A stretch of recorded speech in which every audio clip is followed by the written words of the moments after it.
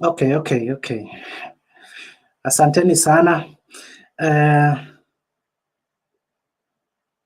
Okay, leo tuko na topic yetu ni kwamba it is a busy weekend whereby the president, deputy president and the former prime minister wote wamekuwa na meetings na hatujui ikoje because all of them are political meetings and sasa tunajiuliza where is the space of the common man? Common man, mimi na wewe tumewekwa wapi? So kama ungependa kuungana nasi kwenye hii show, hapo kwa comment section nimeweka link iko mara 3. Kuna link ya Facebook na 2 za YouTube. So kama uko YouTube kuna link, kama uko Facebook vile kuna link. Now that these politicians are meeting, sisi mimi na wewe kama common man, sisi tuko wapi? Juu kuna corona, wamefunga nchi, lakini wao wanaweza wakakutana na waseme 1, 2 ama 3, alafu pengine wanajipanga ya 2022, lakini mimi na wewe tumefungiwa, tumeambiwa kwamba tukae nyumbani mpaka siku watasema sasa tutoke. So asante sana kwa wale ambao mnatizama. Nimesema nimewekea link pale, so mtu wa kwanza kuingia hapa ni Evans. Evans, can you hear me? Yes, I can hear you, Clinton. How are you? Okay, thank you Evans, karibu sana. So topic yetu ya leo, it is a busy weekend. The politicians are meeting. Like yesterday, the president met the Maasais. Immediately he jetted in from DRC. Alafu pia William RUTO ama naibu wa rais akakutana na wanaitwaje wale wase akakutana na waimbaji, sio comedians, waimbaji artists. ama artists wanasema wamelemewa, wamepigwa na corona, ambayo ni ukweli kwa sababu wao pia ni binadamu. So karibuni sana asante sana Njoroge Cheptabi, asante sana. So tukitegea wengine panelists wengine waingie, una maoni yapi ya kusema Evans? Okay, tukiangalia maneno ya siasa, mimi ni mfuasi wa DP, but chenye imefanyika leo haijanifurahisha sana. So DP amekutana na wale watu ambao anasema ati wameathirika na corona. Utapata pale ulikuwa unaona kuna Jalango, kuna wale artist wenye bado wako kikazi, wale watu ambao mshahara wanaopata, lakini DP amesahau kwamba kuna wale watu wa hospitality industry. Hao watu wameathirika kutoka last year March, most of them wajarudi kazini, wameathirika. People are committing suicides, people are not paying their bills, watu wanateseka. The only solution ni kujiua. So juu hatuna opposition Kenya saizi, wewe mwenyewe unaona baba ameingizwa kwa serikali, hadi katika ofisi yake kulikuwa na bajeti ambayo iliyotengwa. Sasa hakuna ile opposition iko Kenya, watu wanaathirika. So ilinisikitisha sana ambapo niliona wale watu ambao wako na pesa ndio wanasaidiwa na wale watu ambao wanathabika, wanajiua, wameachwa. So I think Kenya we have got a very big problem. The DP ile time yenye alinunua chanjo yake, at least he was a leader. Unaona ile chanjo ya bure ya AstraZeneca, at least kuna mtu ambaye mmoja alinufaika nayo ya bure, yeye akaamua juu anaweza afford. That's why he opted to go and buy that vaccine. At least that way he showed his leadership skills. But now Kenya is going into a very wrong direction. See the way Indians are dying. Na huko ambapo unaona kuna hali ya matibabu iliyo juu sana, ambapo unaona wa politicians wengi they fly and go to seek further medication, but people are dying. So if that scenario happens in Kenya, we are all perishing. That's what I can say. Okay, thank you Evans, asante sana kwa maoni yako. RUTO Senior.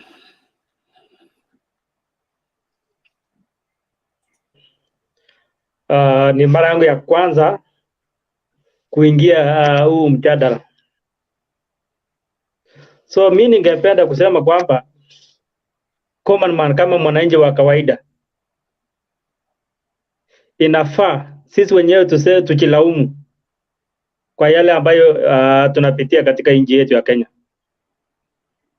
Kwanza viongozi ambao tuliwachagua, what integrity wanayo tukiwachagua. Mara ya kwanza, kabla utachagua kiongozi, unachagua kiongozi aina gani? Sisi kama wengine tunajutia, tulisema kama sio leo ni leo kwa kupiga kura. But yale maneno tunapitia saa hii ni sisi wenyewe. Tuseme kwamba wewe mwananchi wa kawaida, usione serikali, usione wapi, ujione mwenyewe kibinafsi. Wewe mwenyewe unataka kujisaidia nini kwa hii dunia? Iko shida mingi, kuna school fees, kuna magonjwa, kuna nini. Wewe mwenyewe ukikaa chini ukisema serikali saidia, ni vipi serikali itakuja kusaidia kwako mwenyewe binafsi kama mwenyewe hujajisaidia? Ya mwisho, mimi ningeomba wananchi wetu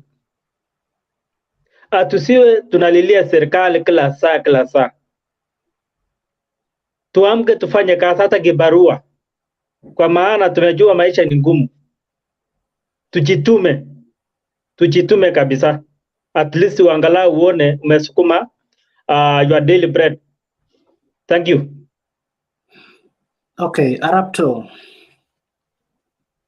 Yes. RUTO, ni kibarua gani mtu anaweza kafanya sasa hivi ambapo Nairobi kumefungwa, Machakos, hizo kaunti zote zimefungwa? Nipe mfano, mtu mwenye ako Nairobi sasa hivi, umesema asililie serikali, atoke aende akafanye kibarua. Ni kibarua kipi? Kwa mfano, saa hii sio Nairobi kibarua sijasimamishwa. Michengo simesimamishwa. Kubeba bodaboda imesimamishwa. Kuna aina vitu mingi mtu mwenyewe anajituma. Kuna for example where I work, we have a lot of casual laborers. Hawa hawajasimamishwa, bado wako kazi. Ile mimi nasema tu, sijasema kila kitu imefungwa. Mimi nasema mtu ajitume, angalau akwa jioni awe analeta unga nyumbani. Sijasema kwamba hii biashara imefungwa, hii imefungwa. What I mean ni kujituma. Unaelewa? Ya tusikae kwa nyumba tuseme labda serikali itatuangalia ama serikali kwa imefunga Nairobi, waje tusitafute. Yes. What I mean ni kujituma. Asante. Okay, asante RUTO Senior. RUTO Senior, sijui ulikuwa unachangia ukiwa maeneo yapi Kenya hii? Niko Nairobi. Okay, thank you RUTO. Asante sana kwa maoni yako. Asante. Alfred.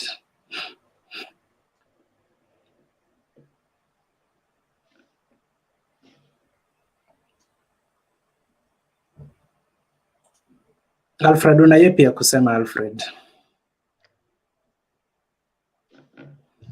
Unmute your microphone, Alfred.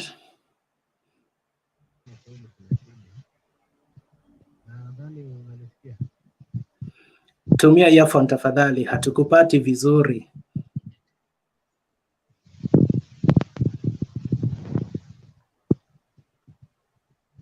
Okay, rekebisha mitambo alafu uje tena. Fred. I want to disagree with RUTO. Yes.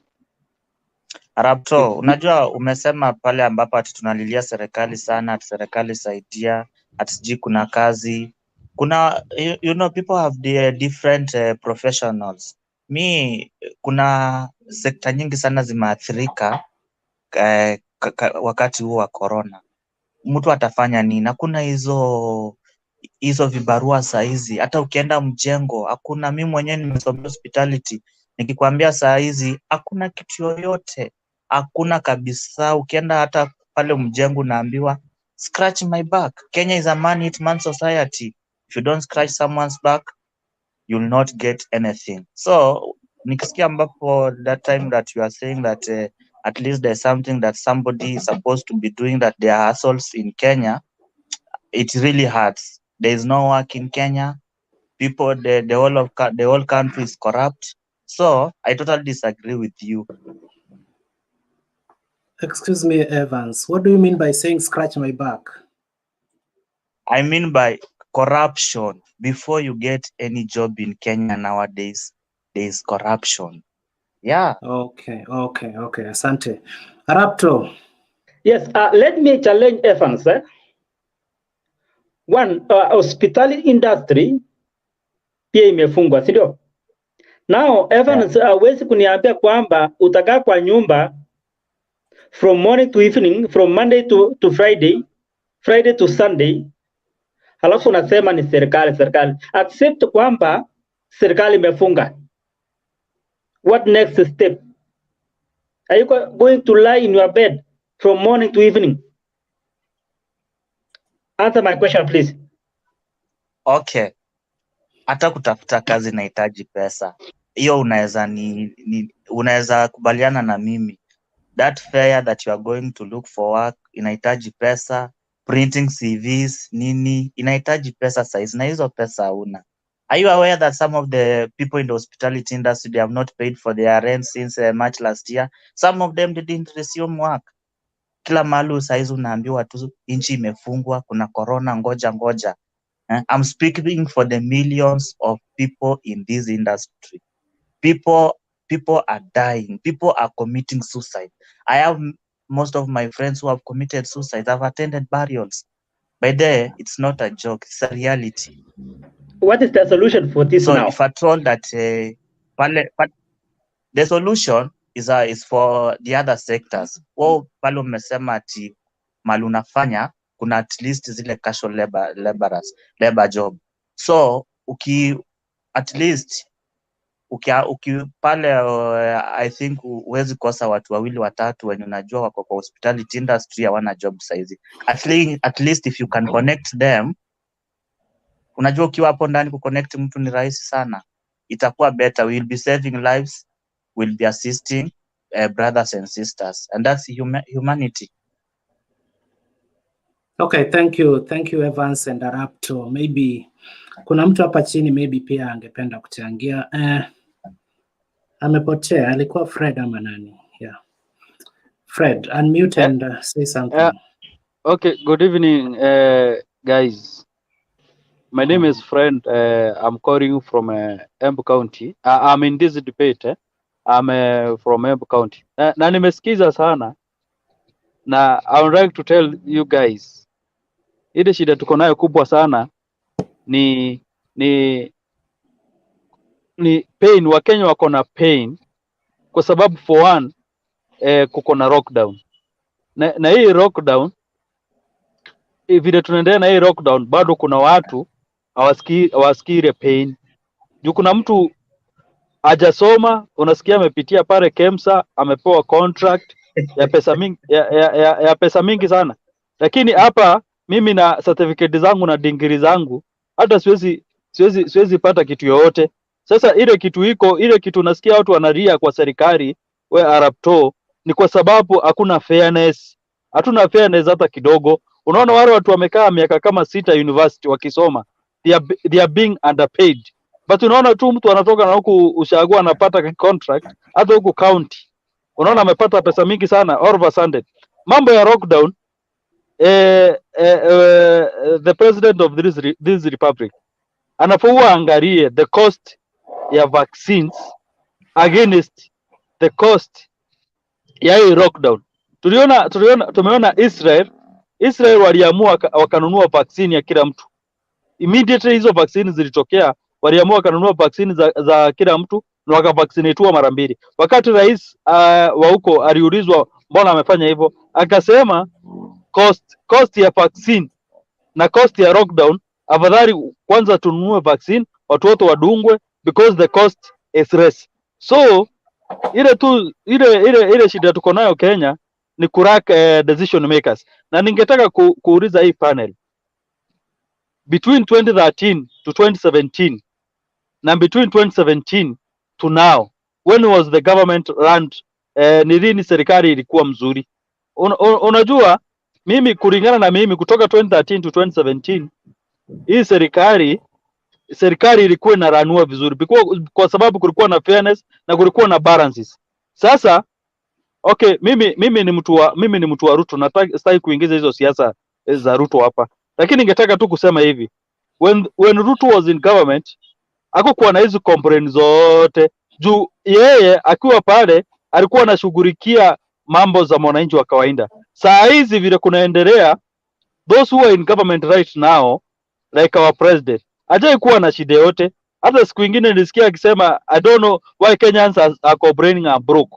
You see, between 2013 and 2017 kulikuwa na balancing ya maskini na tajiri, lakini saa hizi hata kama pesa inaibiwa, pesa tu inaibiwa na matajiri peke yake. By the way, kuna watu fear hii lockdown. Kwanza kuna wengine wanasema vile kuna hii lockdown ndio maisha yao iko poa, this is the time they are being able to do their business. Juu kuna Wakenya wengine wamezuiliwa kuingia mali zingine na zingine, lakini wao because wako na access, wao they don't feel this lockdown. Mimi kwa hivyo mimi ningeomba hii Kenya ni lazima kukuwe na fairness, na ni lazima tukuwe na viongozi ambao wana agree ku make decision kama tuliona ile siku nyingine. Huyu deputy president anauliza, yeye mwenyewe ni deputy president of Republic of Kenya, au comes yeye mshahara yake anakatwa 1700 za NHIF, lakini na mimi asra wa kawaida nalipa 500.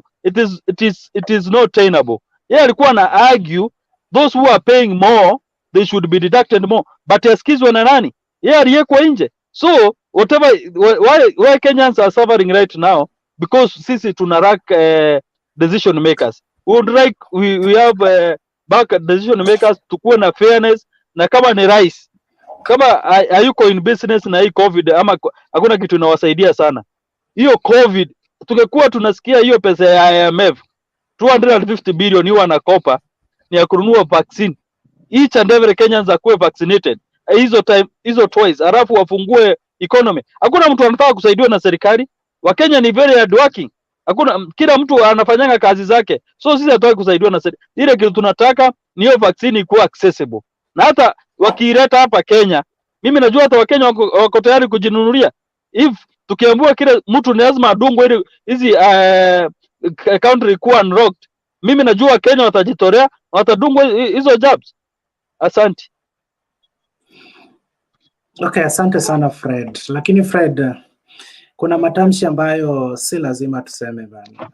Rais hana biashara yoyote na vaccine, so anajaribu kama binadamu, tena kama kiongozi wetu tuwe vaccinated. So let us just leave it. But mimi nauliza aje? But mimi nauliza aje Kirinto, nauliza aje? Rais alisema hakuna mikutano, aliban all meetings. Mbona tulimuona jana State House akiwa na mikutano, akiwa amemeet hao watu walipitia wapi na kuna lockdown? You see, Wakenya watoshani, hii ni kama shamba la wanyama. Wengine they are more equal than the others. Kuna lockdown.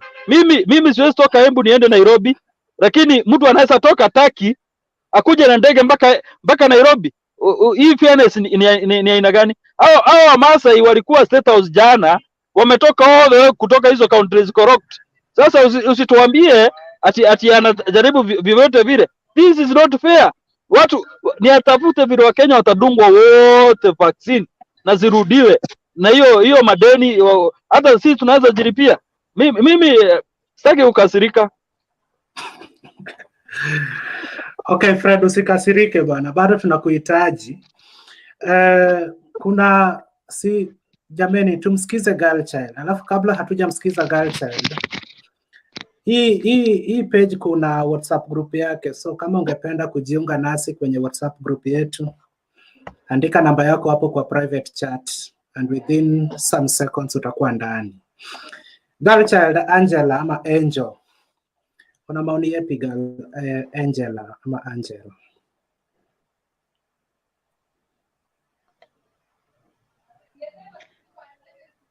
Haya, Wakenya wote kwa jumla na wasalimu, habari ya jioni, oro kama penye huko ni asubuhi, nawapa salamu. Tumechukua Angel. Mimi maoni yangu ni haya, hata kama Kenya uchumi ingekuwa iko ngumu kabisa kwa mwananchi wa chini na hatuna corona, tungekuwa tuna survive, hatungekuwa tunalia. Lakini shida ni corona ilipoingia Kenya, kampuni kubwa zilifunga, zikaachisha watu kazi, watu wakawa idle. Kuna wenye alienda nyumbani na kuna mwenye alibaki Nairobi. Na kampuni mingi kabisa, kuna zile ndogo, kuna zile kubwa, zilipunguza watu wakati corona ilikuja kutafungwa. Naona? So wale wananchi wale wa mapato kidogo Kenya ni wengi kushinda wale watu Kenya wanajiweza. Na ndio venye juni wengi hao ndo wanaumia. Supposing ulikuwa unafulia mtu mahali nguo every weekend, huyo mtu haendi kazi, yako kwa nyumba mwenyewe anajifulia. Huyo mama ana manage kulea watoto wake. Juu nimesikia RUTO akisema Wakenya wanafaa wang'ang'ane watafute. Utatafuta wapi?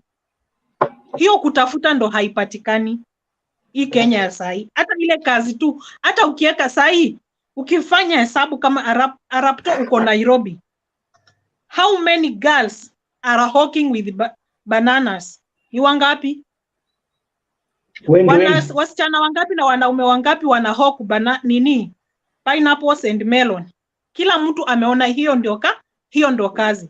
So who will promote them? And yet ule mtu anafaa kuwa promote amefunga kampuni, ako nyumbani.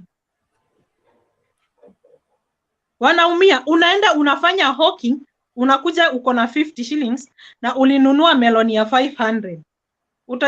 Utaigawa aje 50 shillings?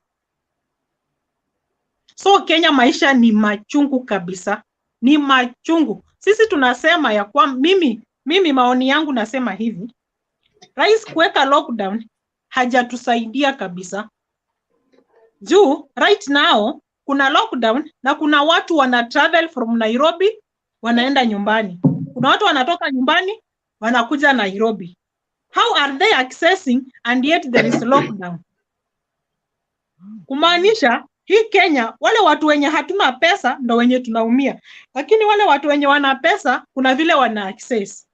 Sasa sisi wale wa chini wakifunga sisi ndo tunaumia sana kushinda wale wenye wako na pesa. Sisi tunasema tukubali corona iko, tuoshe mikono, tuvae mask, tusanitize na atufungulie nchi ikue huru, mtu afanye chenye anaweza fanya. Juu hadi zile vitu za kuuza kama ni soko, kama ni mboga imepanda bei sababu ya leo gari ilishikwa na polisi haikuingia. Kuna siku mimi nimekaa kwa nyumba bila kazi with the reason mzigo haikuingia soko. Driver akiulizwa alishikwa na polisi na mzigo. Unakaa kwa nyumba. Naona. So mimi maoni yangu tungefunguliwa, bali kuna corona, to sanitize, to keep social distance, at least kitu fulani isonge kuliko tufanye nini tukae venye tuko hivi. Ni madrivers wangapi wa long distance wamefungiwa kazi hawaendi kwa sababu mtu anaona kulipa polisi 5,000 unaenda Western na labda ndo profit unamake kwa siku, na hiyo gari inakunywa mafuta, unafaa ulipe driver. Mtu anaona ni hasara, afadhali apeleke gari yake wapi? Aiweke parking, ambapo hiyo gari bado ni ya loan, alichukua ni ya loan. Kulipa hiyo loan anajistress. Like venye Fred amesema watu wana commit suicide. Those are the things. Unajikuta umelemewa kabisa, hata ukijaribu kufikiria maisha haisongi kabisa. Hakuna chenye kinaweza fanya. Ni hoteli gani utatafuta kazi uoshe vyombo ama upanguze ufanye usafi wa kupe? Hakuna, hoteli zilifungwa. Hata ukisema unauza nini ama useme unazungusha nini, utazungusha nini? Na mtu tangu asubuhi anakuambia vile nilikuja hapa hakuna kazi nimefanya. Hii kitu nimetengenezea customer wiki 3 iliyopita na hadi wa leo nikipiga simu ashiki. Wakenya yenyewe tunaumia. Tunaumia kabisa. Alafu Kenya, fanya tu hesabu rahisi. Hii Kenya iko na colleges ngapi? Iko na universities ngapi? Iko na institutes ngapi? Hii Kenya. Each and every year wana graduate. Each and every year hizi colleges zinatoa watu, zina recruit wengine. Hao watu wanaongezeka. Wanakuja wamesoma, wanakuja kutafuta kazi. So fanya hesabu wenye wame graduate last year na this year na walipata, kuna wale wengine wenye wako bado. Are we not suffering? Kenya penye president anatuumiza. Juzi nimekuwa naisikia kwa news ati sahi wananunua sukari kutoka Uganda. If president angetuambia leo amepandisha petroli with 10 shillings, alafu hiyo 10 shillings amepandisha, anasimamisha kiwanda ya Mumias ya sukari, hatuwezi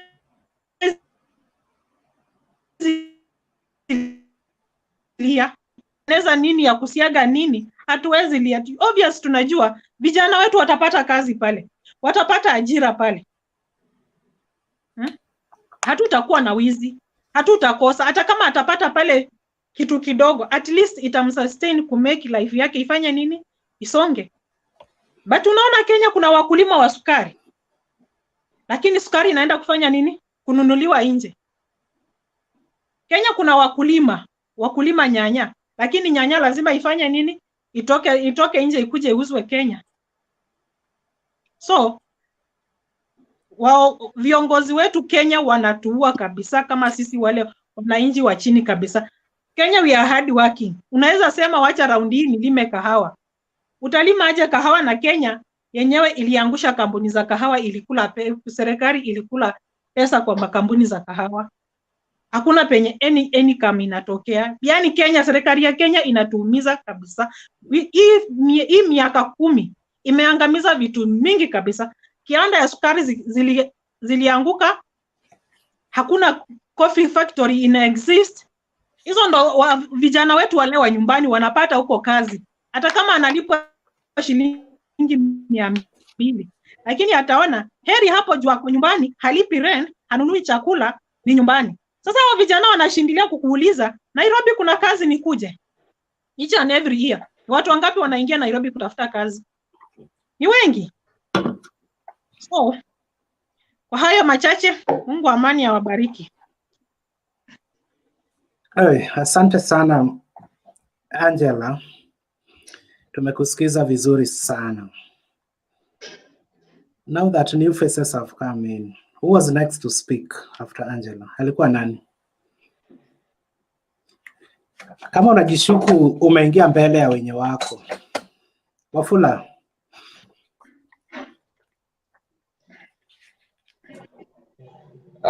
Hii story ya lockdown, hadi kila mtu amesema, na vile Fred alisema, yes, government ilikuwa poa discussion. Unajua inji tuko ile tuko na saizi, tuko country haina opposition. Unaona kuna vitu kama hizi zingine tulikuwa tutasaidiwa na opposition. Na I love Honorable Raila Odinga akikuwa na opposition, at least kuna vitu zingine angekuwa anaongea na piga kelele, at least government inafanya something, But now tuko place wananchi ndio wako opposition, alafu government ndio gava. Sasa sisi ndio tuna criticize gava, hakuna mtu ana criticize. Haya, Ruto hata kama ata criticize gava, hawezi criticize gava poa because ako ndani. Nugget lazima pime maneno yake, anasema na vitu zile anafanya za zingine sababu ako ndani ya serikali. So hii kitu mimi naona hiyo handshake at least ilileta amani kiasi, but at some point ilitumess up kiasi because mtu anafaa kuangalia gava ni opposition. So sasa hii Kenya tuko nje hii na opposition, tuko tu hapo, ni sisi tunapiga kelele, hatuna powers, media haitatusikiza nini. So at the end of the day mimi nadhania hii lockdown vile imekam, ni sisi tukangana na hali yetu at the end of the day, because ukiangalia majua kifunga, kuna watu wengine wataprovidewa food, wataletwa food kwa hao, wengine wametolewa some taxes na wanasaidiwa na gava. At some point unapata at least gava ina try inakusaidia hata kama ni 30%. But hapa Kenya kukifungwa ni hivyo. Wakifunga hoteli hawataki kujua waiters atakula nini, atalipa hao aje. Hakuna kitu wanajali. Hao bora wamefunga. Although inatusaidia at some point to at least kusaidia wao wasidai, but at the end of the day kuna msa alisema afadhali adai na corona kuliko adai na njaa. Hiyo ni kitu very painful. Kama gava ingekuwa na fanya something at least wapatia watu food ama wapatia wasee at least tu waongee basi, wajue watafanya. Kuna landlord kama mtu ashaachishwa job na akona something anaonyesha yenyewe job ameshaacha, at least wajue gava wajue vile wataongea na landlord waache wase at least. So hii kitu ile inatuweka pressure sana ni ati tuko kwa government, tuko kwa country ambayo tuko na government haijali mwananchi na hatuna opposition that inaweza piga kelele. So tuko tu somewhere hapo, si opposition. So maoni yangu ni ati tupambana na hali yetu at the end of the day. Nishamaliza. Okay, thank you Wafula. Jameni, nilikuwa nasema hivi. Kama umeingia kwa show, Wafula mute your microphone. Kama umeingia kwa show na uko giza, itabidi tukutoe tuweke wenye wako na picha. Ayaga na Angela, una dakika moja ya kuleta sura ama ukae backstage. Asante Angela. Mtu next kuongea ni Owino Mito. Owino.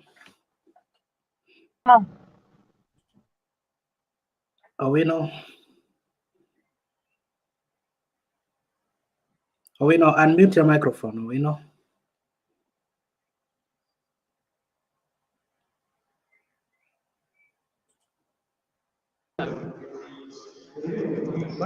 Yes. Una maoni yepi Owino?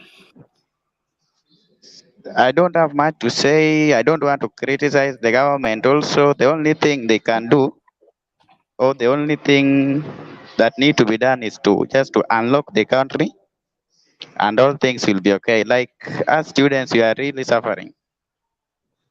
Like unapata transport imepanda and everything, hali ya maisha imekuwa ngumu. That's the only issue I have to say. Maoni yako ni kwamba the president should unlock the country, yeah? Yeah, the president should unlock the country and all shall be well. So you don't care whether there is corona. What you want is the country to be unlocked. The country to be unlocked, but there are some few issues that the COVID-19 rules and other things, we are following them. So you should just unlock the country. Okay, asante Owino. Unachangia ukiwa wapi Owino? I'm in Kilifi. Okay, asante sana Owino. Yes. Kuna mtu anasema kwamba let the government reduce land rates for landlords and landladies. Let the government reduce land rates for landlords and landladies. Asante sana mtoto wa mam kwa maoni yako. Kuna Soti Godfrey anasema kura sitawahi piga. Soti amesema kwamba hatawahi piga kura. Sasa sijui kura yake ndio imeleta corona. Hatuelewi Soti Godfrey. Charles.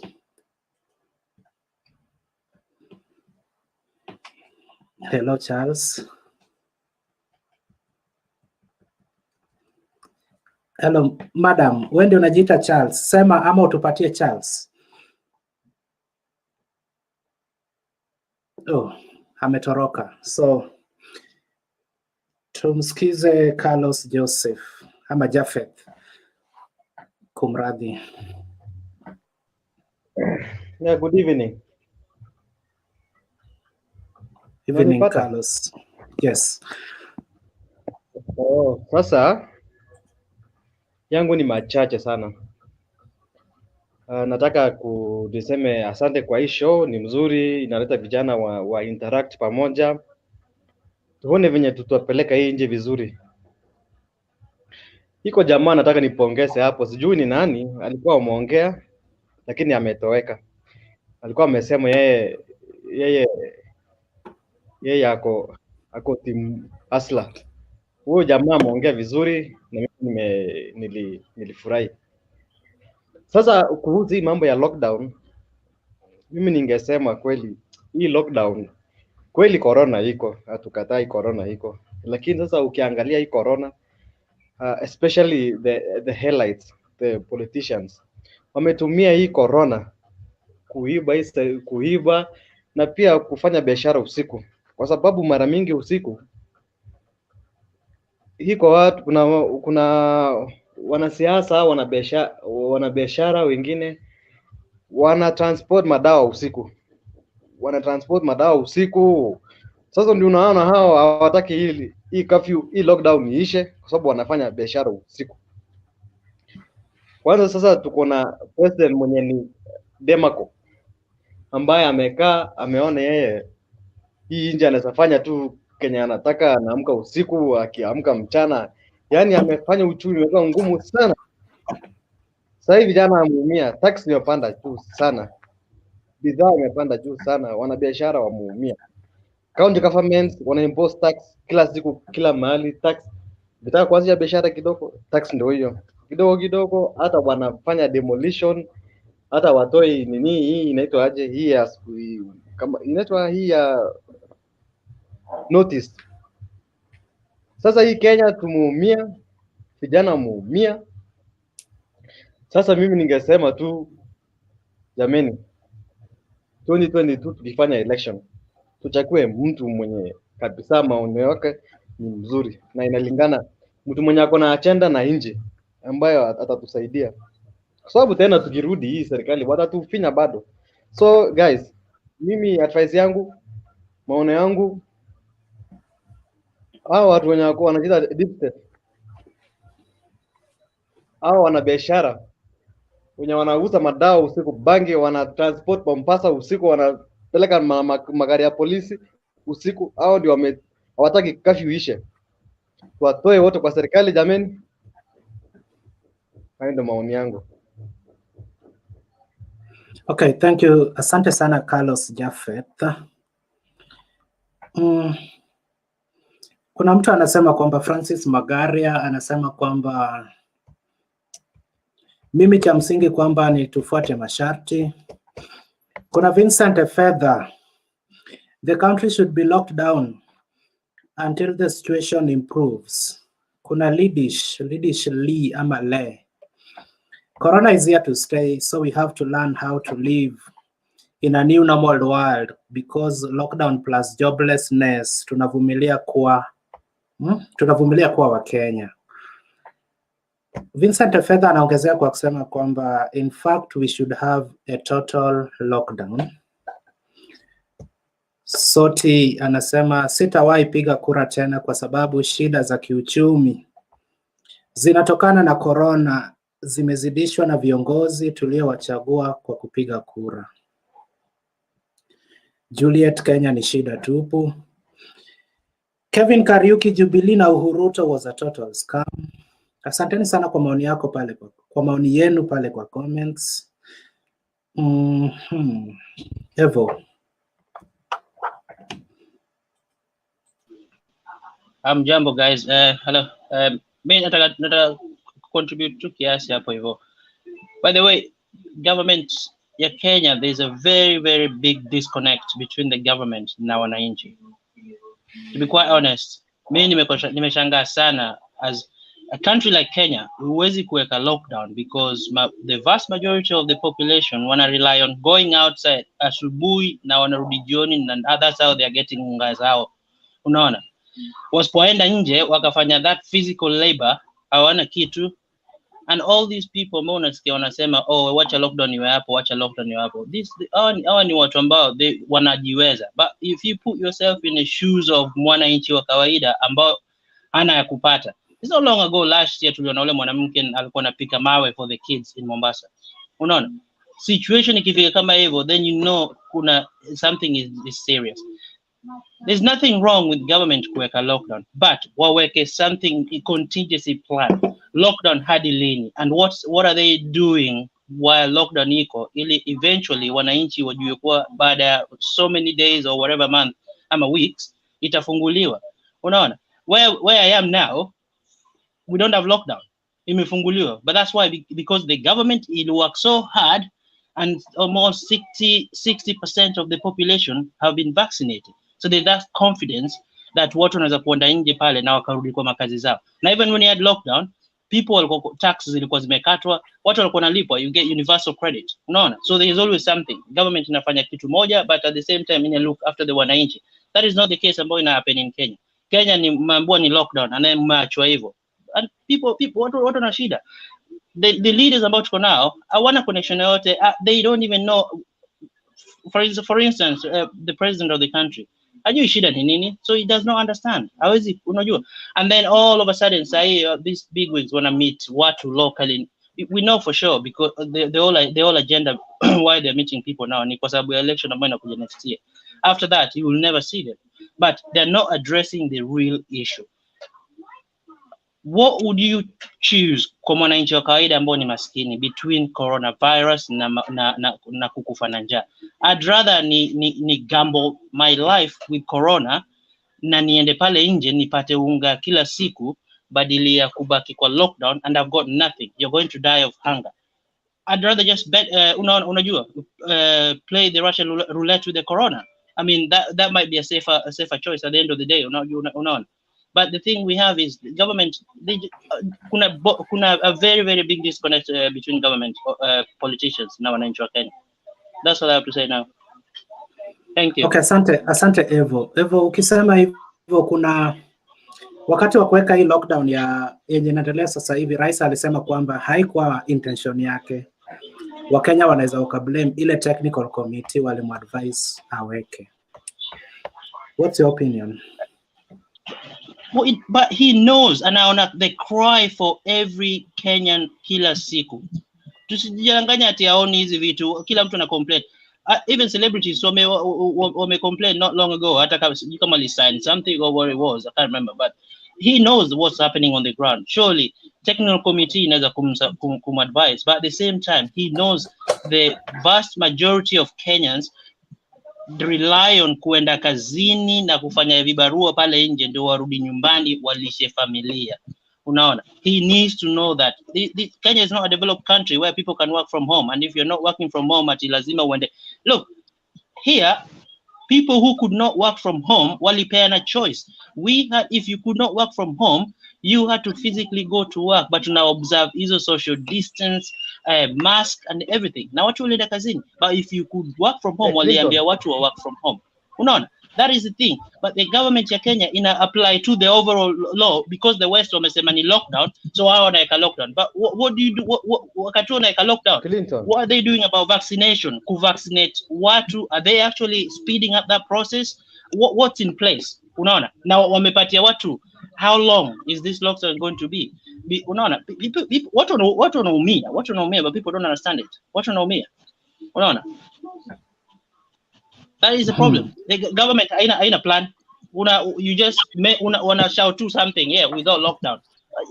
That's fine and dandy. Have a lockdown, but what have you got on the other side? Your lockdown. What are you doing so that at the end of that lockdown kuna kitu imefanyika? And remember, walisema kuna kuenda nje ku meeting and all this and that, and they themselves waka break your law.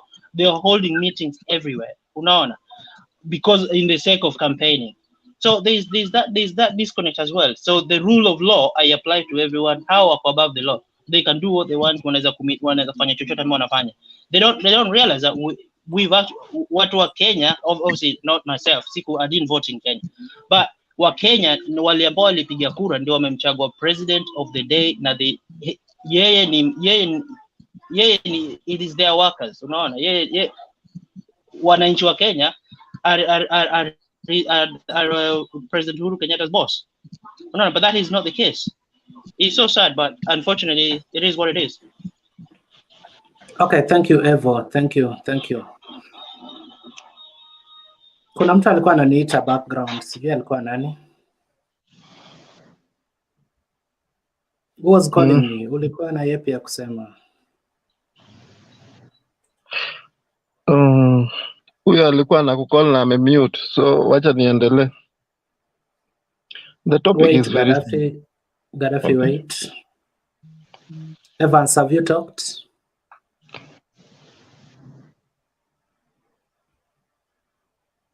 Okay, Evans, I think you are the first person to talk. Okay, proceed, Gaddafi.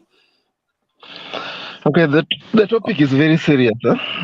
Evo ameongea vizuri and I support Evo 100%. We unifungie leo kwa nyumba without knowing that stock yenye nimeweka ni gapi, chakula yenye nakula ni nini. Unajua Kenya si place ya kuweka lockdown, atina unaweka lockdown mtu asiende job. Kufunga mahoteli, wananchi wanaumia sana. Do you know wale wana depend kwa hiyo job ya hoteli, though inalipwa kidogo, lakini watu wana depend kwa hizo majob. Uhuru amefanya hivi, amefunga mahoteli, amefunga mabaa, ameacha lodging. Nini anafanya? Unapata mtu ana travel from Nakuru to Nairobi. They spend in this lodging. Anatoa ugonjwa huko, anakuja analeta hapa. One lodging can operate more than 5 people, five pairs a day. What are we doing? Leo nimepita mahali nikiona hii gari ya NYS imebeba watu hadi wamesimama. Hao watu hakuna social distance, hakuna any other thing. Hii ni kitu yenye inatoka kwa government, yenye watu wote wako hapo wanaangalia, ni watu wameandikwa na serikali. Nini tunafanya?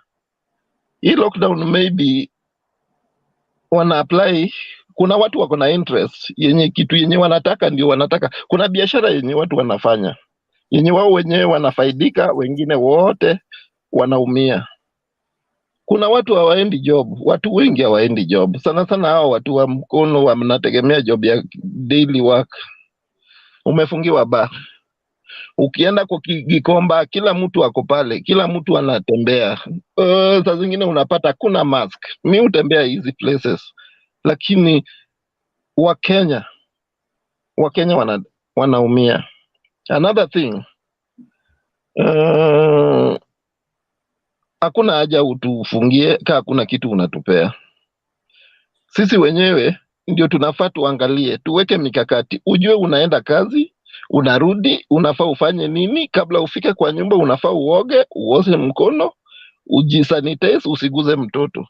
Unafaa ujue ukienda pale nje, unafaa keep social distance, usikaribie mwenzako, ufanye job yako vile inafaa na urudi. So hii haja ya kutufungia haileti maana. Sisi si wale wa kudini, hatujatengeneza pesa in the sense that unaweza tufungia hivyo tukae hivyo, tunaumia. Na it's high time Uhuru angalie hii kitu, aache watu wenye technocrats.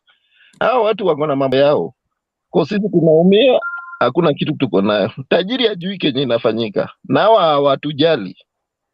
Tafadhali, kama Uhuru anaweza watch hii kitu, anajua tunaumia, watu wanaumia, sio sisi peke yetu, watu wanaumia.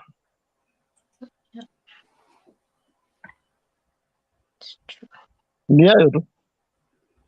Okay, thank you Gaddafi Aran kwa maoni yako, and you are pleading with the president. Kama atawatch hii kitu, maybe act. So Mr. President, please do something. So wale wa comments, tukipata time tutapitia hapo, worry less. Endeleeni kucomment. Charles, ikifika time ya Charles ya kuongea anatoka, lakini pia ni sawa. Mulumbu. Okay, Glo, say something. Quick. as right on the other. Mi nimependa venye Eva amesema the countries zenye ziko outside they have contingency plans for everything, even kama hata si coronavirus, they have contingency plans for everything in case sasa wa leo tuseme maybe there's an external force which wants to attack Kenya, maybe to steal our country, our resources, or whatever, ama to enslave us. Do we have even any plan for things like that? You see countries like US, they have like a military base with literally nuclear weapons. Japan, here, huko kwetu Australia, they have this just in case. You don't know why they have them, but they are like just in case, you never know. So that's why they have also these bases, like military bases for sick people. So you see, these outside countries are better prepared to accommodate such things, and they put that in the national budget as well. So that's why I'm thinking, why? That's why I'm so infuriated when I see people are looting. That 2 billion people are looting every day. It's not for you. It is for contingencies in case something happens. It's just like savings. Like you can't live your life without having savings in your account. Even as just an individual, you can't live your life without having a savings account, because while you get into an accident, maybe it's not your fault. You have to go to hospital, they ask you for 2 million shillings. Where are you going to pull that figure from? It's from how you live your life and how you've been saving up. Hiyo ndio itakusave. And hospitals expect that. They expect you to live your life like that. That's how we expect our government to run the country. You're given foreign aid all the time. Why don't you put that in the contingency fund? Because at the end of the day, they should be able to at least, even at the least, and this is just me even just being generous, at the very least, give every Kenyan, doesn't matter if you're a working class, doesn't matter if you're middle class, doesn't matter if you're a chokora, they should not ask no question. Give everyone 20,000 Kenyan shillings every single 2 weeks, because they can afford it. You know, the government can afford to give them at least 20,000 Kenyan shillings. We are locking you down, but this is the money. Just come with your ID, your Kenyan ID here, and we're going to give this money to you. And they keep a track record of how they allocate the money, so people are not coming like second rounds after like 2 days. Every 2 weeks, you can get your 40,000 per person in this country. Do the maths. It's even more than, and they'll even have some more to even save after all that. So I'm just thinking, like, why don't they do that? Why? You're looting 2 billion and other people are here, Nini, as Evo said, wanapika mawe. I heard that lady's story. She's saying it's because she just wanted the kids to know that she's cooking something when really there's nothing. To just give the kids hope that mommy is cooking something. That's sad. I don't want to live in a world like that. I don't. Especially when I hear people are looting, people are stealing trillions and billions, and they have all this aid coming in. You're wondering, what are you doing with that money? What? So, I don't know. This government is weird, and I don't think they really have a plan for anything. If any country were trying to rob Kenya or trying to invade us, or we had like war, we would be the first ones to go, because we don't have any plan for nothing. Not even a disease. Hata malaria. Look at how malaria just finishes us as if. Anyway. Yeah. Okay, thank you. Asante sana Gloria ama Glow. Labda mtu next kuongea atakuwa Mulumbu. Mulumbu, utanipa nafasi ya dakika moja hapa kwa comment section. Jackson anasema kama mnatufungia, mbona basi hamtuchanji? Kaa sisi ndo tuko na corona. Kaa sivyo mtufungulie basi. Samuel Gitau, hii serikali ni bora waende nyumbani. Juu hawajali maslahi ya Wanjiku. People are suffering seriously. Instead of fighting corona, they are fighting Wanjiku eye opener. We now understand their evil plans. BBI ain't doing any good. They are securing their positions. Vincent Efedha, guys, if the situation goes out of control, how are we going to contain and move the economy? I like Evo's contribution, and that is the way to go, but not to blame. The government should come with solutions. Kuna Juliet anasema big up Evo. Francis Magaria, Corona iko, mbona serikali tunaiomba kitu moja tu, taxes wapungue. Ukiona askari kwa barabara wanachukua pesa na hawaoni kama uko na mask. Sasa hiyo ni nini? Mbona hati mashari? Asante sana Francis. Kim Jong, there's nothing this government is assisting the citizens. Let president unlock the country and let the Kenyans struggle. Njaa inaua, corona inaua. So what is president doing? Absolutely nothing. Jean Dabiri, lockdown is not a solution. Let us try and follow the laid down protocols. The government should get a way of helping. People are dying, depressed, and some even committing suicide. More than 60% of Kenyans have lost jobs or having pay cut. The government is not in touch with the common man. Kuna Francis, okay. Ziko mob sana. Mulumbu, say something.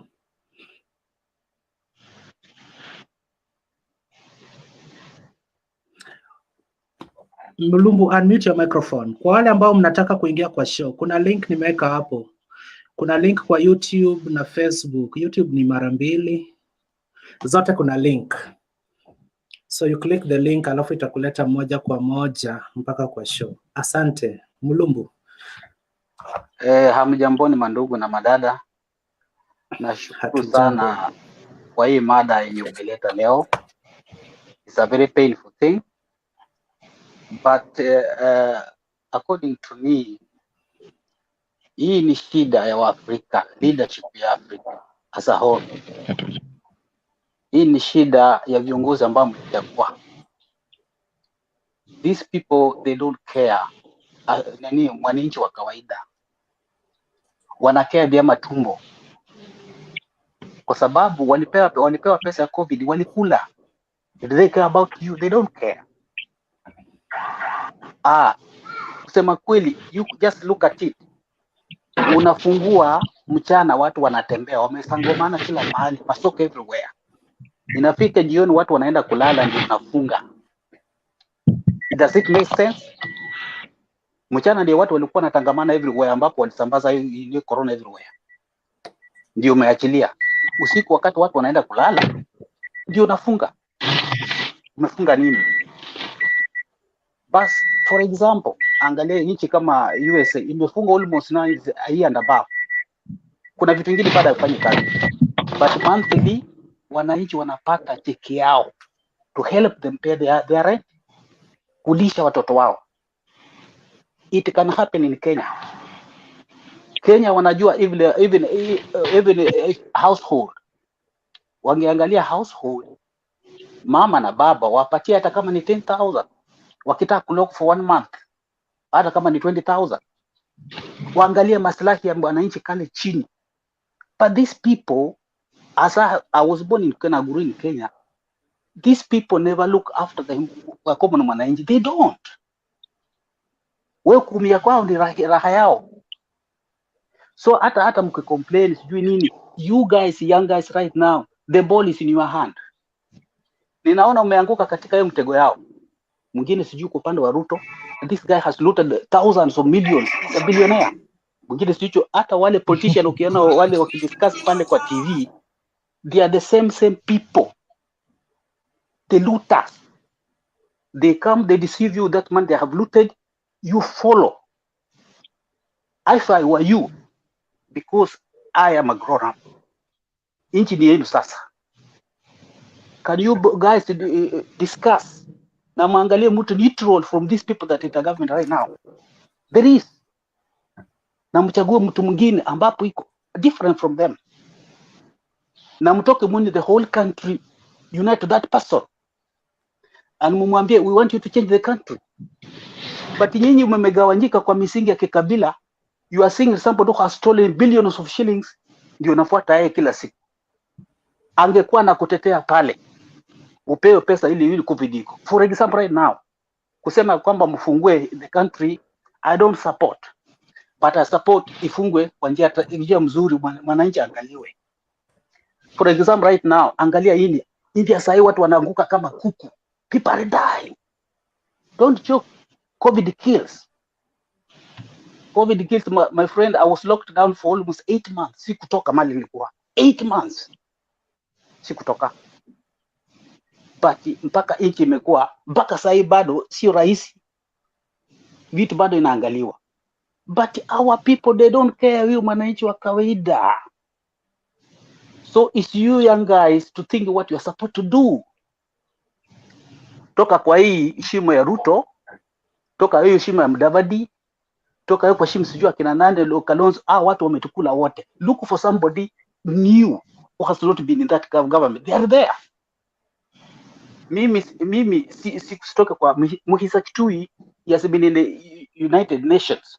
Ameongoza ile dunia mzima, nchi nzima za dunia mzima. That guy has brain. But nyinyi hamwezi msikiza. Kila mtu anaenda kwa tribe yake kukula. You are looking on your own tribe. Na hiyo mtu akiiba kukupati. Ruto na mabilioni does he give you? You die on so asking, talking to him. Does he give you? Raila iko na mabilioni, does he give you? Uhuru ni yule anakula tu siku hizi tumbo imejaa na amenenepa. Mpaka sasa jijui. Angalia kuna picha ilitoka juzi Obama na Uhuru. When Obama went to the White House, alikuwa skinny, but he grew because of thinking and to revive America. He grew hair, white hair, mpaka sai alitoka Adona. Lakini hebu angalia Uhuru, muda kidogo tu angalia Ruto, muda kidogo tu mabilioni na mapeo everywhere na sasa hao watu ndio mnapigania the best people. You guys wake up. Wake up. Look for somebody who is intelligent. Kwa sababu Kenya mtu ndio najua kuna corruption ya kuiba kura iko, but mnyinyi watu mkitoka wote mna support this guy, we want 100% kura haitaibiwa. Mtafunga inchi within 1 day. Hadi mkitoka nyinyi Kenya mzima mseme enough is enough, mfunge, itafungika and everything will happen. But mkipiga siasa sasa hapa sijui Ruto sijui Raila sijui nini, and you don't look at yourself, these people are not going to help you. They won't. They are not. So to me, guys, naomba nyinyi, this country is yours right now. Stop looking to each other as si unatoka hapo unatoka. Look to the issues that is troubling you right now, and look for one person mwenye mnaweza chagua atasaidia Kenya. Hiyo ndio kitu naweza sema. Thank you. Asante Mulumbu. Mulumbu, unachangia ukiwa wapi? Niko USA. Lakini wewe ni Mkenya. Yes, that's what I'm talking about. That. Is it the role of politicians to give us money to survive? It's not the role of a politician to give money. So the role of the politician is to atengeneze namna nchi mwananchi wa kawaida anaweza pata kazi ya kumlinda mwenyewe. Stop supporting Ruto bana. I'm not supporting anybody. I'm not supporting anybody. Rule ya politicians ni kuangalia maslahi ya mwananchi wa kawaida. But these people, they don't look at that. Wanaluku wenyewe, wakishalutu, wanakuletea kidogo, basi you follow up. Right now, for example, let's give you just a one point. Program Uganda. Bobo I never had any single money. But Waganda wenyewe na kutoka diaspora na Waganda wenyewe ndio wa sponsor his campaign. Everything. You guys, you can do that. Clinton. You can. And change the country. Asante Mulumbu. Nani ananiita?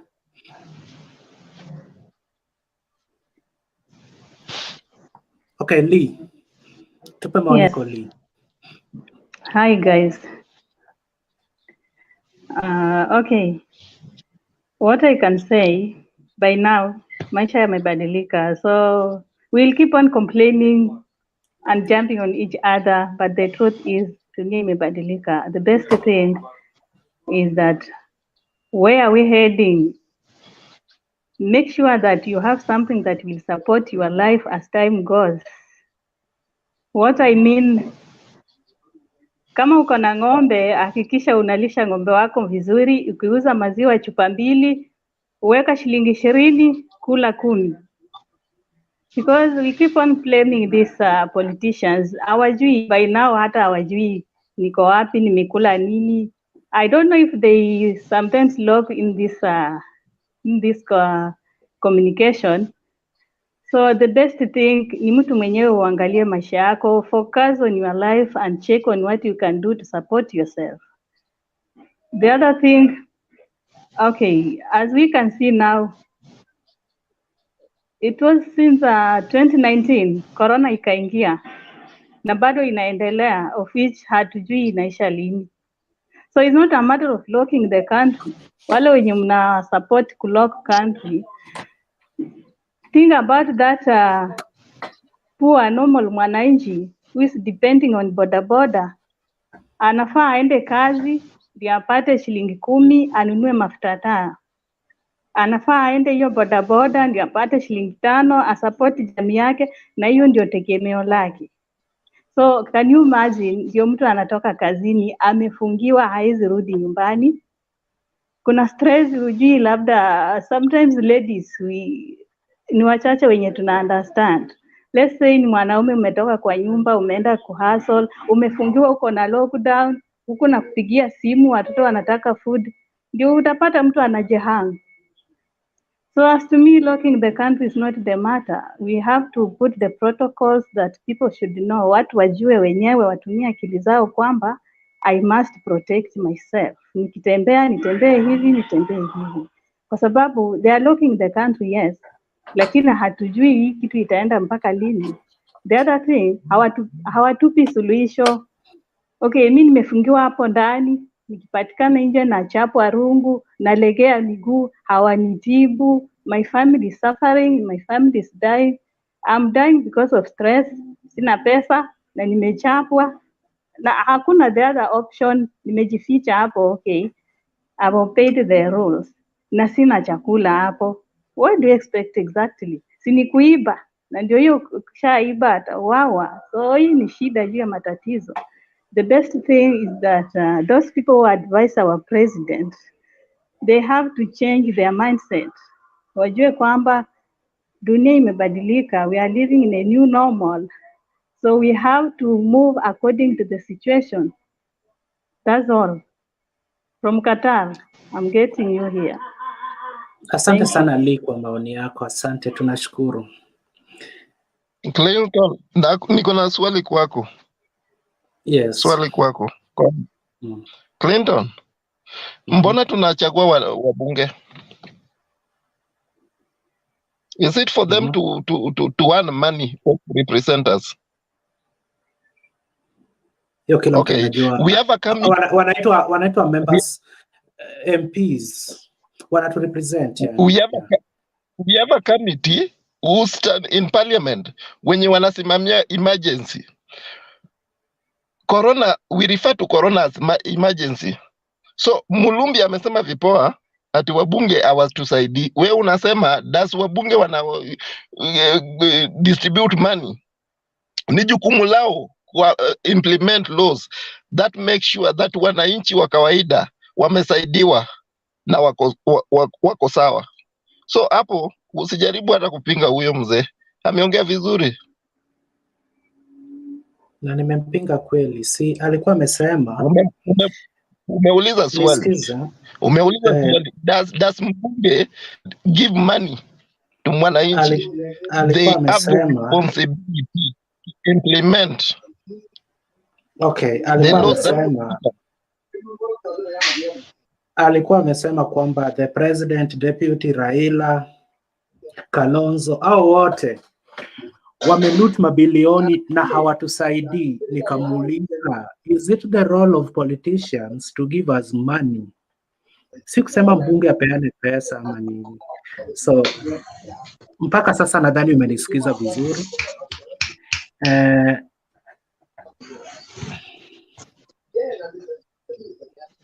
Godfrey na Jane. Godfrey alafu Jane. Okay, so na nashukuru sana, endelea kusikiza what you are saying, and I'm impressed by the kind of discussion today. And naweza sema na support what ilikuja kitambo lakini ni sawa tu. Okay, so naweza sema na support Mulumbu because like politicians wenye tunachagua, the choices we make as Kenyans is what is affecting us, because these guys, most of them don't care, and they come during campaign periods, wanapea watu 50 bob and so tunawaeka hapo. Some of them have done nothing, and yet 2022 naona watarudi. So I think as Kenyans voters, we have a problem. We are the problem because we keep making mistakes year in, year out. And again, I understand tukisema that the government, our economy, hatuwezi pewa pesa like what the US are doing, the stimulus checks. Hatuwezi pata. I don't think the capability of our national reserves can support us. But what I say, I think there should be humanity in implementing these measures. For example, like I never understood the issue of the curfew. Yes, mefunga bar, mefunga what, but I don't understand how the curfew, how it works, because the curfew means most of the workplaces, they will close early, people will lose working hours, some will be retrenched, and so on. And I think from last year, we are seeing a lot of impact in the economy. Many people don't have jobs, many people can't pay rent, many people will just fall off from the you know. So I think at the end of the day, I think as Kenyans, lazima, we have to think for alternatives, because some of these guys have been there and they have not helped us at any support. And every time the president talks, he implements measures, and the measures, like there's no, like when he announced that there is cessation of movement, there is curfew hours have been reviewed. I was expecting that he will say, like, we are doing this until we vaccinate all the people in those counties, because now you are locking it down, and we are not seeing any vaccination being done, mass vaccination. I mean mass vaccination. We don't have that, and even there was a report that we have shortage of vaccines. And really, and we are borrowing money, I don't know we are borrowing for what, because if we are borrowing money to vaccinate every Kenyans so that we can open up the country, na Wakenya wapambane na maisha yao like wamezoea, because I believe most of the Kenyans are not asking for any help. They want their country to be opened. Wao watajipanga, they will work the way they have been working, because hatujakuwa tukipata support from the government. And so we have, like, sometimes I think the government has realized that they have lost touch with mwananchi, that wakuna mtu anataka stories za serikali, and that I think this is one of way of controlling the population, controlling us, and which is not good, because we have seen places where we have total lockdown na serikali imekuwa ikisupport. Ours, I agree, we don't have the capacity, the government has no ability to do that, to support everybody. But I think we should open up the country. I think we should, the measures that were put by the Ministry of Health, they can be enforced strictly, and we open up the country. People go back to work. We open up the restaurants, so that we can, at least the common mwananchi can get back to feed, because some of them have been suffering from last year. People have been evicted. Others have just gone to up country. There are children who have not resumed school because their parents, they don't know what to do, and things are hard out here, and we don't know because we are being told this is a new normal. This new normal, is it so we are going to suffer until when? So I believe, Clinton, I believe that we can do better than this. I think this government can do better. I believe we can involve more stakeholders into to implementing these measures. We don't just wake up and say advisors, because I believe these advisors also know what is happening out there. And when I hear the president is acting on advice, now who are these people advising him? Who are these people who don't know what is happening? Because I believe even the most illiterate people can see that the nation is going down. It's going down to the drain. We are almost becoming a failed nation because of how things are. So that's my contribution for today. Thank you. Okay, thank you, Godfrey. Jane, wewe kama seasoned member, Dan ana complain eti hajaongea.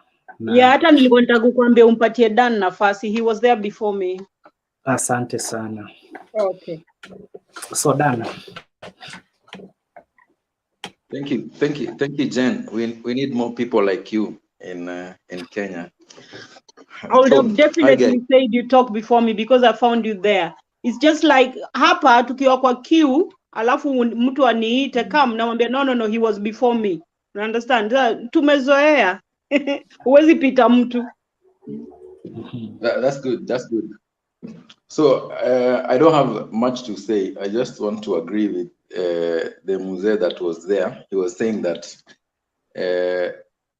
as Kenyans, we may already identify a problem. Problem is leadership. Our leadership is not good. But again, on one point which I want to disagree with him, the problem with us is not the leadership, it's our culture. There's no way we are going to. There's no way we are going to wake up tomorrow and start voting for Mohiza Kitui. You know, we will still vote for either is it RUTO or RAILA. That is our culture. We will still go back to voting for these people. So not unless we change our culture, which is very unlikely. I think it's safe to say that right now or in the coming future, Kenya, we are in problems. We will continue to suffer like this unless something drastic changes. Because right now, there is no way, as much as we know our problem is leadership, there's no way we're going to sort somebody from I don't know where, and then vote for him. We are still going to vote for the same people who are causing us problems. So I think it's safe to say we have to look for other alternative things to do other than look at our leaders. Otherwise, they will continue to mess us. We are just in trouble. I wish we could have talked of other solutions, but I'd love to hear other solutions other than this thing of voting and then also, you know, it's also a reality that we are divided on tribal grounds. So ikifika next year, all of us will go back to tribal cocoons and stuff. We will forget about the bad, how Ruto stole. Kama wewe ni from his tribe, you'll go back. And then at least, I am not a RAILA supporter, but at least we haven't seen him do anything bad per se, but well, kama wewe ni msee wake, will go back to him. That is the problem right there. So unless that changes, I'm not seeing us navigating this problem anytime soon. That is just the reality. That's all I had to say. Okay, thank you, Dan. Dan, Kenya tuko na tribes 42 ama 43 na wote tunapiga kura, and now that we all vote, President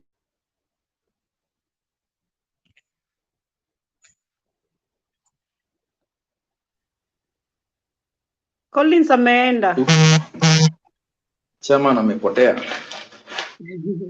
Na wacha niendelee basi. Jane, unaendelea tafadhali kama unaweza. Yeah, Jackson, can you mute your mic, please?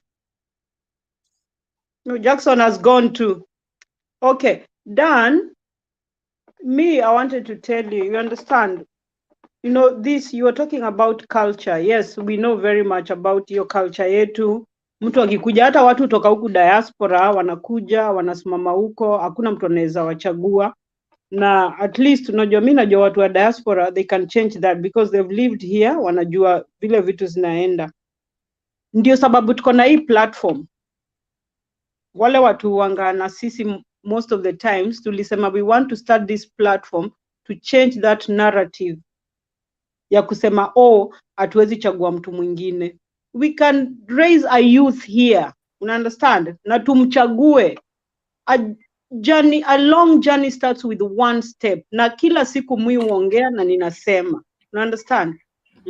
We can start somewhere, you understand. That's why we have this platform to change mindset ya youth, you understand. Me, I'm not a youth myself, but we always come here to encourage na kuwapatia motivation. We can change. Some is always here. We are not youth. A couple of us, a lot of us come here and we are not youth, but we are here to support the youth. You understand? Na sisi hata tukikuwa huku diaspora, watu wa diaspora sana sana usimamisha mtu na wanaweza support huyo mtu. Huku minister, but ukitaka kusimama minister, kuna sasa kama every May kuna kuanga na elections za nini? Za mayor, una understand? Lakini si lazima kuwe na pesa. Kuna Kenya anasimama kwa hii boro yetu, una understand? Alikuja tu kwa WhatsApp group yetu na ametuambia please vote me. Na imagine tutamvote. Na nitawaambia next time mtu ataingia kwa sababu hawa wazungu huwa votingi sana. Sisi foreigners ndio uvote hapa. Kwa sababu tuko bado na hiyo mentality ya kuvote. Una understand? Si vote, na I'm sure he's a Kenyan guy, we know him, we're in the same group and everything. He hasn't given us anything. But tunataka kumpeleka hapo. Hivyo tu ndo tutaenda to change. Before we notice, next time tutakuwa na prime minister mnini mweusi. So a long journey starts with one step. Mimi naweza sema hivyo. Alafu another thing naweza waambia, wa Kenya tuko peke yetu. Uhuru hajui chochote, hatutambui, viongozi hawatutambui, tumewachwa peke yetu. They don't care. They don't care. Mimi nikikwambia saizi hapa, how many families tuna support nyumbani kuwapatia chakula, hawezi amini. But they do appreciate a lot of people. My brother is in Kenya working in a 5-star hotel now. Ni kama mimi ndo ninawasimamia sasa, una understand? Kwa sababu what can he do? Yeye na bibi yake walikuwa wote kwa hotel industry. But there is nothing. Sasa tutafanya nini? Sasa inanibidi sasa huku pia mimi niko na burden, my mom, my brother, una understand? Sasa inabidi pia mimi kusana piga ma shift. Ndio ni wa support, una understand? So ile vitu mimi nasema we just need to change these leaders, because by the end of the day hata ma MPs you're talking about, nani anakuja kuongelea? Because this is the time wanafaa kutokea, una understand, na wajaribu kusupport watu, but they are not there. They don't care because by the end of the month au mshahara yao inaingia. Lakini wewe mtu ambaye lazima ufanye kazi ndio upate na kazi yako imeisha, nobody cares. Kuna watu homeless, you understand? Watu hawana mahali pa kukaa, watu wanaenda wanabomolewa. Can you imagine? It's so hard to see a big man crying, machozi inamwagika. Ana mahali pa kwenda, pale ile pesa kidogo alikusanya akajenga mahali pake ndio watoto wake waishi vizuri, hana. Na unaona mtu kama huyo analia. Do you think it's easy? It is not easy.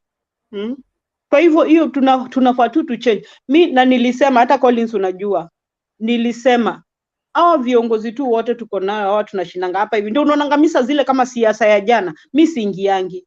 You understand? Kwa sababu bado tunapigania sijui Raila, tunapigania Ruto. These people have been in government, they're not helping us. They are there to help themselves and their own people. You understand? Hata Raila ama Ruto saizi wako president. Unafikiria wewe utakuwa nini? Wewe utakuwa mtu wa mwisho kabisa kwa sababu watachukua familia yake kwanza. You understand? Hata fadhali achukue mtu wa kutoka ushago, uko kwao, mtu primitive kabisa, akuja andikwe kazi, si ndio? Si ndio hivyo walifanya enzi za Moi, unakumbuka? Polisi wote walikuwa kutoka huko kwao. Na ndio unaona watu hata wakiact about polisi wanakuwa wanaekanga hiyo accent ya Kikalenjin, si ndio? Kwa sababu wote wanakuanga huko. So the thing is, Hao watu they won't think about you, hawatakujua. Mimi niliwaambia I'm a Kikuyu but I speak fluent Luo. Nilikuwa na friends who were Luos, we grew up with them, una understand? But wakati ilikuja wakati wa siasa, na niko hapa na wako Kenya, wakaanza kutukanana kwa group ya WhatsApp. Nikamwambia why? Mnatukanana kwa nini? Mnatukanana juu ya Raila akujui individually, huyu mwingine anatukanana juu ya Uhuru akujui individually. By the end of the day, lazima uende kazini, you work hard, you put food on your table. You understand? They ended up walinitukana. Kuambia hivyo walinitusi. I blocked them. Na nikasema I don't need such toxic people in my life. Mpaka saa hizi. Au jaribu kunitafuta kama saa hizi wananitafuta ndio waniombe kitu, but I don't want that. Unajua? Wanajaribu to block kila mahali. I don't answer them because I used to help them. You understand? Hakuna haja. Alafu another thing ningependa kusema ni about masks. Wewe vaa mask yako.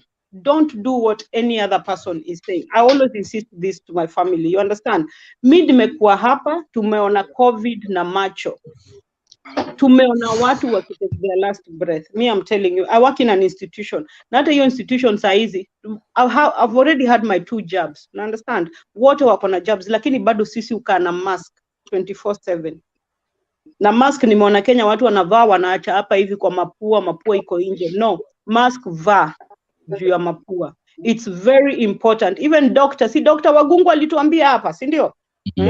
Na yeye ni mtu ana deal na COVID patients, una understand? Kwa sababu saa zile una breathe, of course you're moist. Unajua nani? Hiyo ndio ina cause corona, sio kitu kingine. Just be safe yourself. Wacha ku think about anybody else. Wacha kusema nini. Be safe. I know the government has failed us. You understand? Wametufail kwa sababu hiyo pesa ya COVID billionaire. Na kama Uhuru really cares, you understand? Ange make sure Murathe ametajwa saizi anafaa kwenda kutoa whatever evidence uko na amekataa. You understand? Kama Uhuru really cares about the people, Murathe aende. Na ite wale watu wote anasema wako, una understand? Hizo pesa zirudishwe, which hatutawahi na hizo pesa anyway, kwa sababu mnajua vile hizo pesa za KEMSA tumechezewa akili. No. Vaeni mask. Sisi bado mimi nakwambia hata saa hizi bado tulikuwa tumeenda nje kidogo, tumedungwa wote shindano 2, lakini bado tunavaa mask. Tukienda kwa public tunavaa mask. Vaeni tu mask kwa sababu this is something to stay with us. Tujui nini itaisha. Unaelewa? Kwa sababu kuna watu pia wanadungwa hizo shindano na bado unapata. Unaelewa? Bado wanaipata.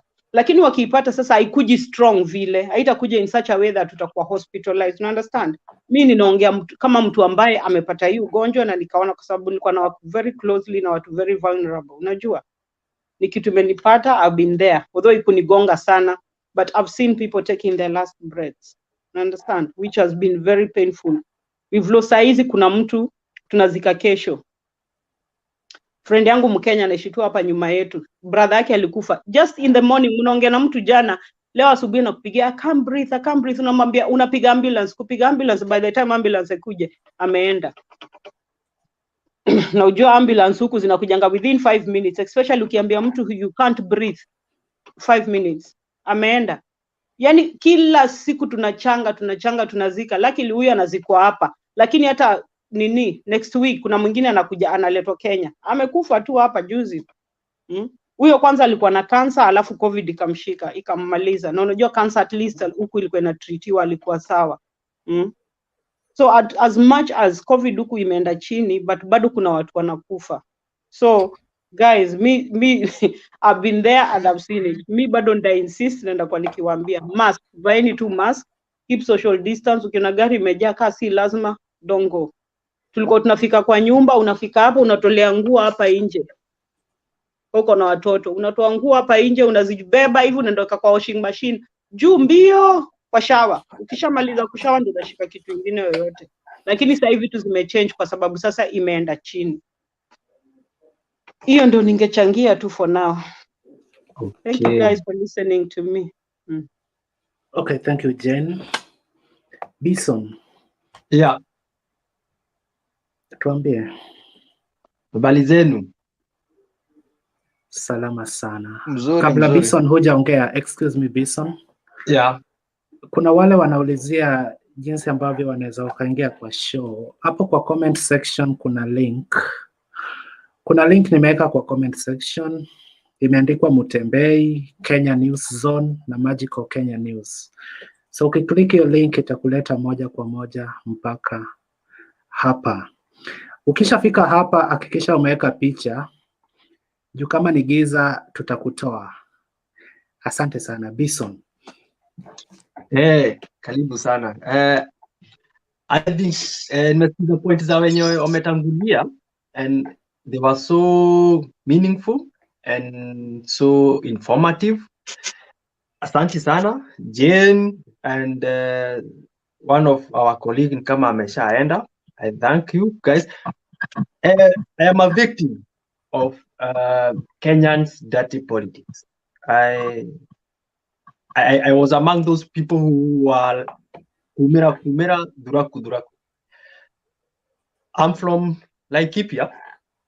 It's a cosmopolitan county, and I happen to be a campaign at my MCMC those days in TNA before I came in this land.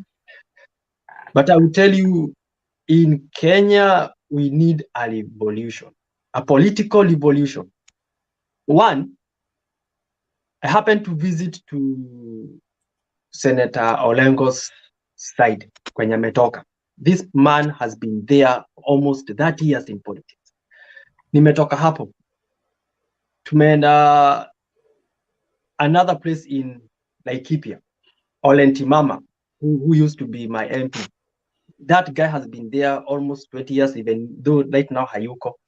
So to change Kenyan's politics, siasa za Kenya ndio zibadilike, we need from bottom up. One, we need to accept this one. Ukabila haitaisha Kenya. It will reduce, but it will never exist. So we'll have to go back to villagers or kingpins ndio tufanye hizo siasa za kwetu. My urge and what I would like Kenyans to understand is that tufanye reshuffle. Every tribe in Kenya need to do reshuffle. Me from a central, tumelogwa kuambiwa Raila ni mbaya. We could not even see his positive side.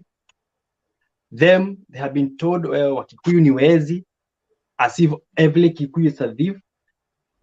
And it just someone has put those words to them. We need this revolution that will happen to Kenya. We need it to happen, especially watu wenye wako majuu. Umesikia Jane amesema we to at least tuko na that vision.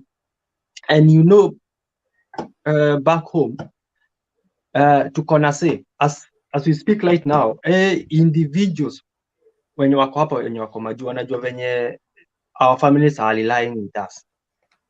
Now, my point yenye nitasubmit leo, I think sometimes revolution is not that healthy to a country.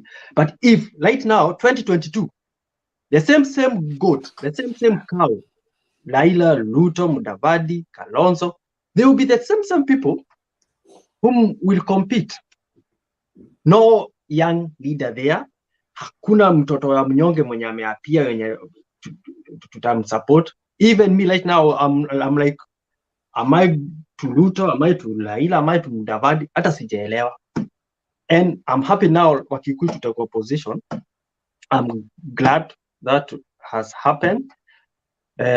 Tutakuwa view sasa, tutakuwa tukiona venye vitu zinaendeshwa. But that wasn't my wish. My wish was like, if we can have someone, an outsider, like a newcomer.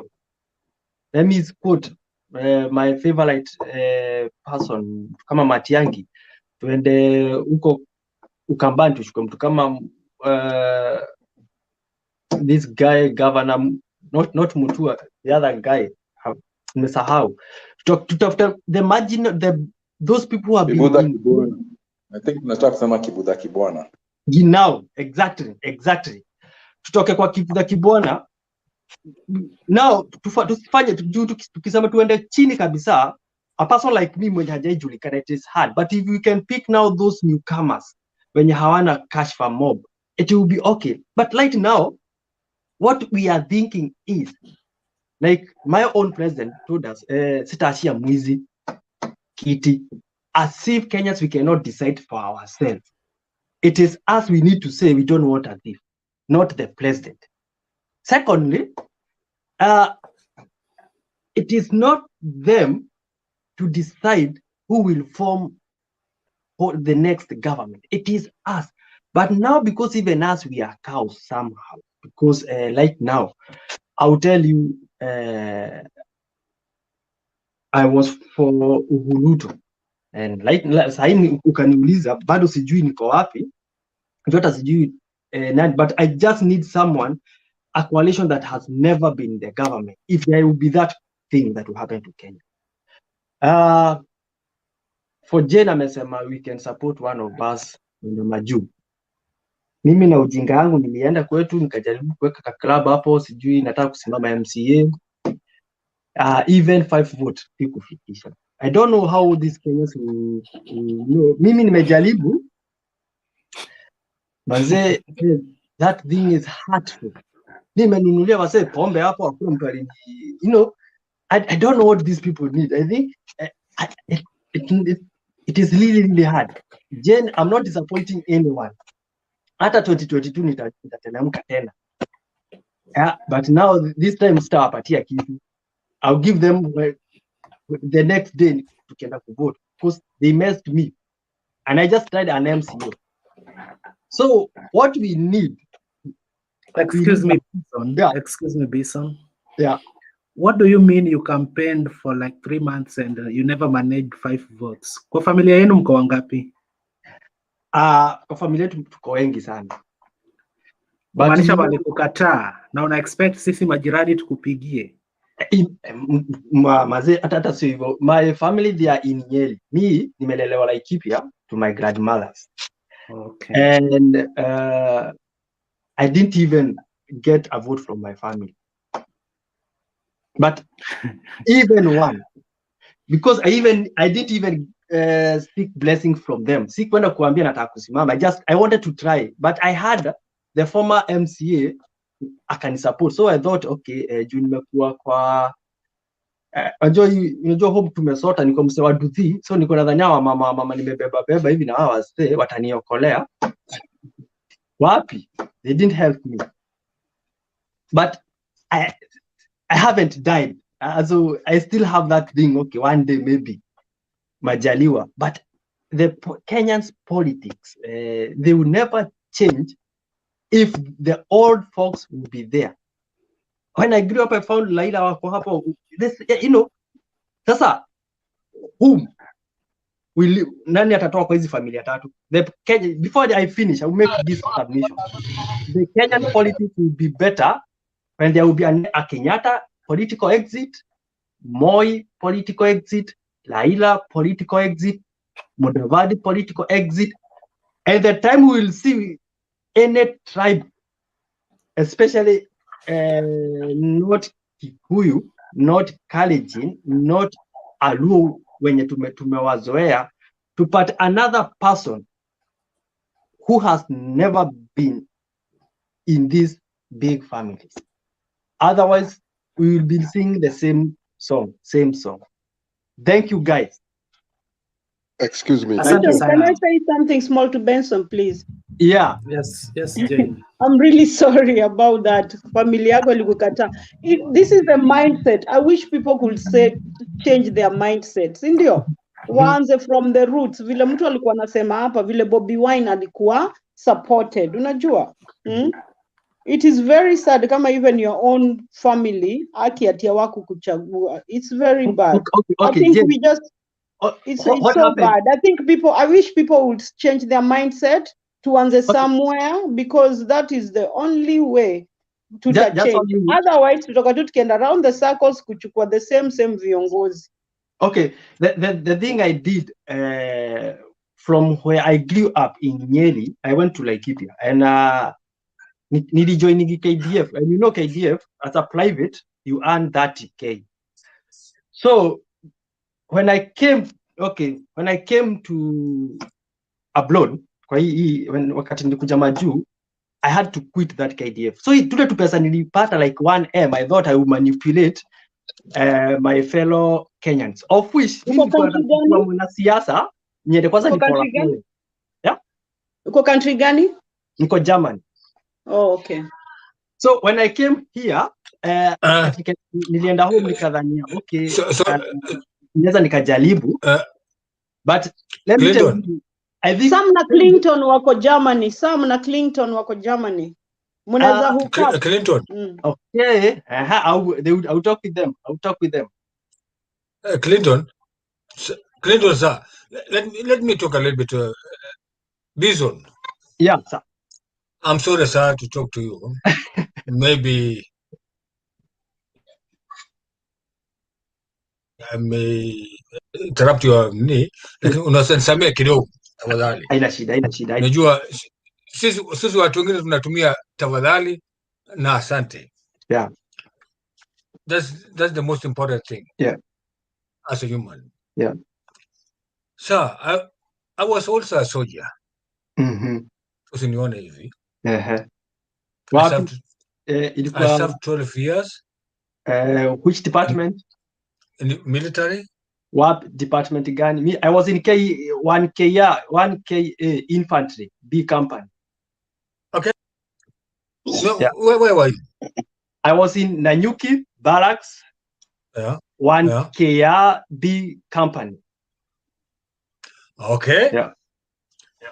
Mimi nilianzia, wacha nikwambie sasa. Mimi nilianzia 5th care. Care. Yeah. Pale Gilgil. Yeah. Kama junior officer, niliingia. Yeah. Niliingia pale kama lieutenant, nikaenda sports. Nilipelekwa kwanza pale Nyahururu kwa ni kama administrator ya kwenye sports ni. Nikamaliza, tukaenda nikamaliza miaka mitatu nikaingia MIC. Sorry. Yeah. Wengi wenu hawezi kuunderstand kitu nimaanisha nini? Unajua wengi wetu ambao tunaongea sasa maanishi nini hiyo? So I'm getting the point. I'm getting the point. Yeah. Let me tell you something. Yeah. In 1992. Yeah. I'm sorry to say, 1992-93. Yeah. KDF, a junior officer, a junior private, who ametoka ameingia kwa jeshi. They used to earn 25,000. 1992. Yes, siwezi kudanganya wewe. So now unasema wanapata 30,000. Sorry. 35. Sijaribu kudanganya mimi. 35. Mimi nakwambia saizi.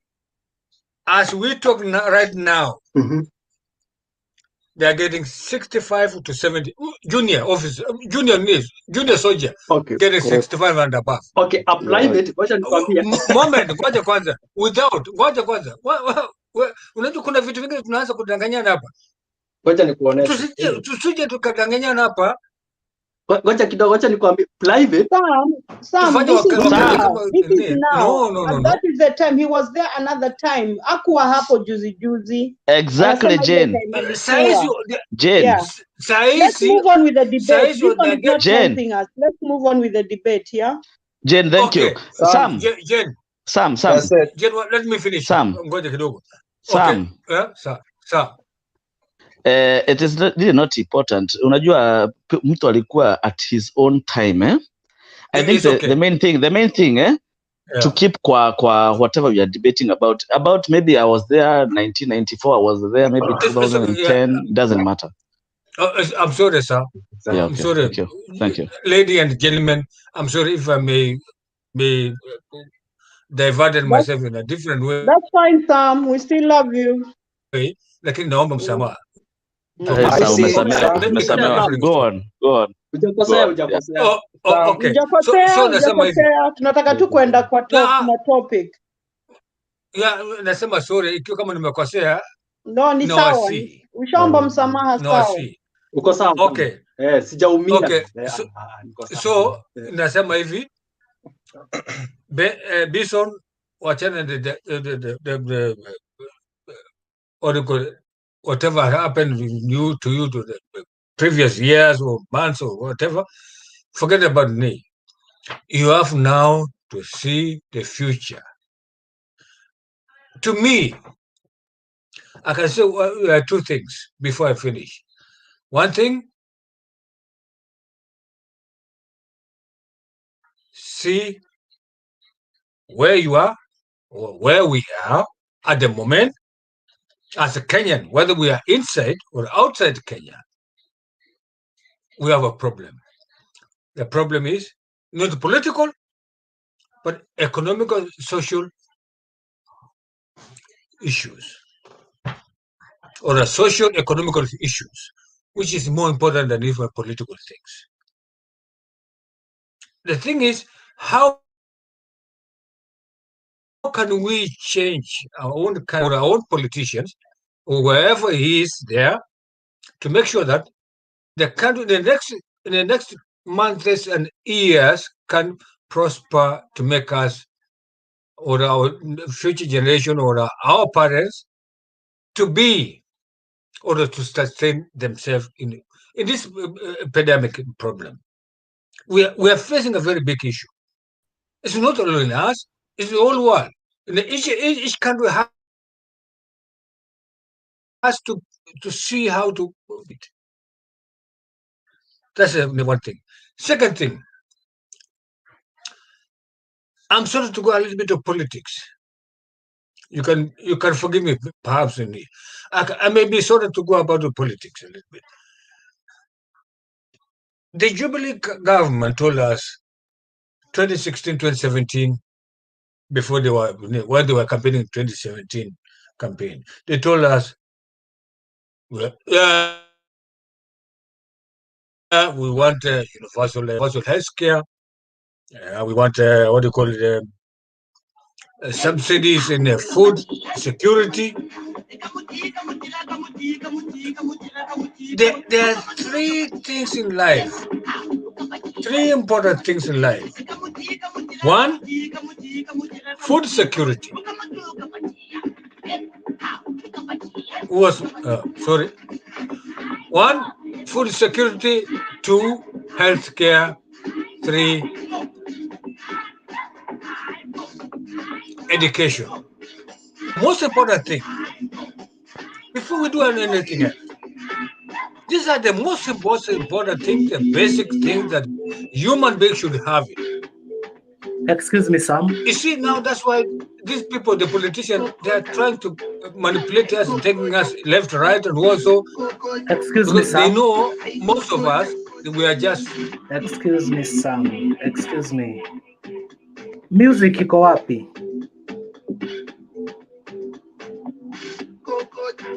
Where's the music?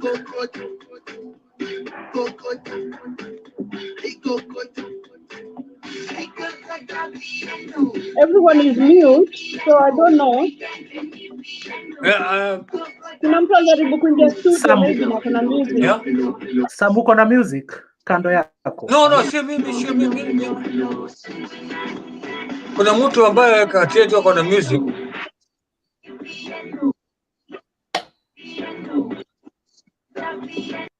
Clinton. Oh. Can you check on your side? Anajijua, sorry. Alikuwa Andrew. Yeah? Nimemtoa ikaisha. So Okay. proceed, Sam. Proceed. Yeah? Proceed, Sam. Yes. Thank you, sir. Clinton, thank you. So, ninasema hivi. Let us forget about other issues. We have to think about our future generation. How are we going to develop them? How are we going to mentor them to be people supposed to be? Sisi yetu, mimi nasema sisi yetu tulenge. Let us forget our life. At this generation, you, from 25 and above, I can tell you, forget your life. you have now to see the life of the younger generation, which is maybe your sister is 20 years, 13 years, 14 years, or the next generation. These are the people who are going to make our country, the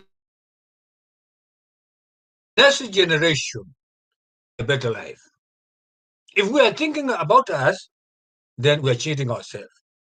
We are cheating, not even ourselves, we are cheating the next generation who are coming, maybe 20 years, 30 years, or 100 years. We are fooling ourselves. You people, or us, you and us and whoever is watching, for the last 50 years, we have been treated like kids, like chickens. Giving chickens some, I don't know. After 5 years, they come back and give us 200 shillings, 500 shillings, 1,000, 10,000 shillings, 10,000 shillings. To Europeans or to Americans, it's about 100 euro. You keep on praising this person. When they get it back, they go back 5 years. What have you benefited from that 10,000 shillings? Nothing. There's nothing. Come on, yeah, gentlemen. Sorry, Jane. Sorry, Jane. Unasema gentlemen. Jane and the gentleman. Please, let us think about the future need. Usijaribu kufikiria mambo ya politician. Shika masikio yako hivi, shika masikio useme, ngoja kwanza, ni nini inaendelea? Kuna mahali tunaendelea, tunaenda kushoto ama kulia? Hii watu wanatuambia ukweli au kutupeleka hivi? Hii ndio kitu lazima utufikirie kwanza. Kitambo mtu aseme anataka kuwa rais ya Kenya, ni lazima wewe kama mwananchi wa Kenya lazima muulize maswali as an individual. Usijaribu kusema huyu ni mkubwa ya nani? Wewe ndio mkubwa. Mimi na wewe na wengine sisi ndio wakubwa, ndio naandika wale wa kazi. They have to respect us. Unaweza tukuite mshenzi, kumbafu. Mimi nakumbuka nafikiri 2 months ago, 1.5 months, kuna mwanamke mmoja shule aliambia, nyinyi wajinga mnani maembi, huyu anakuja anasema hivi, huyu director ni senator anasema hivi na hivi, nyinyi wote wa kumbafu, mtaenda nyumbani. Hiyo mama alikuwa she was so brave. I really respect that woman. Kutoka shule alisema, nyinyi wa kumbavu, tunachagua nyinyi hivi leo la mnaanza kudanganya hivi ni. She's very respectful woman. She knows the meaning of democracy. She knows the meaning of who you are electing. You have to elect somebody who is, ni lazima kufanya kazi. Sababu unalipa pesa. The taxes we are paying every day. Wakati unanunua chakula leo, kesho kutwa. That's what you are paying that person. And that person, he or she is getting more money than you. So who is the employer? You are the employer. Unasamfuta saa yote. Let us know. Tusije tukadanganyika, unaanza una praise MP ama what do you call it, governor ama president. You can sack that person anytime, but it does not mean that you have to sack him. It does not mean that you have to sack him or her, but there's one thing you have to think before electing somebody. Sababu sisi wenyewe tuko na shida. Socially, economically, we are totally out of. We can no longer breathe it. Hatuwezi breathe anymore. We need a new. Do we have a new way? Do we have a way that we can to make the people try? I mean, to bring back people to that level of sustaining themselves, or are we going down bottom, down to the? Thank you, Sam. Malizia. I'm very sad, my fellow Kenyan. Thank you sir. Nimemaliza. Asante sana. Thank you Clinton. Tutaongea.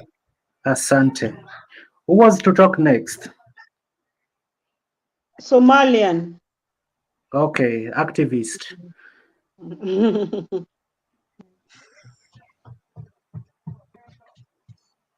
Activist, ukiongea mic unaachilia mic. Habari zenyu. Salama sana. So mine is very simple. I've listened to Kenyan speak, and I've been analyzing African politics in details. The problem with African politics is not internal, it's external. When we go to vote, we have external factors who have a stake or shares in every candidate. And unless we lecture the external conspirators, these foreign agents, the embassies, who promote certain candidates upon us. A good example in Africa, yesterday, it was Friday in Chad. The French president went to Chad just to prop up a dictator and to ensure that his son is the next leader, just to drive the agenda. That's our biggest problem in Africa. We can talk about UHURU, we can talk about RUTO, we can talk about RAILA. Those people are just agents. Those people are called, Malcolm X used to call such people house niggers or house Negroes. They are just there to protect the master's interest. So unless we find our own way of doing our own democracy, we will never succeed in Kenya.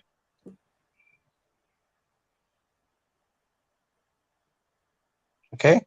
So now what we need is grassroots movement whereby we have local leaders who we can trust and endear our resources, our way of life with them. Not just politicians who go and shake handshakes all over the world and come back and tell us, oh, this is our next leader. No, we cannot do that. We need homegrown solution, grassroots movement, whereby vijana kule mtaani, they're being educated. You know, civic education, it should be done at the grassroots level. The government does not want to do civic education at all. Since multipartyism in 1992 up to now, civic education in terms of elections in Kenya, there's nothing there. It's just, we just go there voting on tribal lines. I mean, in Somalia, we have same issue. We have presidential candidates who are being propped up by different agents. We have Saudi bringing their candidate. We have Dubai bringing their candidate. We have Qatar bringing their candidate. We have Turkey bringing their candidate. All these are candidates being brought just so that they can get a share of the natural resources of the country or drive their own geopolitical fights around the area. So for us in Kenya, we need to wake up and see our both internal and external enemies. Any country that wants to partner with Kenya should be able to at least accept the plight of the common man, not just to listen to the leaders. So I leave you guys with one thing: just focus on your neighbor. If you're able to convince your neighbor to think right, then you've succeeded.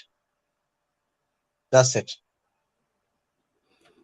Hey, thank you activists for keeping time. So jameni, ukipewa chance ya kuongea, kuna kitu ina count hapo time.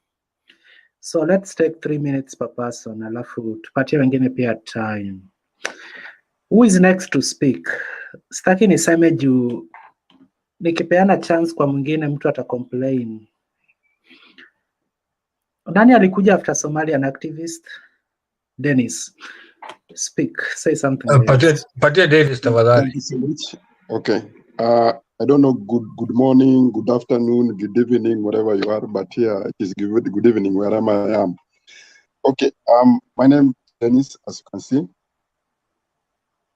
as of now, I'm in West Africa, just next to Chad, where you are talking about. So I want to advise my brother Benson. Benson. Yeah. Yes. I don't know. Of course, there are some strategies which you need to have for you to go back and campaign and become an MCA, of which maybe later on I can share with you some tactics that you can use to be there. I've got some inner way of trying to help. I've done for so many guys. So that one I can give you some things to do to have, because you cannot attain any seat back at home within that short time that you took yourself from abroad going back home. That one, forget it. You never win. Never. So I will maybe share with you. You can we can maybe talk some other time in my WhatsApp. Maybe you can write down my number just there, the Kenyan number. Just write it now, and then we can talk. And then we see how to go about it. But for now, the major thing that is disturbing us here in Kenya, there are some factors that we need to consider. That as real Kenyans, the first issue of tribalism, that one we all knows about it, and to do away with it is going to take us some ages to reach there. So it's just a matter of giving ourselves hope that one time we'll get the first, like the next 10 years from now, we can still make it. The youth cannot still make it for the next 10 years. That one, we forget it. Maybe from the year 2037 going ahead, that's when we can start talking, because of the tribalism will go down a little bit. But for now, we can't make it. The system that they call deep state, you can't manage it with the people that you are seeing in government. All of them are the same. They talk the same story, they drink the same story, and that is the part of them. That is what they're eating. So you cannot tell those politicians to shun from this issue of making people to fight between one another. That one you will not. Thank you. Okay, thank you, Dennis. Charles Rupia.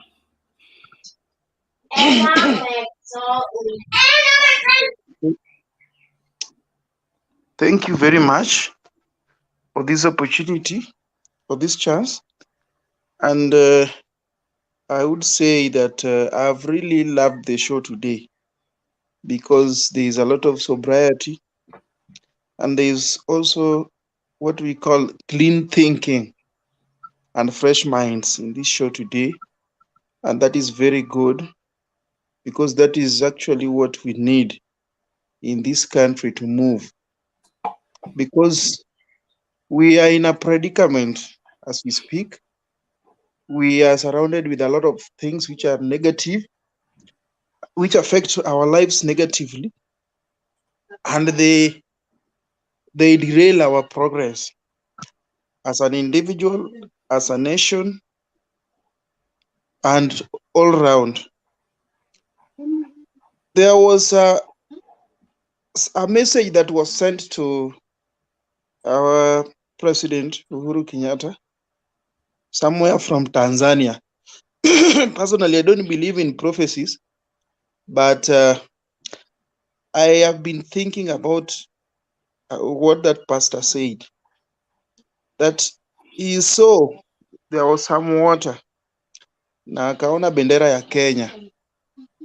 Hapo kwa bendera ya Kenya akaona sura ya Rais Uhuru Kenyatta, na tena kulikuwa na mtu mwingine mkubwa, mtu mnono katikati ya bendera na rais. Kulikuwa na mtoto mdogo pia alikuwa anaambia amevaa nguo nyeupe, alikuwa anaambia rais, wewe si pambane na huyu mtu. Then rais was reluctant. I've tried thinking about that, and it has brought a lot of pictures in my mind, and I've also not resolved, but I've come up with two things.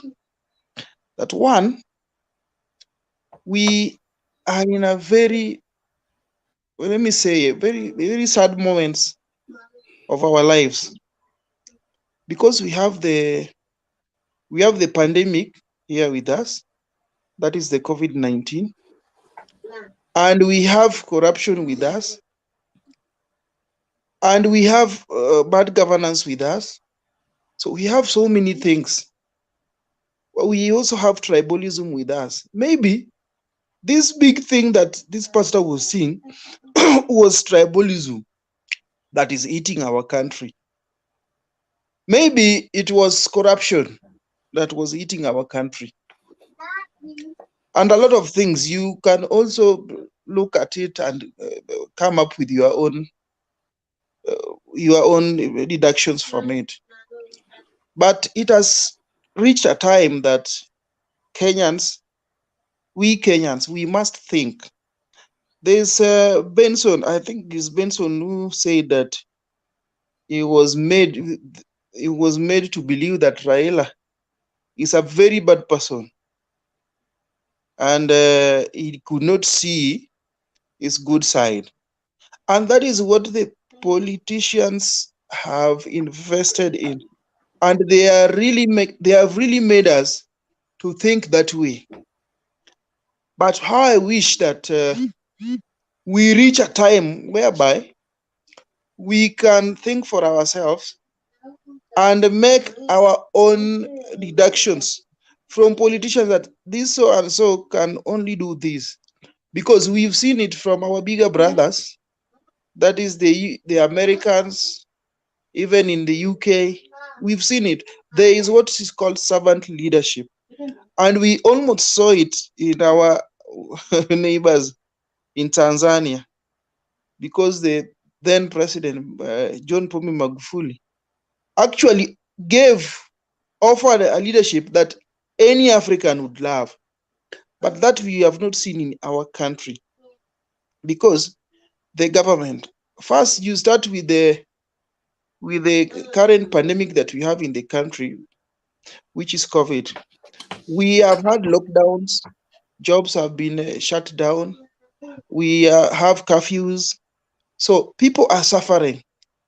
And like it's called Evo, he actually gave us a glimpse of what is happening outside. We might not be there, but at least the government should caution his people from these hard times, because once you close somebody's business, and that may be his only source of livelihood, and with the families, we have families, and we feel for those people whose businesses have been closed, and they have no any other way to go. Somebody also talked about revolution. I can tell you, I stay in Kisumu, and here in Kisumu, our mentality some time back was just going the revolution way.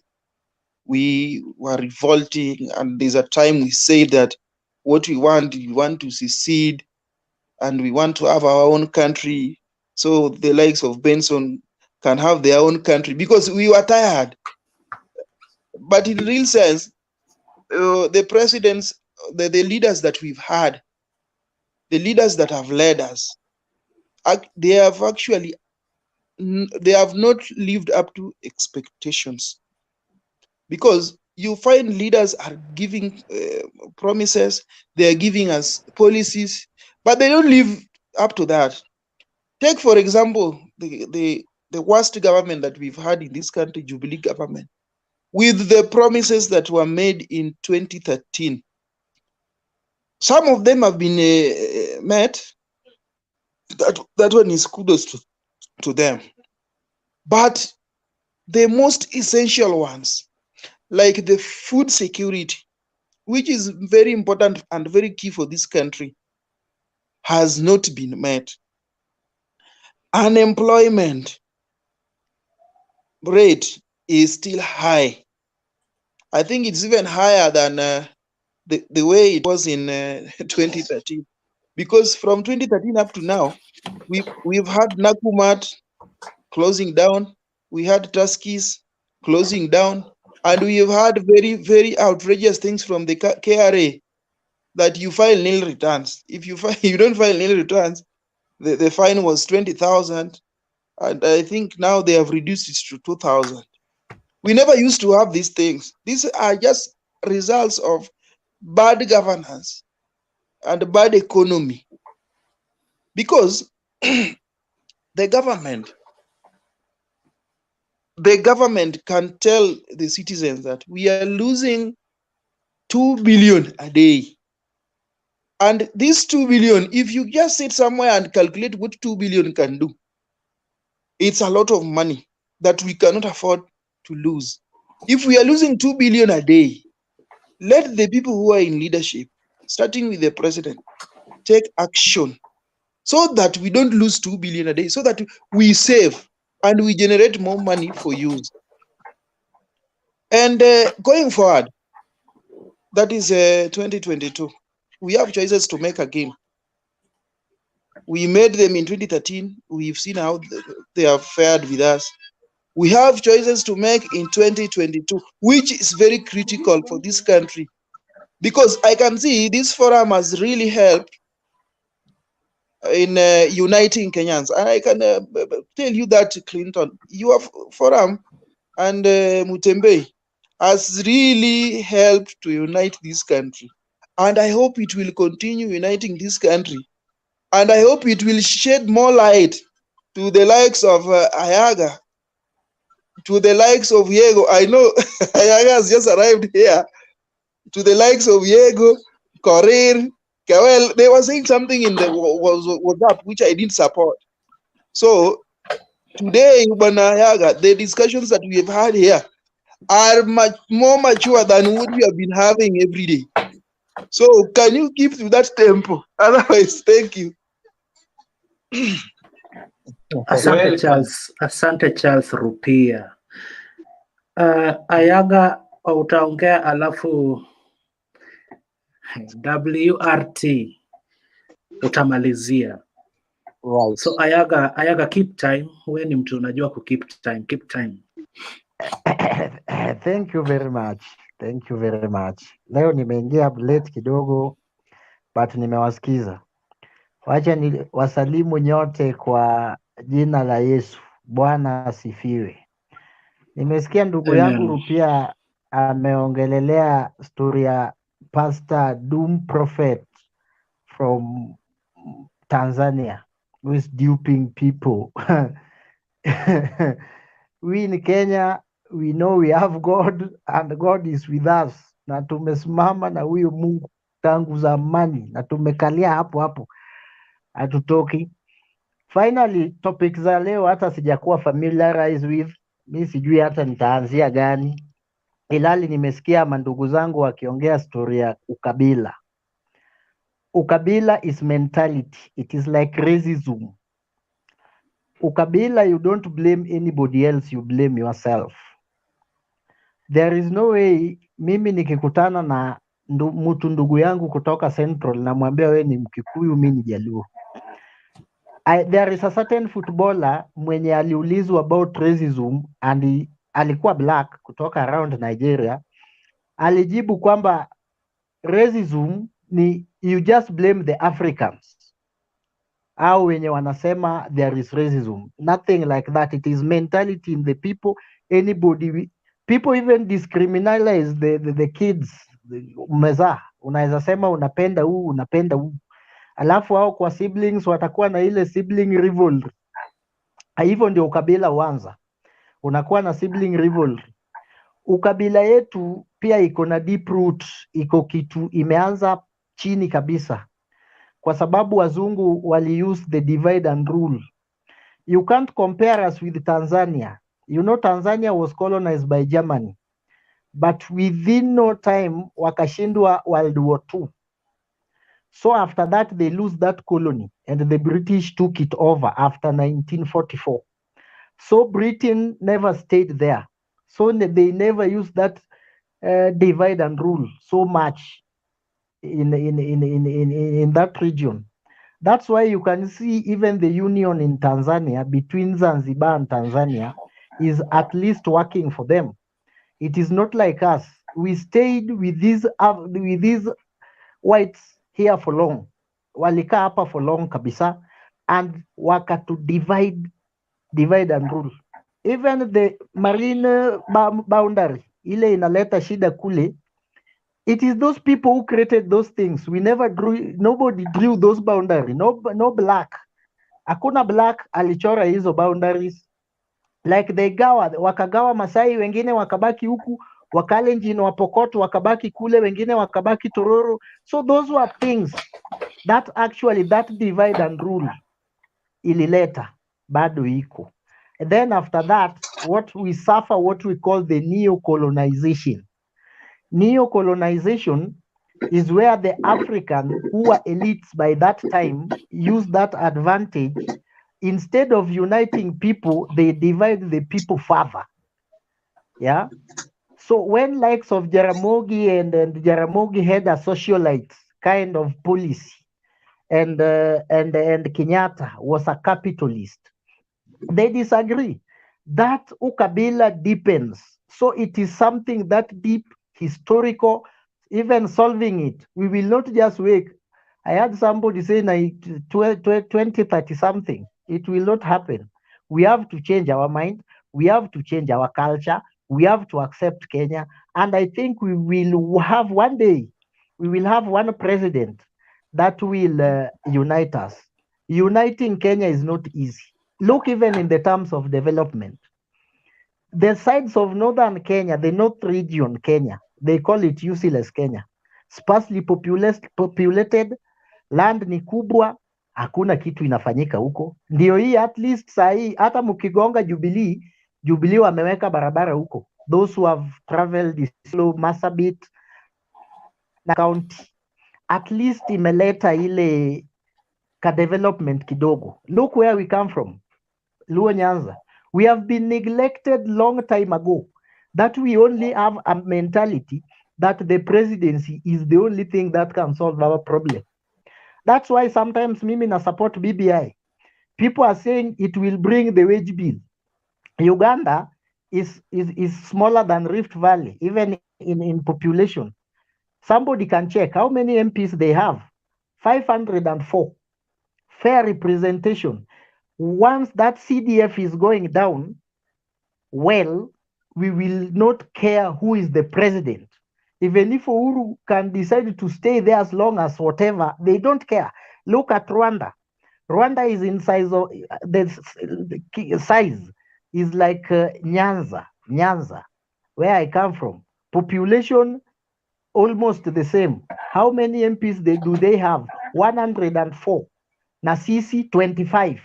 So unapata mbunge mmoja anachunga a very ana represent a very big constituency yenye ukimpa hiyo 100 million hakuna kitu atafanya. Atajenga shule moja kwa hii village, atajenga shule moja kwa hii village. That financial year is gone. When they come back, we demand a lot from them. And that is the problem Jubilee is suffering from. They promise a lot, and yet they cannot do that.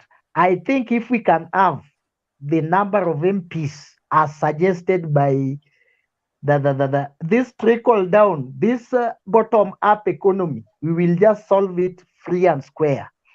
Because with the current situation, I heard some people are saying bottom up. I don't know if they will go to village, every village giving people money, like Mo used to do, giving people money for bottom up. But I think if you trickle down the CDF, where I come from, weka two constituencies, constituencies zikuwe mingi. Hii ya million hii watu wanaiba hii Nairobi, and then we talk of corruption will there. Even if the corruption will there, we will minimize the corruption. Corruption is even in USA. What they have done, they have just minimized the corruption.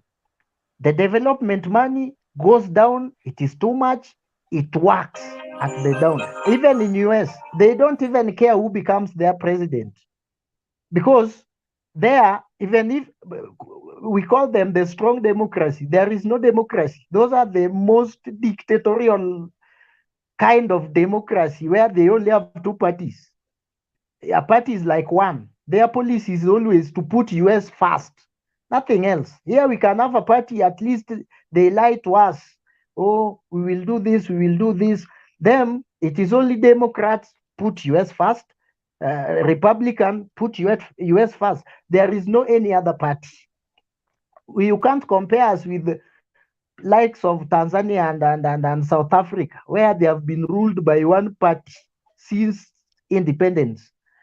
We have developed, in terms of democracy, we are very mature. We are like Ghana. In Africa, you can compare us with Ghana and maybe perhaps Nigeria. Yeah. What we have not done is fair representation, trickle down system of governance where money will go down, even if that corruption, we let us devolve corruption. That is what I can say. Corruption cannot end. It's like death, but let us devolve it. When we have a little bit constituencies, that 1 million, trickle it down. That one from the counties, our MCAs wapatie pesa. Wao pia wajenge barabara huko. Like sahi, we are blaming MCAs, yet they are doing nothing. They have only their salaries. They don't have any money. Apart from salaries, they have nothing. What are we expecting from them? We will complain MCA is doing nothing, no road, no whatever, which is very dangerous. Clinton, my time is still there. Oh, I'm done, Paul. Asante. Naona watu wanataka kuniuliza swali zikuje. Okay. May I tell you something, my brother Ayaga? When I talk of the youth becoming in leadership above from the year 2037 and above, there is more analysis on the ground if you don't know, because we are on different groups. So when we are here, you might only see from here, but there's a lot of things. You need to factor in things like the age group of people like Kina RAILA, Kina UHURU, Kina RUTO. If you give them more than 15 years from now, that's when the root is going to start coming in. Now, these two families, so far, they've always made things in Kenya be like the way you're seeing them. So by that, from the year 2037 and above, the Kenyatta's family and the Jaramogi's family, most of them will not be so much in the limelight. And the youth will be picking up from that time. So you need to put that one in the point. I can answer you straight away in 1 minute. My friend, a python only gives birth to a python, and a crocodile cannot give birth to a cow. So Jaramogi's family, they have their offspring. Those people will still be there. Kenyatta's family, they will have, like Uhuru have 2 boys, they will be there, no matter what. Number 1, in terms of capital. Number 2, in terms of family influence, they will be there. Likes of Tom Mboya joined politics at the age of 19. Yeah, so saying the youths, atujitumi, hiyo ndio shida. Tuko hapa ni panganga tu. Instead of building a capacity, there is another youth in Meru called John somebody. That guy just campaigned on foot, on bike, and he was elected. Are those Kenyans? Are they Ugandans or Tanzanians? They are Kenyans. Mostly in Central, where we say voting as somebody is not easy. So it is mentality. It is how to work about it. Go back to your village. If you wanna run from the village, convince your people well and work. That guy, I remember the first day he was coming to parliament, alipanda matatu, alishuka pale Accra Road. Sahii inaitwa sijui nani, imechange, hiyo jina imechenjiwa, Accra Road, Katiba sijui Matiba, imechenjiwa, and he walked all along, people wakampeleka mpaka parliament. So it is only to change your mentality. Was he elected 2018? 2017. Was he elected again? The guy is still a MP. The guy is still MP. For your information, he's MP up to date. Yeah, he is an MP. Yes, that's very true. He's an MP. Yeah, Okay, he's an thank MP. you. John Thank you, guys. Okay. Mulumbu. Clinton, give me a minute. Mulumbu, I answer my you friend. had something to say. Yeah, I have something. About Ayaga's point. Yeah, just a short one. Ayaga, sorry, you are very good or later and very informative guy. Ayaga, mimi nilijituma, mtu wangu, mimi nilijituma. Na usiseme mayouth hatujitokezi, nilijituma mtu wa kwanza. And I will tell you one, I want to answer you first question about BBI. About BBI, I am that one person, I don't support it. And not that it is too bad or it's too tribal. We are over-represented if it will be passed, and it is and will overburden us. One, they are arguing if, for example, Central, we're gonna tutapata more constituencies. If we go to that way, we count plus. But mark you this, what does it make a difference when one vote, 1 shillings count? Now you are saying Kiambu will get another 6 constituencies. Let's assume Loilo constituency will get 2 MPs. And this MP will get 100 million and the other one will get 100 million. And the population of the whole Loilo County is 2 million. What does it make? It makes sense when better we have 1 MP with this 200 million. So long as the budget control oversight or the DCI of they're in charge of fighting corruption in the office, they will be given powers. Now tuko na DCI, tuko na the Haji, tuko na watu wa corruption. All these many parastatus, too much parastatus doing nothing. Me, what I want to see, and I support one of point that Ayaga amesema that we need to change our mind, but I think it's nothing to do with even changing our mind. Ayaga leadership is not all about years. Leadership, it's an inborn thing. It's something that is inborn.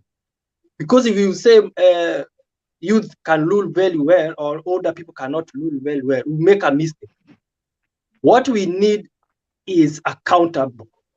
Right now, county government, size that a national government hakuna corruption. County government, these governors are stealing a lot. They are stealing a lot. And who are they? Who should account them? None. We need to have every county an oversight office, not just one that is in Nairobi. Every county an oversight office. Then the governor should all the project be gazetted. Siku stukia governor amejenga barabara na tujui ni gani. He need to prioritize and a budget. Right now in my county, I cannot even tell the government, the national government project and county government project, because when the president will claim I have done it, the governor will claim I have done it. We need to change even the administration of the government. Right now, we are thinking like tuko na MCAs, tuko na governor, tuko na MCA, woman rep, senator, MPs in one county. This is even too much, too much represented. We need better. We have only governors. Only, Asante sana, but accountable. asante sana Benson. Okay. Mimi nimepata your point. Nikikuanza bado uko na ile mentality ya capitalism where you want to centralize things. Why should one MP have 2 million people representing, and you go to North Kenya, a constituency has 15,000 people? Let us have fair representation, my brother. Let us have fair representation. If you, I said it, one man, one vote, one shilling. That is law. That is law of logic. Kwamba that money, one vote, one shilling. Some people reject it, saying it is the same thing we are talking about. Let us devolve hizi pesa zitoke huku Nairobi zikateremuke chini, kama unanisikia. Pesa zitoke juu ziteremuke chini. That is the only thing William Samoei Ruto, Deputy President, twisting to be a bottom-up economy. Nothing else. I had Biden talking about the same thing. That is the bottom-up. There is no way you will be president. There is no fair representation. You're taking money with sacks of bags at going to give to the villagers at it is a bottom-up. You must have a channel. The channel we are talking about is fair representation. Let me answer quickly. Right now, our constitution, it says we can get money above 15% above. Right now, even the president can say next year we can give 35%. Next year we can give 25% because there is no limit. It is 15% and above. What BBI we cannot base that on a goodwill. Sometimes we will have even good presidents wenye wataipeleka hata up to 60%. Some presidents will be mad as Amin Dada wenye wataiweka hapo 15. So let us have a constitutional cap. It is 35. You can go above 35 up to 100, or you cannot go below 35. That is reasonable and is understandable. Then, Ayaga, there is this recycling of political. We had prime minister in 2010 when Laila was a prime minister. You have 1 minute. Benson, you have 1 minute. Yes, sir. Yes, sir. We had all what BBI is studying to do. We had a formal kind of a politics when Laila was a prime minister. There's nothing changed. By the way, that was now the worstest thing. Right now, accountability of political, that's where my problem lies. The president doesn't share off to say or to tell us that every day we lose 2 billion. KEMSA heist, we don't even know them. They are in media insulting each other. Overpriced SGR, overpriced Nairobi Express. Because of what we don't have, we have not given these institutions power. Now, this is where we fail.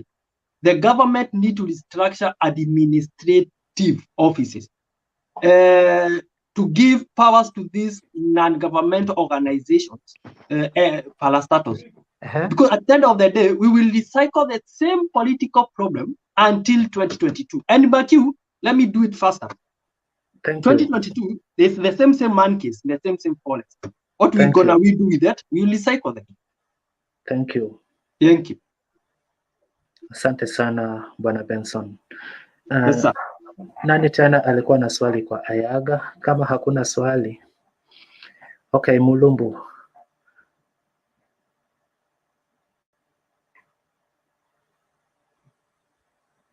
Mulumbu, microphone.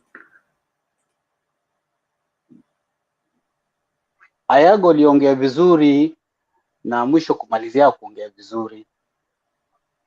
Kuongeza ma-MP wengi sana na president, it doesn't help, inaharibu pesa. Sikio umesema ya kwamba Museveni aliongeza sijui wako na 500. Have you heard, umesikia usikia siasa ya Uganda kamili vile hiyo mzee ananyanyasa huko watu vile anamaliza Waganda with that one. So let's leave Museveni alone. Kuongeza MP na more representative in Kenya, it will not help Kenya. Afadhali unaweza kuwa na MP moja na uwe na governor na senator, full stop. The most important thing is the law. Sheria inasema namna gani? Kaunti fulani yafaa ipewe pesa fulani ya maendeleo ya hiyo kaunti. Wanaangalia namba za hao watu wenye wako kwa hiyo kaunti. Na sheria it doesn't matter who what kind of president atakuja kwa hiyo uongozi. That's your money. Hakuna mtu anayetaingia atasema sijui imekuwa sahi sasa ati president akiingia yafaa mpige magoti chini ndio mpate. No. Hata kama kuna MP mmoja wanaangalia watu wako kwa mahitaji yao ni wangapi, wana hospitali ngapi, wanahitaji nini. They send the money that is supposed to work on that constituency or that county. This is where the problem is. That's why I've said the problem is our leaders. They are not representing us. Wanakuja because wakikuja wanawapatia pesa wakati wanataka kura, wanaenda kuzichukua. They don't represent you. Whether if you die, they don't care. What can you do now? It's you guys. The good thing this forum is here now, we can talk together. The first thing, vijana tutoe ukabila. Hii mambo yenu sijui mimi natoka wapi. Forget about that. Let's talk the problems. Forget about where I come from. Me, I'm a victim of 207. Sitasahau, it was on 13th January. Asubuhi saa 1:30. I was almost beheaded with my kids. Kariobangi North. I'll never forget. I saw everything. With those friends that we live together. We went to vote one day. Usiku wote na tukarudi kwa manyumba. Usiku mwingine wamejaa na mapanga. So bro, if you want to grow our country, mambo ya ukabila ya watu, angalieni what somebody said, is that it makes sense. Our leaders wanatuchezea akili to dominate us so that they can rule us. Can we move away from that and tackle the problem and make sure that our country can grow?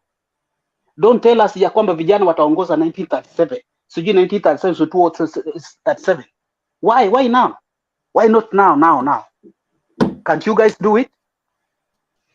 The population of Kenya right now wale ni vijana wako 35, 40. Let's do this like young. Let's forget about it. Let's do this like young people to change the country. We can do it. To manage the corruption, we can do it. Thank you. Asante Mulumbu. Charles Rupia kwa dakika kama 2 hivi. Thank you very much. Tafadhali kama umeingia kwa show, kuna ukifungua mic peke yako nashindwa kuimute, kompyuta inakataa. So mute your microphone ndio background noise isitufikie tafadhali. Charles. Aya, thank you very much. I have 3 reactions to Ayaga's comments, and one of them is that as to whether we are underrepresented, I would say yes, we are underrepresented and we should have more representation. And as to whether that one will be a burden to our country, no, it will not be a burden, because most of our resources goes to corruption and wastage. So hii issue ya kusema ati that will overburden the country, nothing like that. And I can tell you that most of our where we lose most is corruption and wastage. So if this one is managed, then we should have a representation And I told you, even where I come from, the representation, more representation is required. Because when they, tuseme, mmeongezwa, you had one big constituency. Then you are added, like Ayaga was explaining. There are more resources that come to the ground. And that benefits the common wananchi. Ayaga again, on representation, there is the institution of presidency. However much represented you are, but as a country, we need a leader or a position that unites this country. So the presidency is a symbol of national unity, and he has a function to unite the country as a whole. And that one, you cannot tell us that the Americans don't care about who becomes president. The presidency is a very important post in any country or an equivalent. The third one is that if we are serious about our country, that we want things to change about this country, or this issue ati offspring yenye nimesikia ukisema, my friends, those would be outdated and they will not be there. If we are sincere and we mean what we say, we cannot be sitting somewhere and then we praise bad governance, which is as a result of offsprings.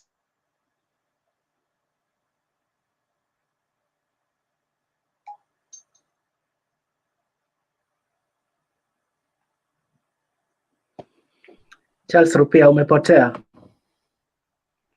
Amehang. Maybe you have a problem with your internet connection. Kuna watu wanajaribu kuingia kwa show, lakini siwaweki kwa sababu hamjavaa vizuri. Ukikuja hapa na kifua haina nguo, umevaa vest, umelala kwa kitanda, huwezi ukaingia kwa show because maybe your mother-in-law ana watch, na maybe pia this is an official conversation. So ukikuja hapa bila nguo, huwezi ukaingia. And on the same issue, Lazarus, amka ukae chini ama tukuweke kando kidogo. Ben, unainuanua mkono ama kuna venye una scroll screen? Sielewi. Nainua mkono bwana. Sasa Ben, si unangojea mpaka mwenye anaongea anamaliza. So mimi nilikuwa nadhani una scroll messages. Hapana, nimeinua mkono for a long time. So you have a point ama uko na swali? Yeah, I have a point to make. So you're gonna make it immediately. You're gonna make it immediately after Ayaga responds to some of the two questions that were put for him. Please. Naona okay. Sami pia ako na swali. Sam, uko na nini? Sam, unmute your microphone. Niko na swali kidogo. Sio swali. Mlikuwa nataka kujibu. Ilikuwa ni Dennis ama ilikuwa nani? Moja wao. Okay, Sam, just a moment. Yeah. Okay, Ayaga, you're gonna use your 2 minutes to answer Charles Rupia, and then Sam will answer you in 2 minutes, and then Ben will talk for 3 minutes. That's 10 minutes. 10 minutes zikisha tu hivi. So keep time. Zikisha tu hivi tunaenda kwa WRT. Thank you. Thank you very much. So Charles Rupia naona ametoka. Charles Rupia ameongea about offspring. What I just gave analogy and an example kwamba Uhuru Kenyatta alizaliwa na mwanasiasa, hata yeye akawa mwanasiasa, wale wamezaa pia ni mwanasiasa. Hiyo ilikuwa na ajibu Dennis kuniuliza ati the Odingas and the Kenyattas will not be there. They will be there. So let us fight for ourselves. They will be there. In terms of representation, I still repeat, those who are doubting, like Mululu. Mululu, my friend, over-representation, lack of representation in Kenya, ndio maana inafanya we fight for presidency. That is the truth. because we only think it is only the presidency that can help or can assist us, which is very wrong. I mentioned especially like Rwanda, a very small country, size is Nyanza, population is almost the same with Nyanza. In Nyanza, we have 25 MPs. There they have around 104. So that trickle down effect in a reach kila mtu fairly. So they don't even care if Kagame become life president or Kagame is whatever. They don't. So the value of the presidency is more important in Kenyans. And why are we always fighting? We always fight because of the presidential election, not governor's election, not member of parliament, only the presidency. Why the presidency? That's where now the problem is. Question mark, why is the presidency? Mululu, my last question, my last answer. You said I say that nilisema youths will be in 3032. Nilisema even after 3037, the mentality of ukabila, tribalism, bado itakuwa tu. It is how we work on it. Period. Glow, welcome. Nimekumiss sana. Okay, Sam. Thank you. Thank you so much, Lady Glory, Glow, or the gentleman. Mululu aliongea, Mululu ama alikuwa anaitwa Malulu ama Mululu aliongea hapa kitu ambayo ningesema kuwa sio mzuri, especially us in general as a Kenyans. Unajua kuna vitu vingine jamani, lazima tufikirie mara mbili. Where are we heading to? That's one thing. Second thing is, where do we come from? Miaka nenda miaka rudi, tunabaki pale. Ni kitu gani naweza kuchange sisi tufikirie mambo ni baadaye? Let us put ourselves in one thing. Let us ask ourselves. Tujiulize sisi wenyewe maswali. Mimi leo niko hivi, kesho nitakuwa wapi? Kwa mfano, sisema inaweza fanyika, nasema tu kwa mfano. Mungu God forbid. Kwa mfano, niondoke asubuhi, naelekea kazini. Something happened.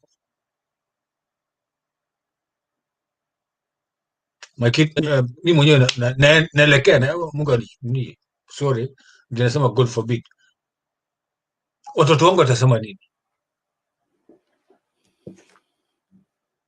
Nasema hivyo kwa sababu hawajui kitu gani watafanya kesho yake, hawajui vile watafanya, hawajui maisha yao itaendekea kivipi ikiwa kwa nchi yetu yenyewe haiendi vizuri.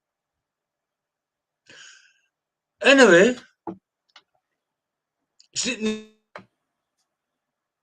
sisi tuchagua viongozi wetu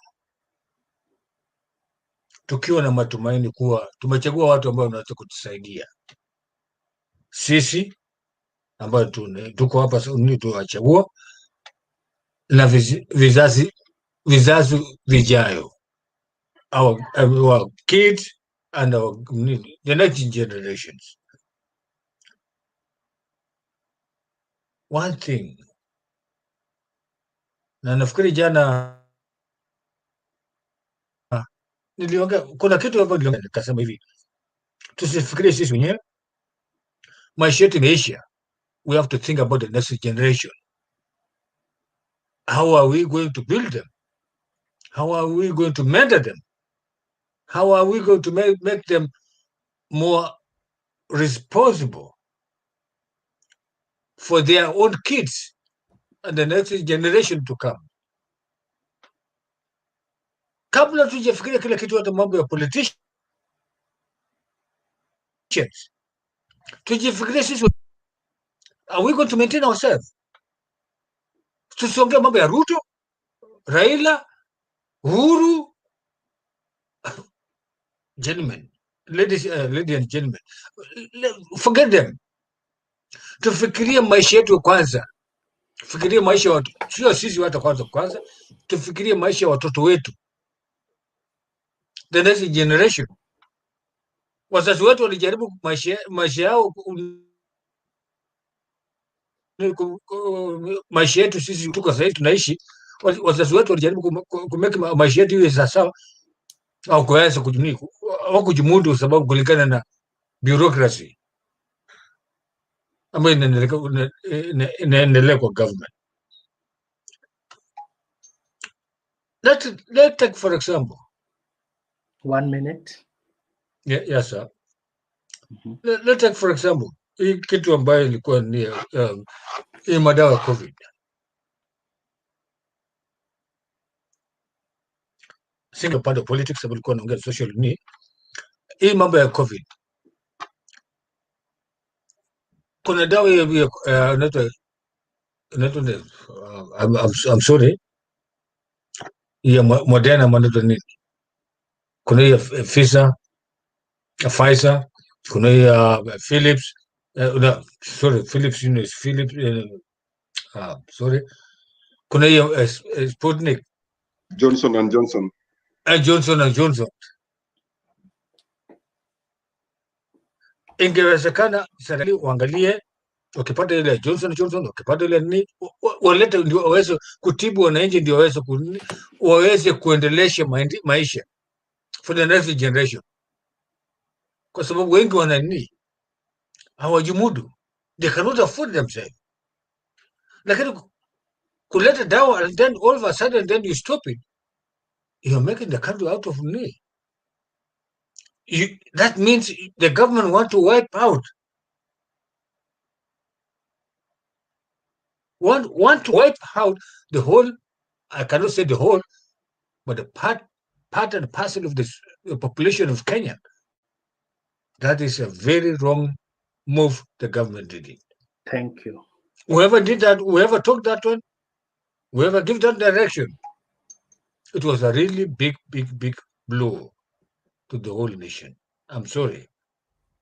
That's not acceptable. Hata wanajiita politicians, most of them, I wish and I hope the way we are listening now, the way we are talking now, and I hope they are listening, they themselves, the politician. I hope next time they will never be there. I'm sorry. Thank you. Asante Sam. Ben.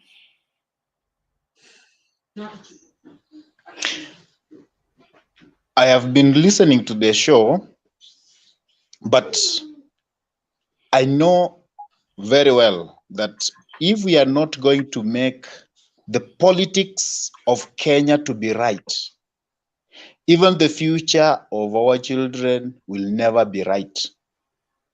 Because if you look at this small country called Kenya, you will find actually the political class, they hold the economy of this republic.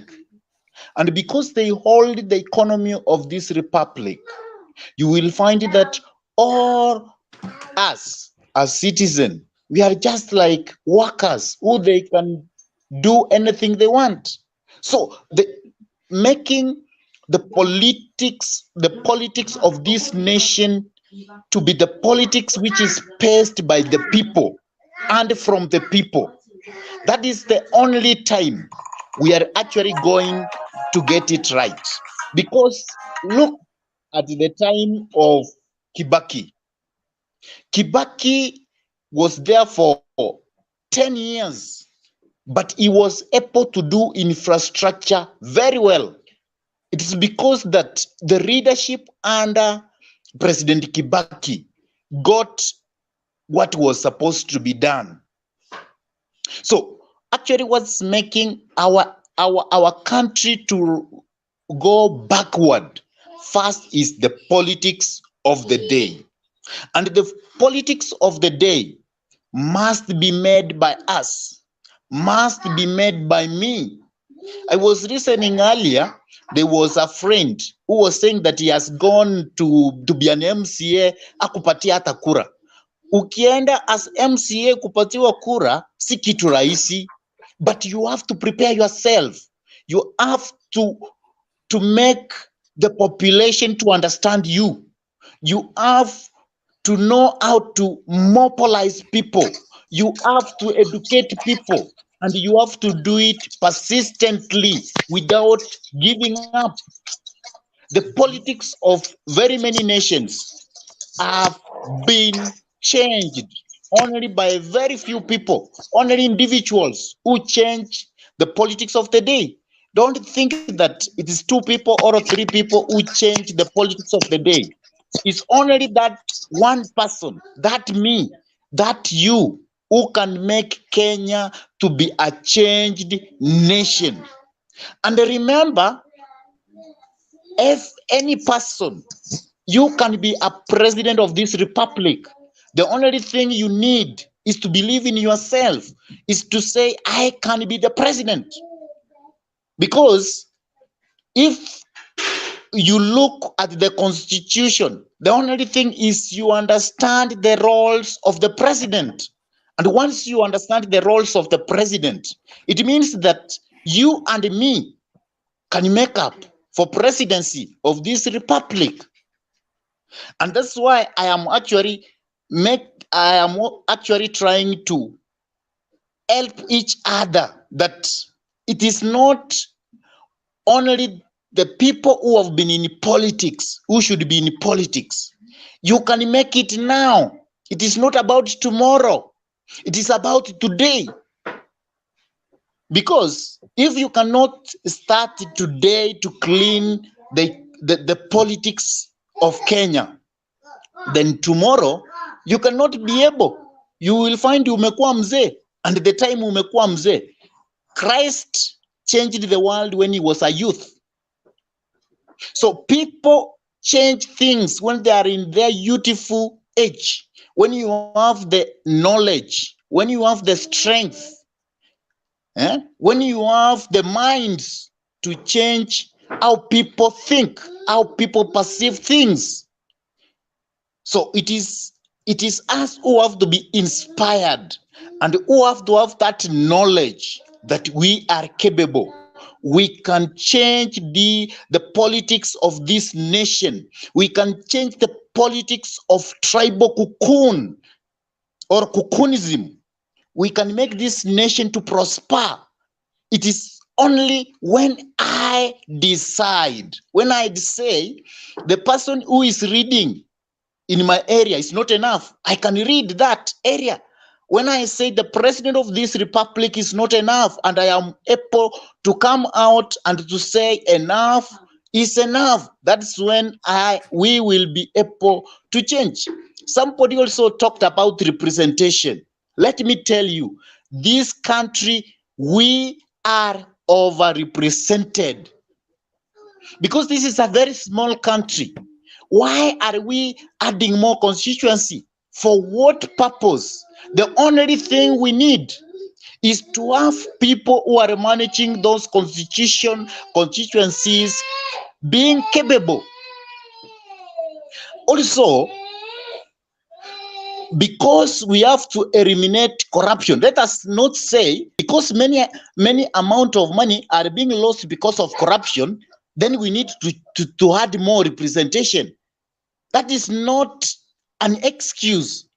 The excuse is, let us deal with corruption alone and let us elect individuals who can make this nation to do what is expected.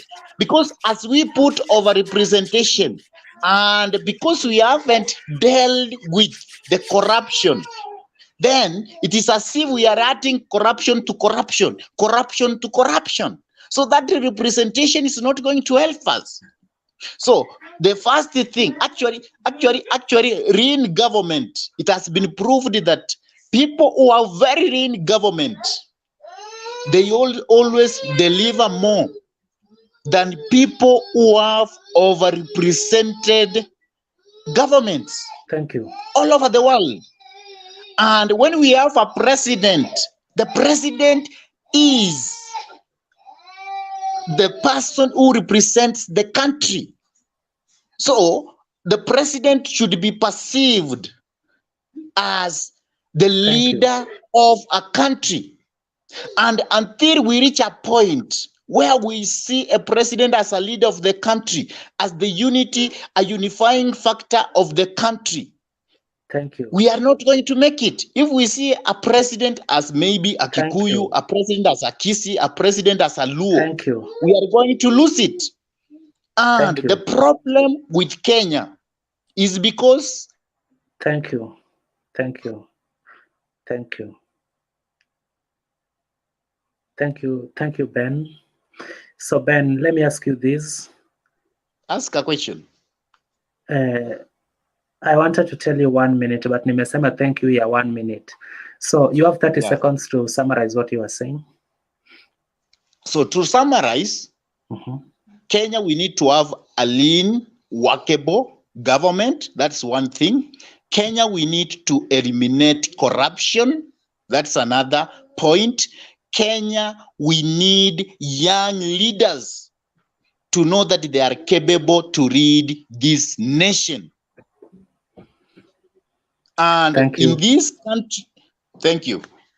Thank you, Ben. We're gonna get back to you in a short while. Kuna jamaa alikuwa anaitwa WRT, hayuko. So Glow, when do you go next after WRT? Say something. Thank you. Thank you for having me back. Sorry, on a joke with internet, it's a bit because I keep just giving space for everyone. So whenever I'm done with my point, I just go in the background to allow because I see other people are trying to get on. So once I'm done with my point, I just go in the background to keep watching. But with what Benson had, with what Ben has said, they're pretty good points. I feel like what I was trying to say here is that the fact that it's not, yes, all those things are factors to the problems. Those are the diagnosis. It's just like, what is the cause of AIDS? It's this, this, and this. But if you should not have done this, then it wouldn't have caused the disease. So I'm just thinking, what is the root cause of the problem? And I'm thinking it's the fact that our legislation, our laws, they're not strong enough on these people. They're all sleeping together, and that's what's bringing the problem. Because even if you maybe are working maybe in the EACC, IEBC commission, and you see something fishy going wrong, who do you go to report to? The courts, and the courts are in cahoots with the government themselves if they're trying to report. So it's just ongoing cycle. It'll never go nowhere.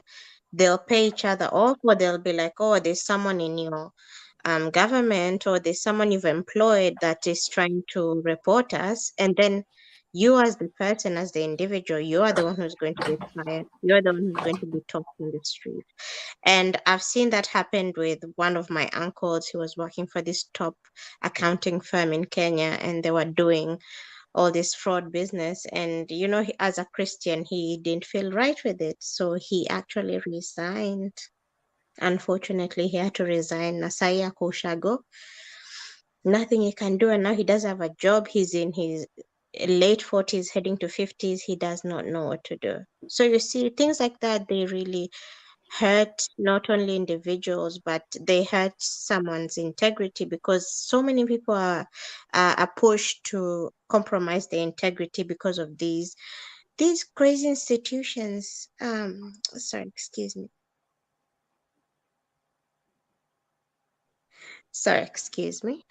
But yes, so you find that these institutions, they make people compromise so much of their integrity, even though maybe as a person uliingia that job not expecting to get to this level, or not expecting to start going into corruption and just kufanya tu vitu tu kimagendo, but then you find yourself doing that because your job is at stake, not because you want to. So the problem is in the legislation as well. They're all together. Legislation, the legislators, watu wa kotini, our people who are supposed to defend us in the court, they're also with the government. So you're like, who do we go to? If it wasn't for the IEBC thing to happen to these people, nothing would have been done. If it would have been done in Kenya, kaput, that case would have gone under. That's the only time that niliona wameingiza baridi a bit. So we need also, our justice system needs to also be reformed. As much as, yes, we don't want corruption, we don't want this, but when you find someone who's corrupt, because bad people are everywhere, doesn't matter what you do, even in everywhere in the world, you find in US people are killing people, there's bad cops, there's bad people everywhere. It's just about how do you punish them once you realize this is not a good person, where we put them. And also the system of vetting people, because you find that outside countries like where I am, before you get into a position of power or a position as high as where you control, like in a place where you control people's taxes, you control people's salaries, to a point where you control people's livelihoods, there need to be a system of vetting first, not just national. They go through international, not just national, international security checks. They check in case you did ulifanya madhambi Kenya and then you think you're going to run to the US and you're going to be safe. No, in the US they check the whole world. Anything that's on record on you, they're going to check. That's what we need for these people like these. People like Mike Sonko, people like all these people in politics, they do horrible things. They're in the IECT, over very horrible charges. And then they think that, oh, after I've done this, I'm just going to run to Canada and just disappear after my term is over. And I'm going to start living a normal life with my profile as a politician. It's terrible. So it starts with the grassroots of the legislation and the judiciary system. They need to punish these people heavily to the point where they're scared. Like, if you ruin my reputation here in Kenya, you ruin it everywhere. That's what needs to be at stake for anyone who's entering any political any political scene. You need to know what's at stake, so you stop harassing people. That will make you be, it will hold you accountable to the fact that you cannot do, there's some things which are just off the table. No matter how good the money is, it's off the table, because what you stand to gain is more than what you stand to lose, which is your integrity, your everything. What does it profit you to gain 100,000, 100, or let's just say 100 million Kenyan shillings, and then your reputation is gone? Once that 100 million is over, you didn't invest, nothing. What happens to you? You can't apply for a job nowhere. Even McDonald's itself won't hire you. So I think it just boils down to legislation and our judiciary system. They need to make tougher laws.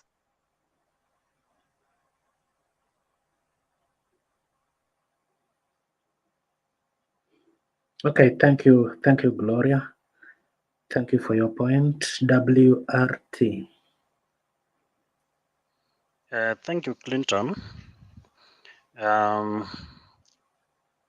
Following what Chloe has contributed to this show, I'm also I need to contribute some few items, like we as Kenyans, how are we strengthening these institutions? Because if at all we formulate an institution to stand in for some of the policies, and then to address some other things, and then we fail to give them the responsibility, or we give them the powers to address those issues. So generally, we as Kenyans, we've got the power with us. We are the one to make changes in this Kenya. If at all we need this country to do away with corruption, we are the one to do that. And maybe ile kitu yenye imetusumbua sana at a family level, how are we addressing the issue of corruption? Are you in a position of bribing your child or doing something which later on that child, when is maybe an older person, when given a responsibility to undertake some duties, will that person be trusted or Clinton, what's up? Oh, I'm signaling somebody called Mutembe. Just continue, man. Oh, welcome Mutembe. So, nilikuwa nasema as strengthening of the institution, we have the legal frameworks and also the mindsets as Kenyans, because tukishinda tukisema politicians ni wabaya, so ni nani atawa change?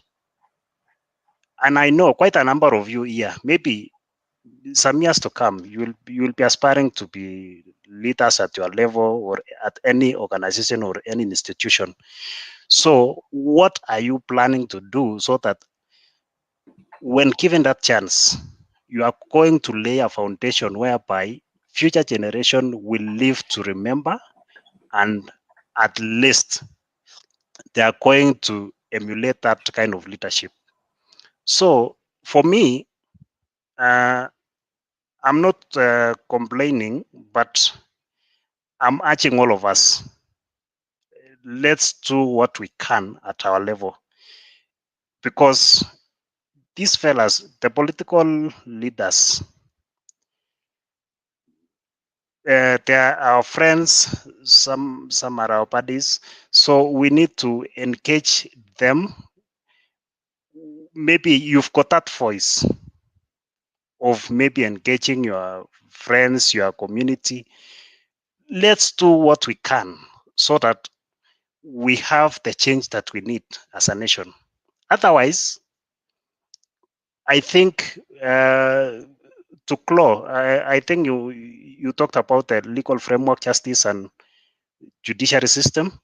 But for us, I think we have the best laws, but the problem is how we are implementing these things. We have learned guys, we have quite a number of lawyers, but the problem is the goodwill. So I maybe the last thing, maybe a question. I'm going to wind up with a question. Ayaka told us about representation. To what extent that we need to have this representation? We have the devolution in place. So does it mean that if we have 1,000 MPs, will the governing system function well? So that's a question that I would like to pose. And because for me, even if we advocate for these offices and we are not doing what is supposed to be done, we are not seeing the economical developments, we are lacking the goodwill, we are doing nothing. So wacha nifikishe hapo, and then maybe somebody else can even contribute and say one or two. Thank you.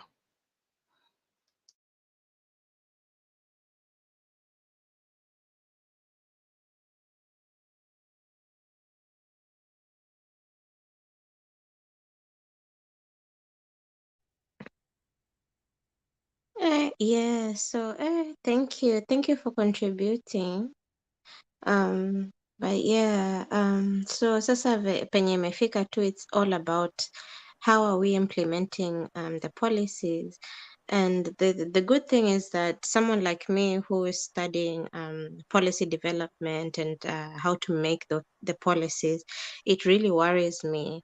Like, I'm just going to be making these systems up, and then no one is following them.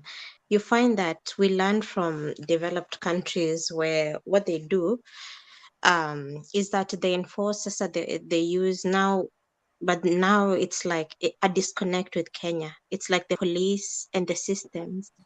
It's like they employ police only to just yani kutisha watu. It's not like they're following any policies or anything that you've written.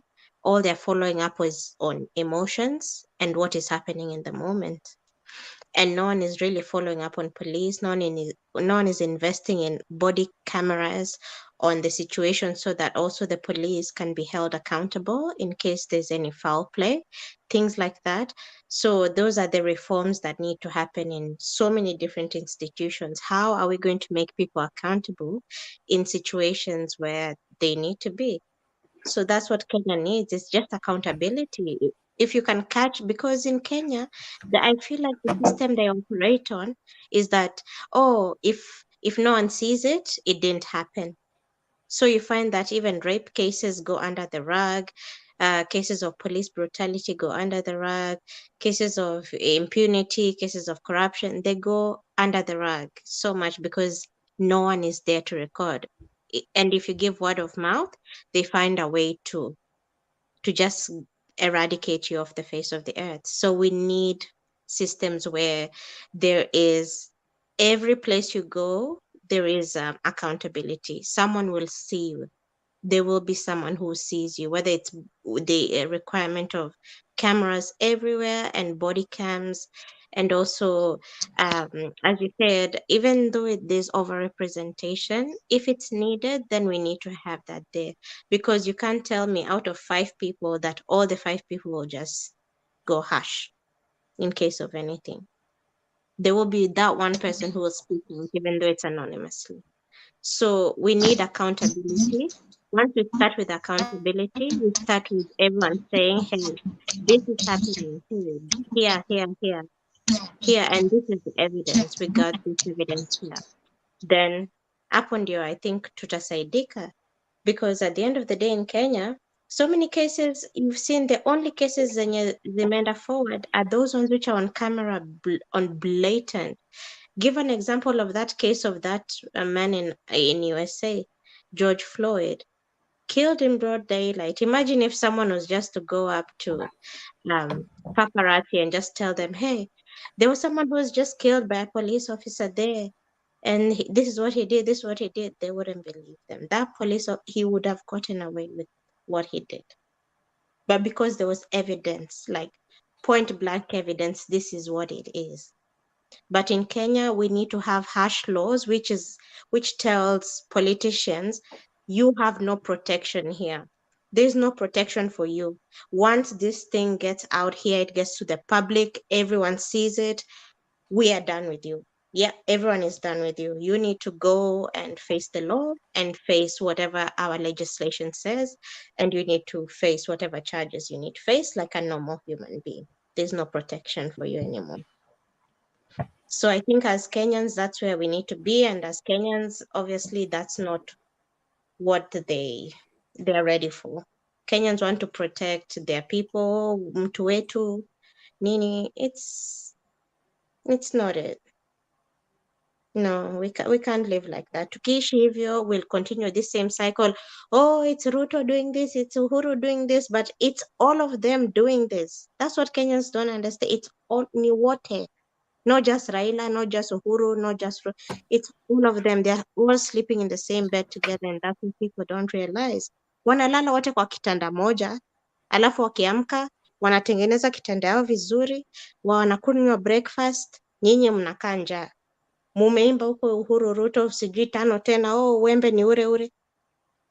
And then you're sleeping hungry. Wao washakunywa breakfast yao, they come to spew the same things again online.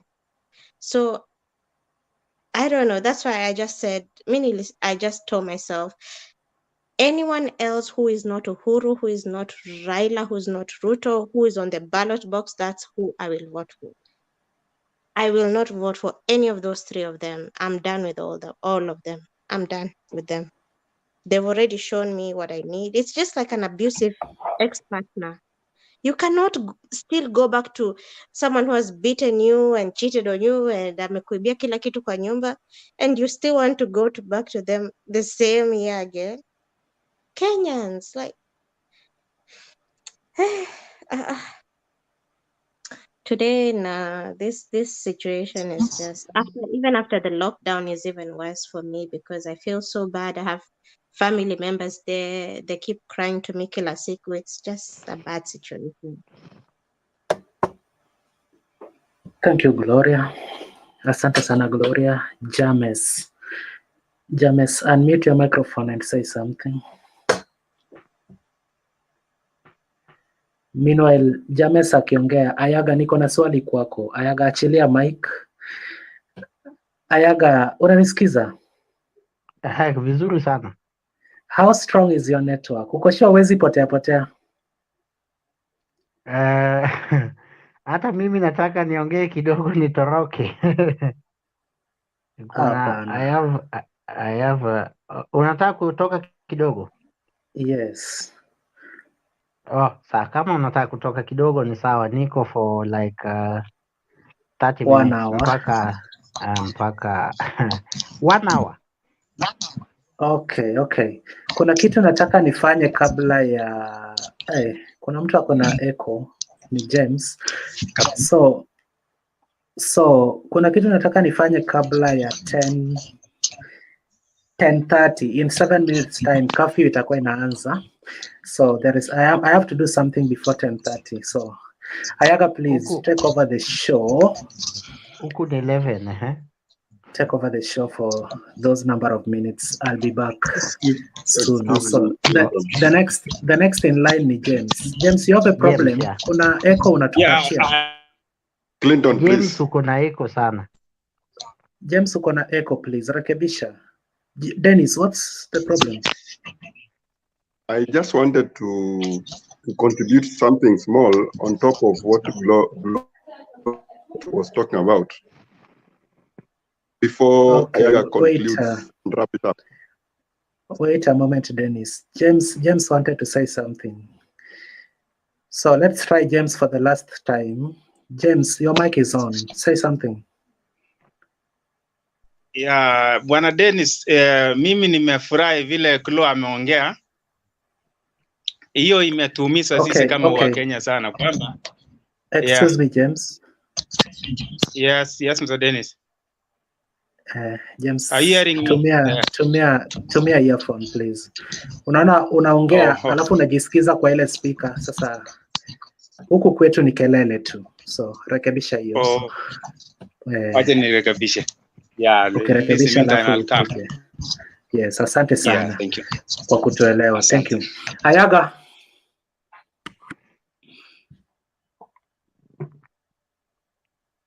Dennis, what is the problem? What is the burning issue? Okay, what I wanted to say, you can hear me, Glo? Okay, my point was this. I was saying that as much as we might look at the government, the people who are currently in the government being the barrier to this much development, I think we as the youth of Kenya, the young generation, we are also trying to make things not work for us what we think to be in future. One point that I'm seeing is that we tend to be having that thinking that I want to become rich faster and I will do anything so that I become rich. But what we are when we do that, then we fall to be a trap of that corruption, whereby we get handouts from these our politicians because we are yearning to become rich faster. We don't want to actually to move and make sure that we do our things in a systematic order towards getting our good money without corruption.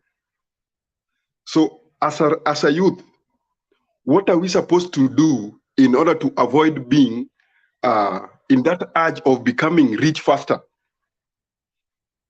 What can we do? We need to think about it. As I speak,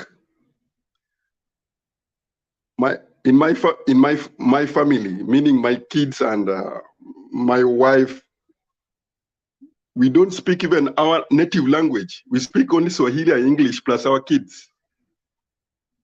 So I'm trying to look at a situation whereby in the future, because when people come to migrate to different cities, and then we tend to mingle together, the kids, they're playing with the Madjiranis and all those kind of stuff.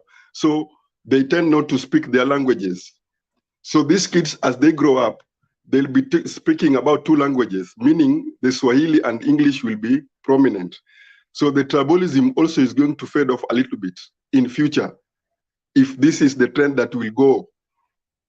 And therefore it will reduce. But then how will the government itself try to reduce this issue of tribalism, which will increase the issue of corruption? To me, my opinion, if I were to make a change, if I was the one to make a change, then there would be legislation put in place whereby, for example, in each and every government office, if at all maybe the CEO is from one ethnic group, then the deputy must come from a different ethnic group. Yes, sir. Dennis, are you making another submission ama ulikuwa unauliza swali? Kuna wangwana wajaongea hapa, kuna watu wawili, kuna EU daktari na kuna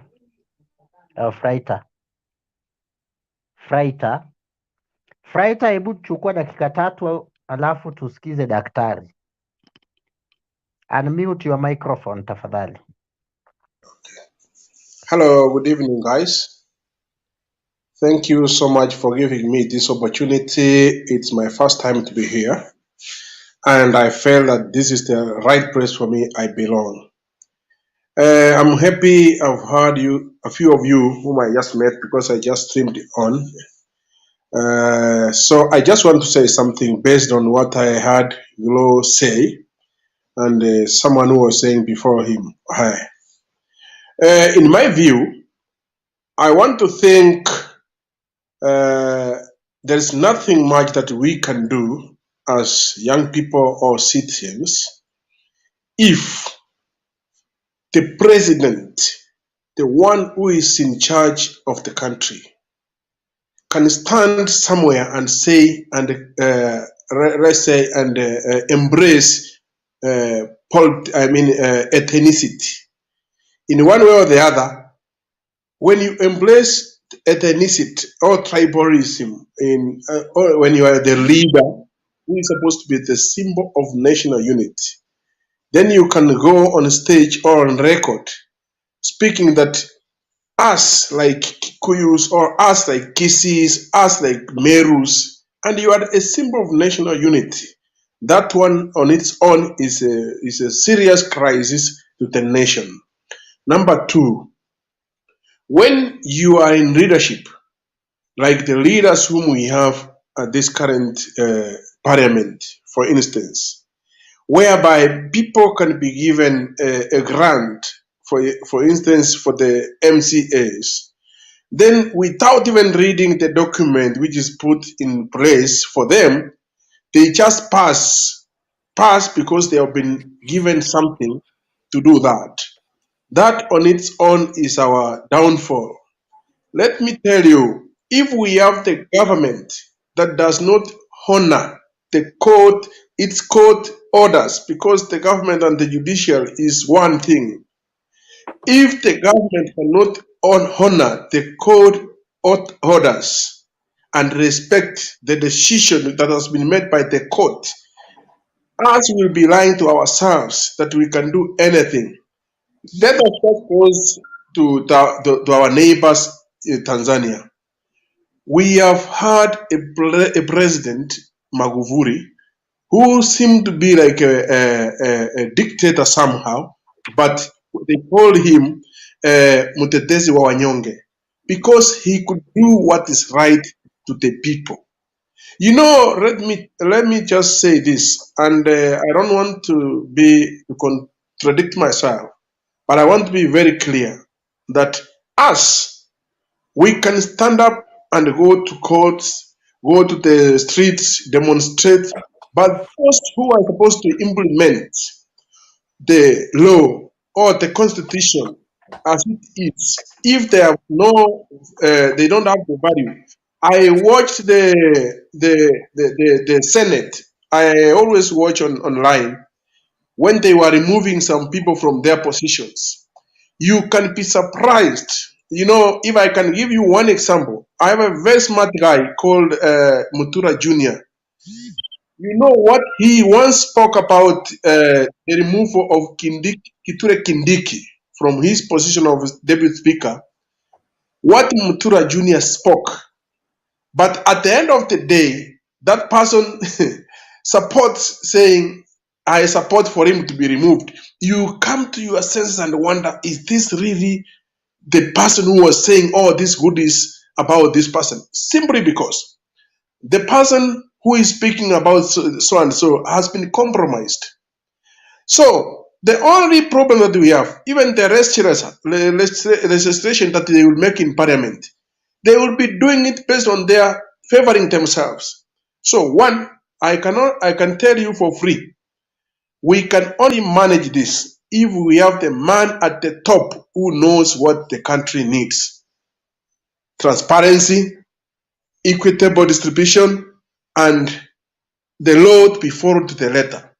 Otherwise, we can make the noise, we can blame whoever we will blame, but if the top man there, like if you can remember, just for 1 minute, please, I know my time is running out. If we can remember 2003, the beginning of 2003 and 2, after the government of Kibaki and RAILA, the trend that was there, corruption by this time, we could not be having any corruption in Kenya. But after a few months, the top changed and Raila was pushed out of the way. Then now the corruption started coming back again. But you could not see a police officer stopping a car and asking you, oh, he doesn't want to check the car. But those things, that is what we want in Kenya. You can, my friend Dennis has spoken something here for a second, that as we can reduce our hunger or our eagerness to be rich, there is no one who could not want to be rich. We all want to be rich. The only thing is the strict laws and the people to be accountable. That is the only thing that can make us succeed in Kenya. So my point is the top leaders must go. Like now, if we say 21 days to determine where the some money went, and now everyone is quiet, and the people they are praising other things here, saying, no, it's okay, we are going to this and that and that. They are forgetting that we were given 21 days to audit and all those things. But there's nothing which has come out simply because they are involved. So this is where the problem stops. This is where the buck stops, in their doorsteps. Thank you. Thank you very much. Thank you. Thank you very much. Thank you. Na wacha nikuulize swali moja. Yes, sir. Fighter. Unajua Kithure Kindiki was a party employee. Deputy Speaker and Speaker are party employees. A moment you disagree with the same party that employs you into that position, it is very awkward, ungoje utolewe, unafaa kuresign. Unajua hiyo? Are you asking a question? That is a question. What will it be? Let me tell you, what will be the purpose of bringing this to parliament, whereby you are going to vote? Then I start saying, Mr. Ayaga is a good man. He has served with diligence. He has done ABCD, but I support for him to be removed. What does that mean? As a person, as an individual, we are debating, we are voting for this person either to be removed or not to be removed. Forget about the party.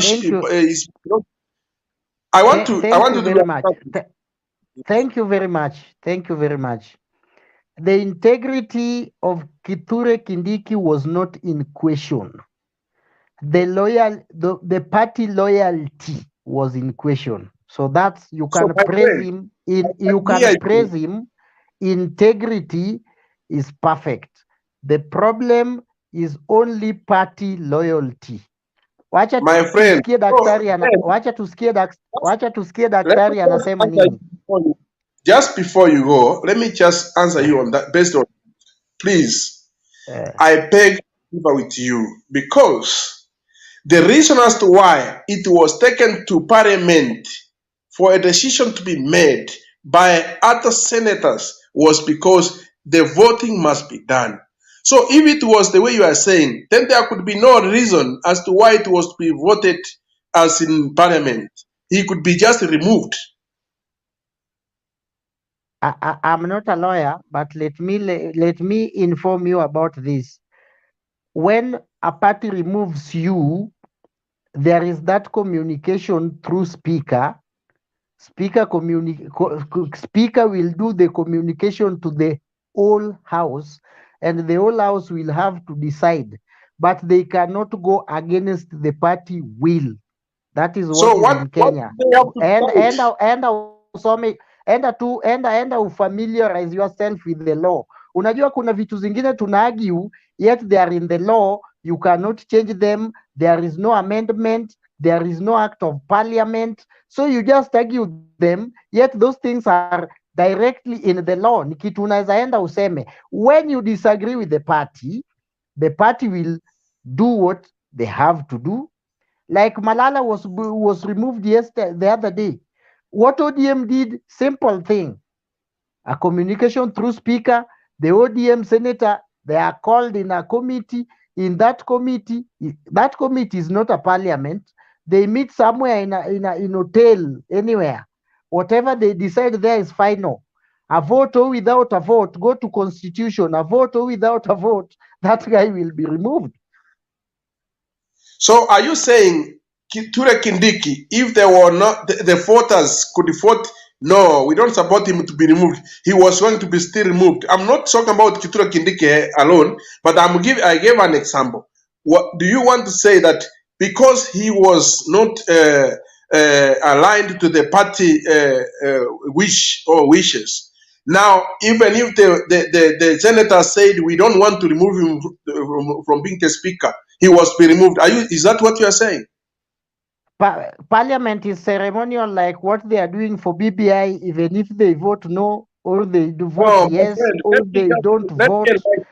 In that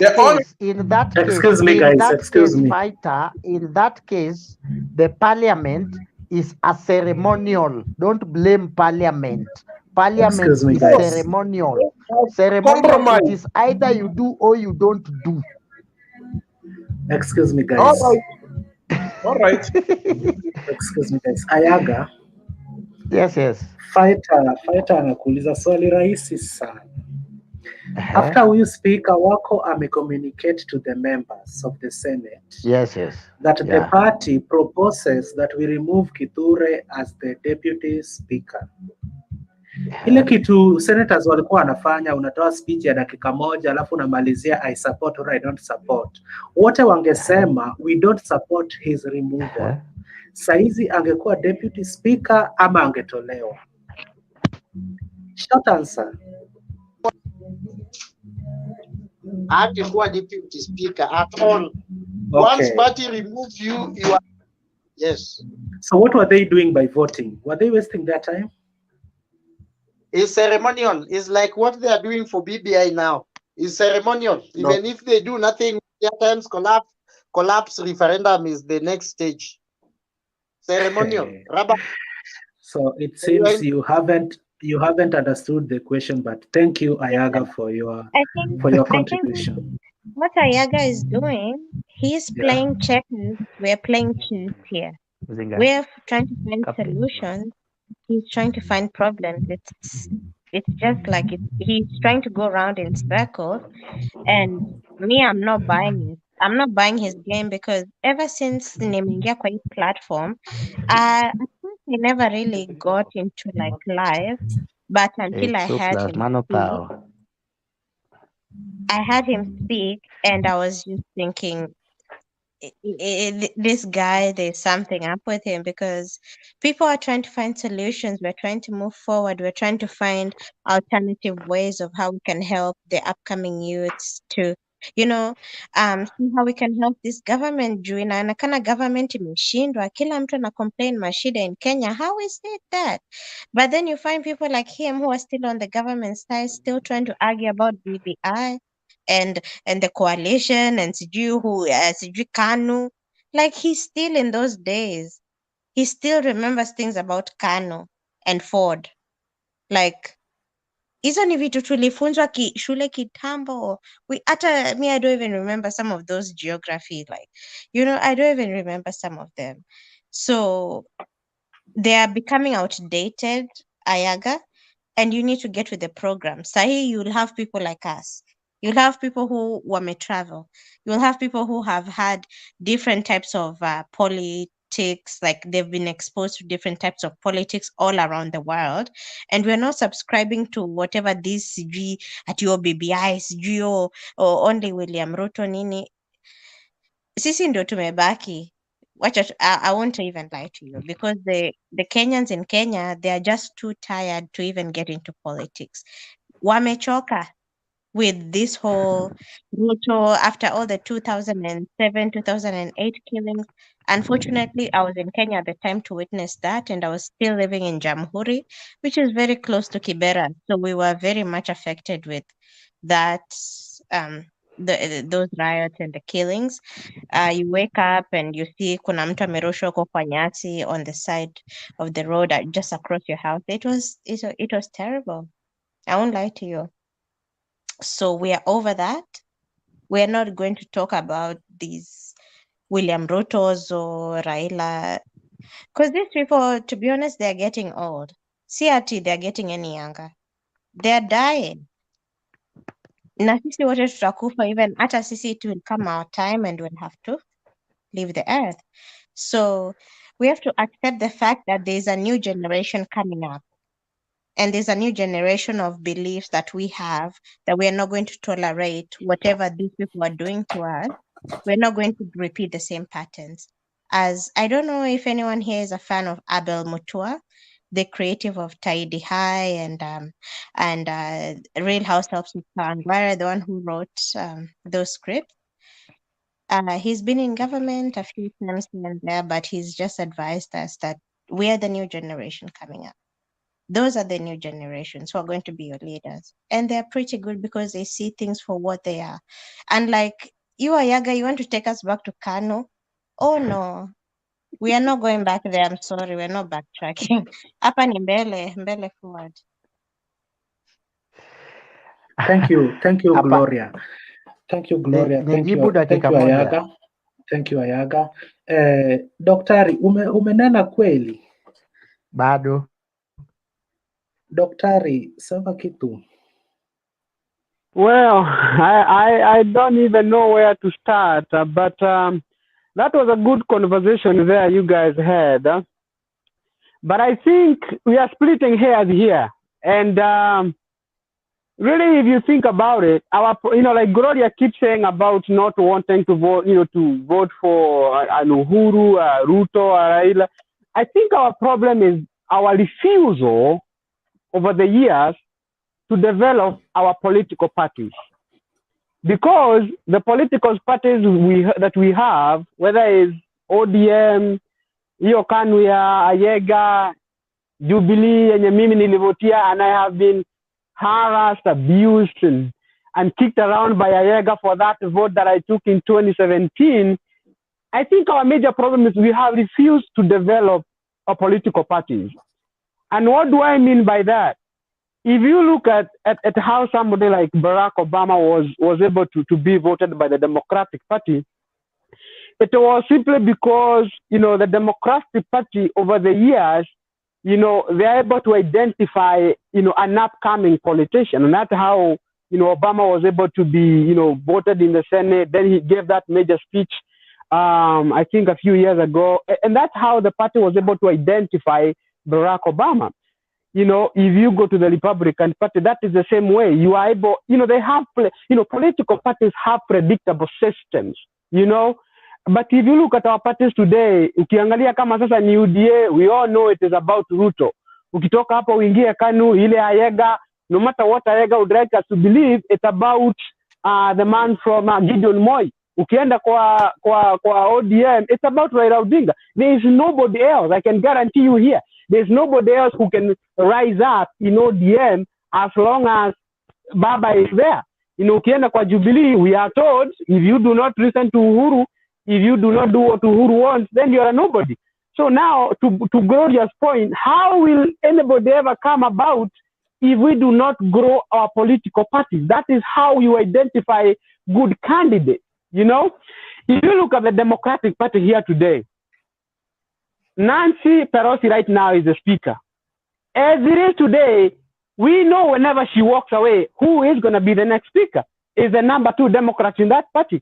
Ukiangalia kwa Republican Party right now, they will not identify their speaker come 2024 or whenever. We know Kevin McCarthy, who has been liking in ranks, will become the next speaker. You know, behind Kevin McCarthy is Steve Salki. Behind him, it's Liz Cheney. So we know how they land. But if you look at our political parties right now, we do not grow people, we do not identify. So it's all about, Professor Gloria anasema, you know, she doesn't feel like she can vote for any of those. But those are the people that are there because simply we do not have political parties. We have not grown them. And the political parties we have right now, they are those individuals. By the way, I don't even know why we go to this land of giving them names. Why shouldn't we call ODM today? Just call it Raila Odinga. Yeah, Jubilee, it Uhuru Kenyatta. Because that's really what it is. And I personally, from where I sit, unless we grow our political parties, unless we develop systems in our political parties, unless we have accountabilities in those political parties, then we are going nowhere and we are doomed as a country. And that's what I would say for now. Back to you, Clinton.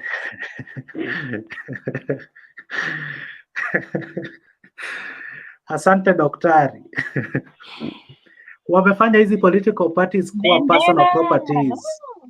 So hakuna haja tuziite ODM, Jubilee, UDA. Tuseme tu tuko na Raila kama party, Uhuru party na Ruto party. Chama ni KANU. The only chama watu wana Uhuru Kenyatta ametoka hapo, Kibaki ametoka hapo, Raila ametoka hapo, only KANU.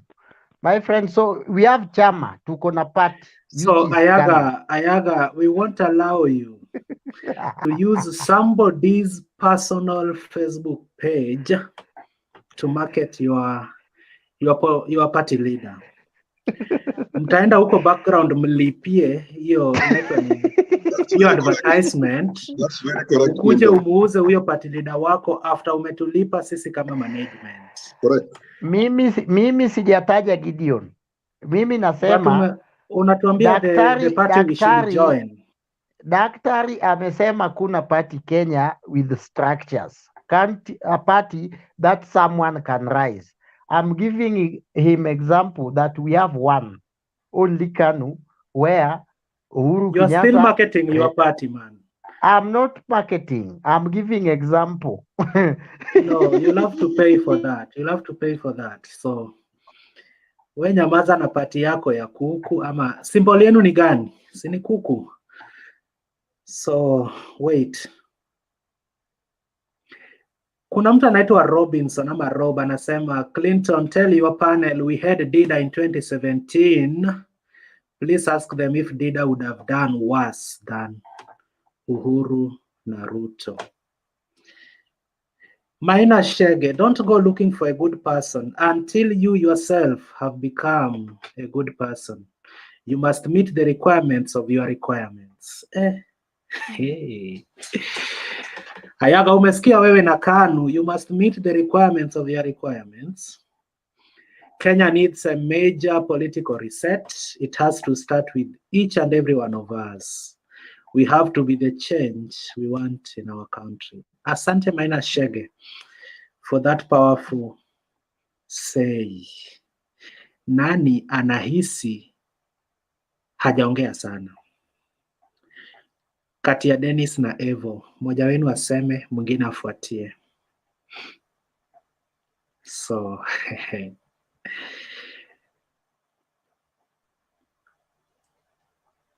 Evo, can I pick it and then you sum up?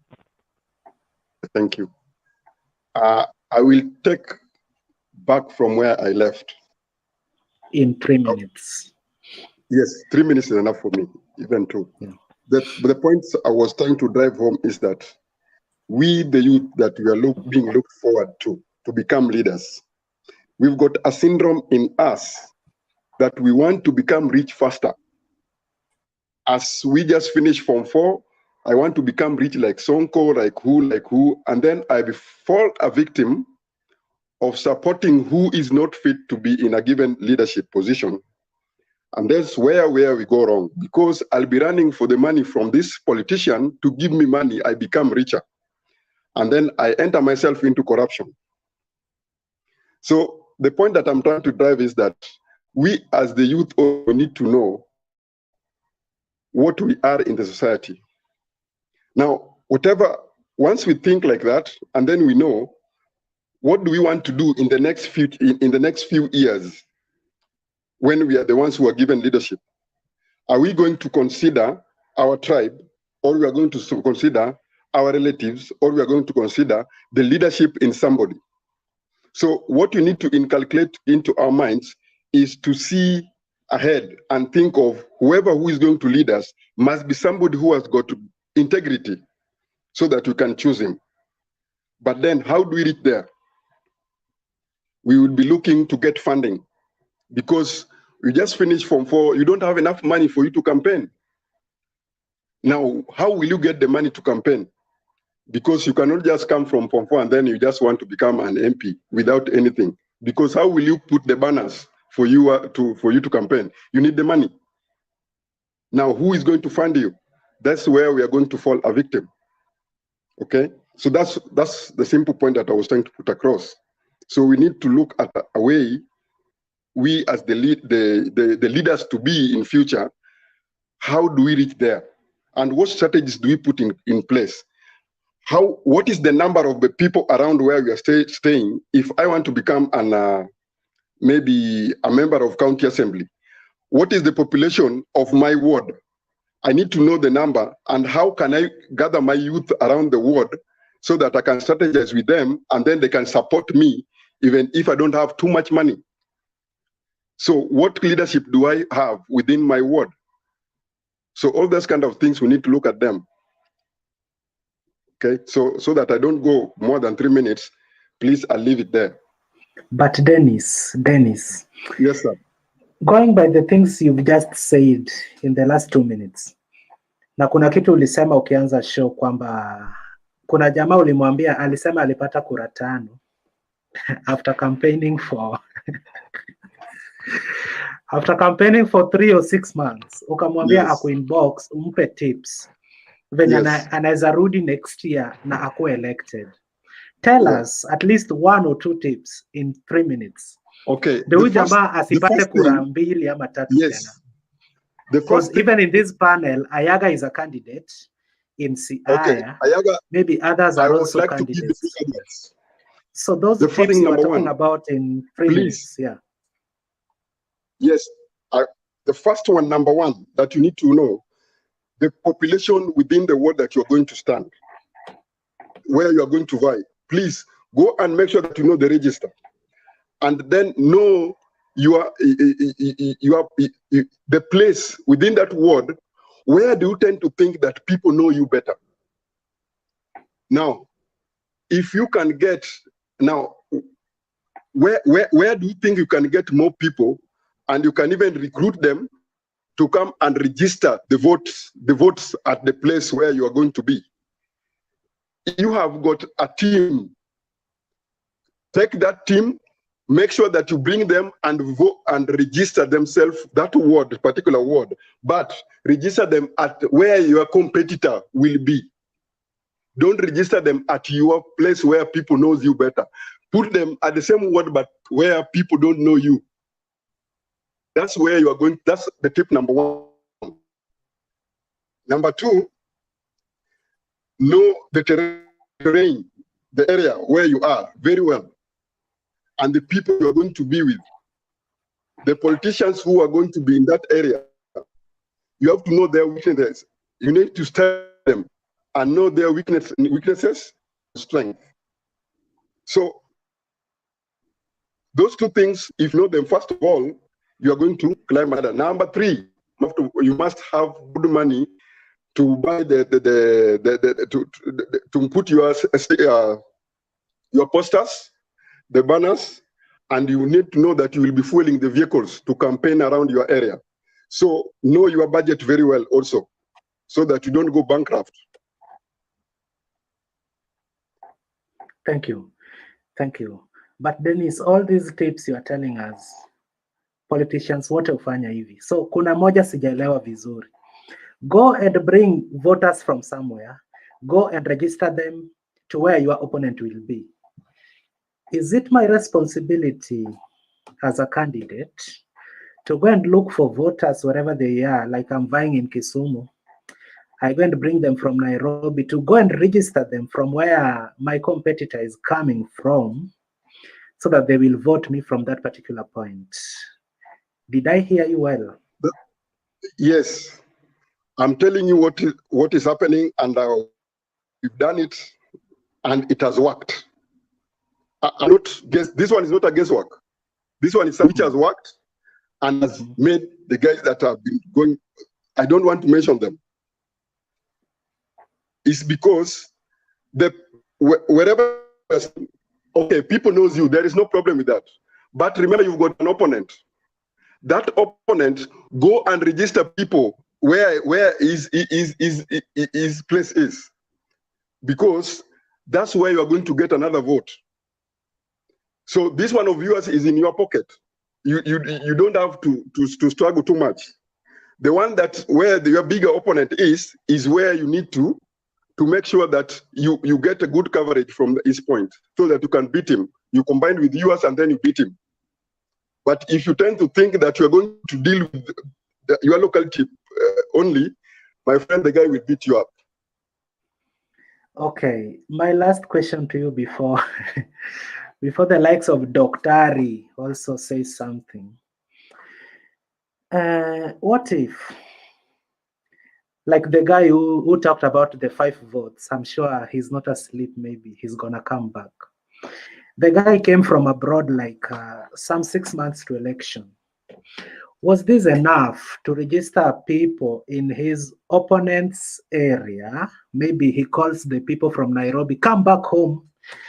In 6 months time we'll be voting. I have to register you where my opponent comes from. Alafu kuna kitu pia wanasemaga, my vote, my secret. Kura yangu, siri yangu. I can decide to register like 10,000 people from where you, my opponent, comes from. And I use all my resources to do this. Then comes the D-Day, they decide it is you. Nitaenda kulilia nani? Wapi? Sangapi? Well, let me tell you, when you do this, you must be very much tactical. You don't take, let's assume, for example, I don't know, where are you now? As we speak, where are you now? Kisumu. Okay, now in Kisumu, there's a place known as Kondele. Now, let's assume the bag area, the Kondele. You want to vie for an MCA in that locality. An opponent also is within the area, let's say in Manyata. Now, the people in that area where you are now, they know you very well and they like you. But the people in another place, let's say in Manyata area, they don't like you because they like another opponent. Now, what you need to do, you need to go to somewhere else, which is not the same place. Get more vote people. Remember, 6 months before election, they will close the register. you have to know the register will be closed. So before they close the register, you pick people from a different area altogether. The young tax, those young tax, because I've told you that we are a victim, being the youth, we don't have the money. From Form 4, we just got the ID and we need the money. We've never voted. So you pick them because once the register has been closed, that's it. They are fresh. Come and register them, be with them, and always make sure that you be with them. You give them the banners during the time of campaign. They are the ones who are supposed to campaign for you in these areas. So during that time, when they come back, they know the terrain of that area. They will give you the vote. And remember, you don't just go and then you leave them. You continue conversing with them, collaborate with them, be in good, synchronize with them. They'll give you the vote. Dennis, huo ni wizi bana. Mutebei, chukua karatasi na kalamu. There's some information for Baba here. Hiyo ni wizi bana. Take notes for Baba, Mutebei. Take some notes for Baba. No, order guys. Dennis is a strategist. I'm strategizing for you. Hey. Yes, I'm giving you a strategy. Exactly, hivyo Dennis anasema ndio Babu Owino alifanya pale University of Nairobi akawapeleka huko. But that is hiyo si kuchaguliwa na wale watu wanakupenda, ni ukora. Mutebei, you must take notes for Baba. This is for Baba. Politics.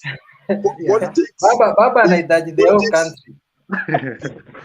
You see, politics is not easy. Even in college, we used to do these things in college. Not necessarily people who are actually the students who are voting, my friend. Politics so, like for you Dennis, to win. Dennis, yes. Excuse me. Answer this question as you make your point. Hawa voters tutawatoa wapi? Mimi nimekuambia niko Kisumu, nataka kura ya Kisumu Central. Wakaaji wa Kisumu Central wako Mombasa, Turkana. Where specifically do I go? Do I go to Nairobi, Turkana? Now you want to get your voters as a strategy. Anasema uende Oginga University chukua student and graduate. And that's very bad. And that's why I think I'm telling you, Kenya, we are behind a bit. Like tunapenda kujipiga kifua like we are on top digitally, but voting, this is where the students who are in digital marketing and doing all these digital businesses, this is where wanafaa wakuwa wanakulia. But me, I don't know. Me, if I was in that area, that's where I would focus my mind on. Because now you can be able to make a digital platform where people sisi, people didn't have to force us to vote because so many people refuse to vote. So the government tells you if you don't vote, you pay a $50 fine. So they tell you we can either send it to your mail, kwa mailbox yako ya nyumbani, kwa letter, or you can do it online. Create an email portal online, and they have a government website where it registers everything, whether it comes to where you get your tax, your salary, your pesa yako ya kuzeeka, everything is there now. Wame categorize. So you see, these are things that people in digital market, these people in IT digital platforms, what do they do with their studies? I'm like, wanafunzwanga nini? Utawapata kwa barabara wakitafuta job. My God, you need to sit at home. You have a computer, you have internet.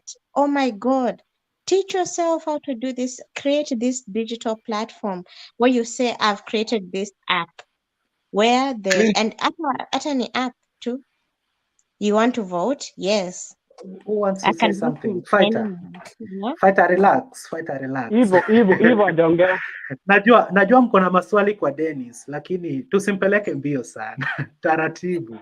Dennis is a strategist. Yeah, wa kisiasa. Mimi niko sawa. So, let me say this first. Because alifeli mara mbili. So how can he win? Thank you, Dennis. If he wants to win, he has to be a politician.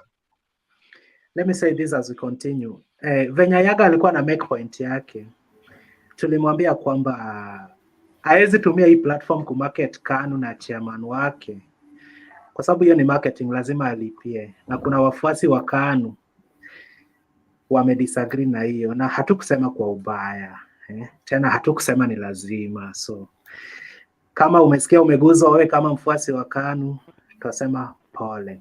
And then lastly guys, naweza sema nimeshukuru. Acha wajimarket, achana nao. Yeah. So lastly naweza nikasema nimeshukuru sana kwa kuwa nanyi for those 4 hours 5 minutes and counting. Na it was nice debating with you guys. So kama ungependa kujoin WhatsApp group ya hii group, andika namba yako kwa private chats and within 5 minutes utakuwa ndani. So meanwhile, thank you very much. I have to quit na Mutembei. Yes. Tumekuwa vizuri na hope utaendeleza vivyo hivyo. Asanteni sana na Mungu. Ambia Mtembei am the next. Nanyi. Thank Ambia you. Mtembei am the next. So, Mtembei Nelson. Nelson hapo. Acha tuanze na Nelson. Thank you. Clinton, before you go, how are you? I'm good. Good, thank you, bro.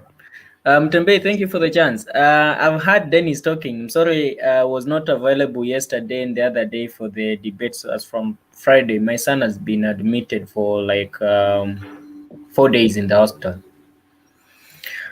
I've heard Dennis talking as a strategist in politics. And Dennis, you're a strategist and I'm a PR professional. I thrill in public relations, and you know what public relations really do mean as far as political strategies are concerned. I've heard you talking about registering voters from a different area of segment and bringing them to an area of which you purportedly or rather think or feel that you would not get votes and your opponent would maybe beat you so that at least you match. Well, personally, I'm a candidate come 2022 for our ward. Well, whatever thing you are talking about and you are giving us as strategies, allow me to remind you, my brother, that they rarely work in several areas. Why? Because they're all ideas that are everywhere and everyone is putting them in place. The same way you think that your opponent is not doing it is the same way your opponent thinks you're not doing it. So he does it and you does it. So who outmatches the other? That is the game here. I remember there was a by-election in my neighboring ward. I come from UHURU constituency, Migori County, and to be specific, North Kanyamkago ward. And so there was a by-election in Central Kanyamkago. My former boss and the first immediate boss in Nairobi, and the only one who has ever employed me in Nairobi, was vying. And we never ended our relationship in bad blood. So he called me and he asked me what I think he can do. So this is a guy who has employed almost more than 1,000 youths from our home backyard. So I told him, you know, you have guys here in Nairobi, you have almost 1,000 votes. Have these guys registered back at home, notwithstanding their areas of voting. He did this. I think this is one of the strategies that you're talking about. So I just wanted to give you a practical example of how futile it can be and how it can also be, you know, of help. So yes, the guy facilitated these boys to go back home and register as voters. Remember, there are two different things. There is the act of registering as a voter, and there is another act of actually going to vote. By mere fact that you have just facilitated some few guys 1,000 or 2,000 or 3,000 to go and register as voters in your favor does not really or literally or even foretell that these guys will go ahead and vote for you in your favor. As I said, I haven't said it, but as we all know, voting is secretive. And actually, for your information, the only positions that are normally voted in this our country are the lower positions, but then the top positions, which are the executive ones, those are discussed and decided above board. That's why you hear some other wings crying, oh, system, deep state, nini. Those are decided above board. In fact, even the inputs of our mother, you know, imperialists, the people who, you know, really put us under some stress and pressure for a very long time and gave us our independence are also involved, because they're the people who run this country for a fact. We can't run away from that. So just saying that you take voters from another segment, come register them, and then you will have voters, and then you will match your opponent, and your opponent will not know. Remember, what you think your opponent will not know is the same thing that your opponent thinks you will not know. So when you do it in pretext so that they don't know, they also doing it in pretext that you don't know. So it's all about who outdoes the other. I also heard you mentioning something to do with putting up banners, fueling the cars, having a regular campaign. Let me tell you something. Yes, that's a fact. But let me tell you something. My current MP decided to go and vie exactly 2 months to the 1 month to the nomination of ODM. He won by a landslide. It was an announcement that he made in church. He simply said, I have decided to drop my ambitions for the gubernatorial. I am supporting Governor Okoth Obado, and I am going for the UHURU constituency's parliamentary seat. 1 month, you tell me, Mutembei, you are a good man in terms of political experience. You tell me 1 month, can you really circulate within a whole constituency with 91 polling stations? No. What works well here is this.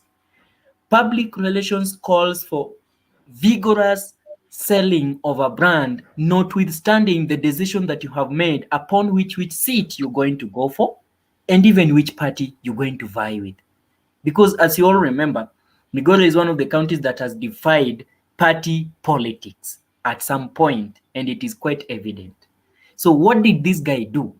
He first of all he made a brand, political brand, a brand that people could consolidate with, relate with, work with, and go along with. And so once he had made a brand, people identified themselves with him. Notwithstanding what time he was going to make a decision, people were yearning for his ultimate decision. So he did not even need to go and run and campaign and all that kind of stuff. Where did he campaign, and at what point of time did he campaign? After the nomination, and now guys were now going for the general election.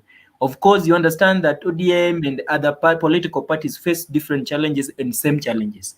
One of them being, oh, I have been rigged. Oh, no. So some people who seemed to have been formidable candidates went out and came back with a private candidates. You came back as private candidates, and some came back with other parties, which were alienated to ODM as at that point of time under NASA. So this guy now had to go around the constituency, assuring them that he did not steal. It is the people who has given him the mandate. And so if at all the leadership is bestowed upon him, he will go and lead everyone.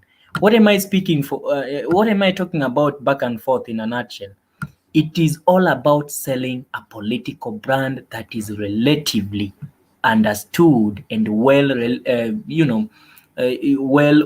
symbiotic so far as policies are concerned. We all know policies of this country in political nature are blue bands. So it's all a matter of how well do you blend your blue band on your bread, and how perfectly and how timely do you sell it to other people.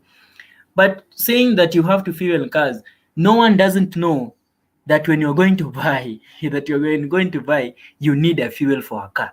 No one doesn't know. Hata mimi bado sina gari Nairobi, lakini already nishajua come 2022, even if it will mean calling Mutembei to give me his Volkswagen, even if it will mean calling another person to give me his pickup, I will need at least a car for moving.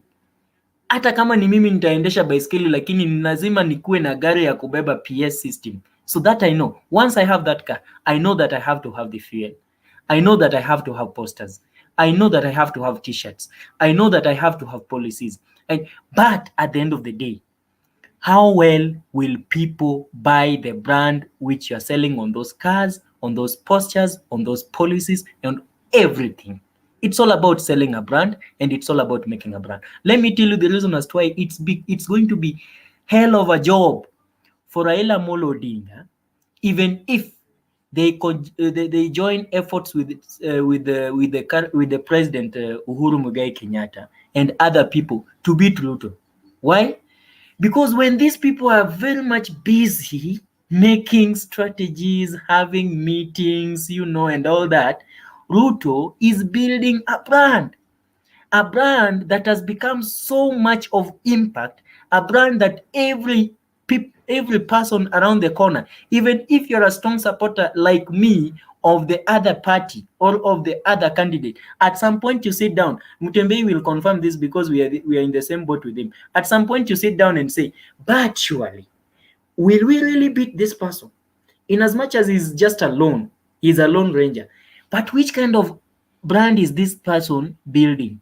It's a brand that brings, like, you know, he tends to appear that, you know what, mimi ni kama ile Canaan mliambiwa lakini hamjaiona. I am that Canaan. I welcome all. I stand for all. I speak for everyone. Be it mchochole, be it bwenyenye. That is what a politician needs, building a brand. Nothing else. I rest my case as we go forward. Okay, sawa sawa, twende kwa ENM fighter.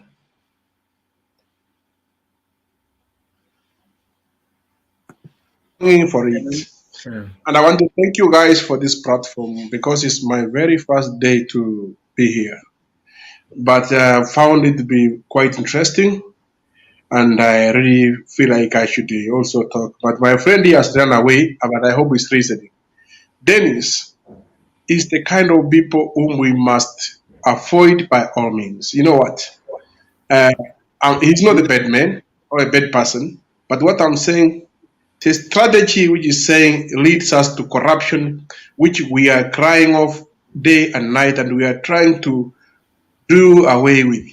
One, when you go and start importing, for example, people from another constituency or county, ward, to bring them to your ward, it means you're going to buy these people and bring them here to vote, to register here.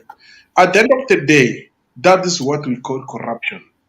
It's all about what you tell, just like Nelson has said, it's all about that what you have done. Some people go to their constituency or wards. They have never done anything to the people. They have never been even there. They don't have anywhere to stand and tell people, see, I am here. Now I'm asking you to send me to want to represent you more because of what you have at least done by yourself. You know, you can do all those things. And there is one thing that people forget, that the constituency or the county, they are looking at the person, you as a person, what have you done individually before we send you to whatever we want us to send you. So the issue of wanting to buy people or strategy of wanting to take people from one constituency or from Nairobi, take them to Nyanza or to Kisii and register them there, it will never work, and it has never worked. So much has been done based on that, but it's really 2% out of 100% which works. And that person whom they work for, he must have done so much more than that. Let me also have a bit of difference before I go to my point with Mr. Nelson. Nelson, I want to tell you the truth. We have been lied to that these positions on the high table there, they are decided. No. In 2002, when RAILA said Kibaki Tosha, people voted and removed the strongest regime ever in our country. They could not decide either way because the votes were voted. And I am standing here to say, in 2007, RAILA won the elections square.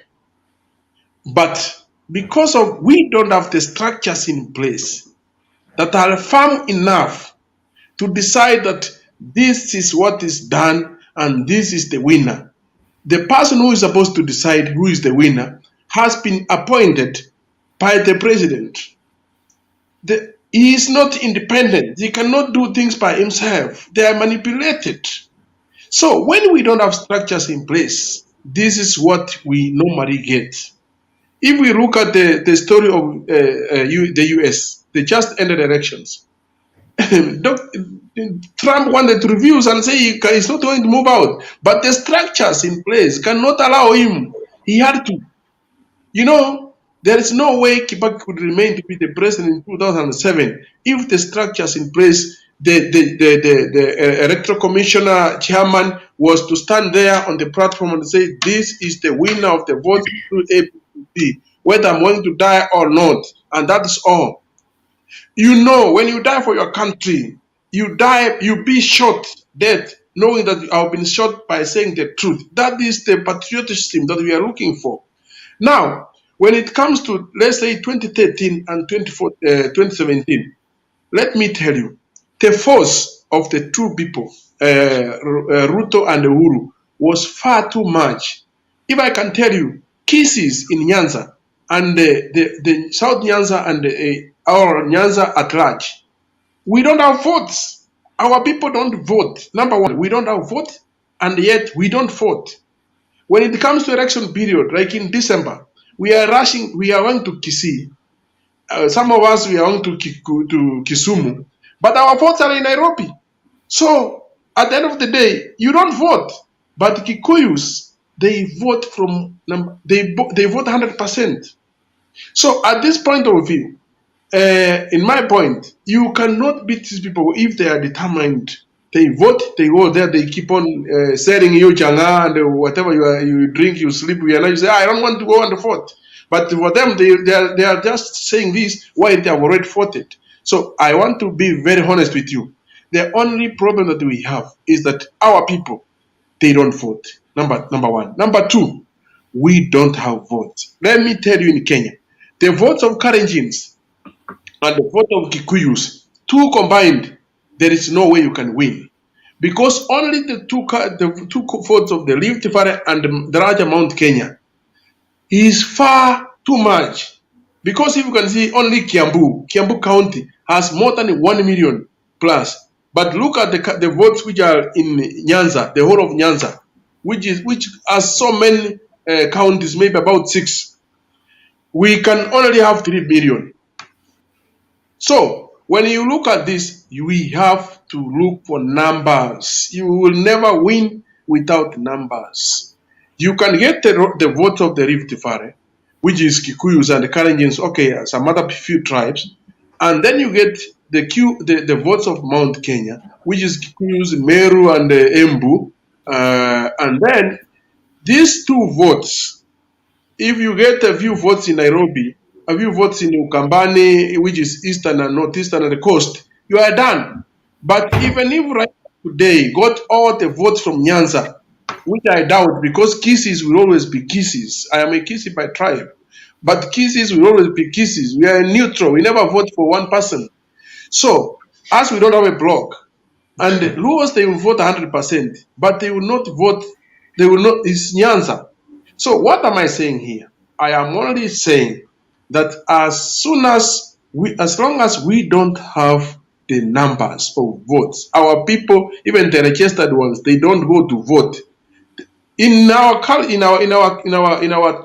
Kisii, I have had an opportunity to be campaigning for one of my friends who is my cousin.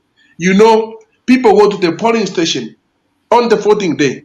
They stand there and they are saying, if there is no one who can pay me from here where I am, I'm not going to vote until they are paid. Just imagine that kind of behavior. Even when there is being done registration, people are saying, have I eaten someone's money? I'm not going to vote unless someone takes me out of this place to and register. And that's it. So unless we change. So if I can say it now, the only way forward for us is to forget and say, let us elect leaders based on their merit.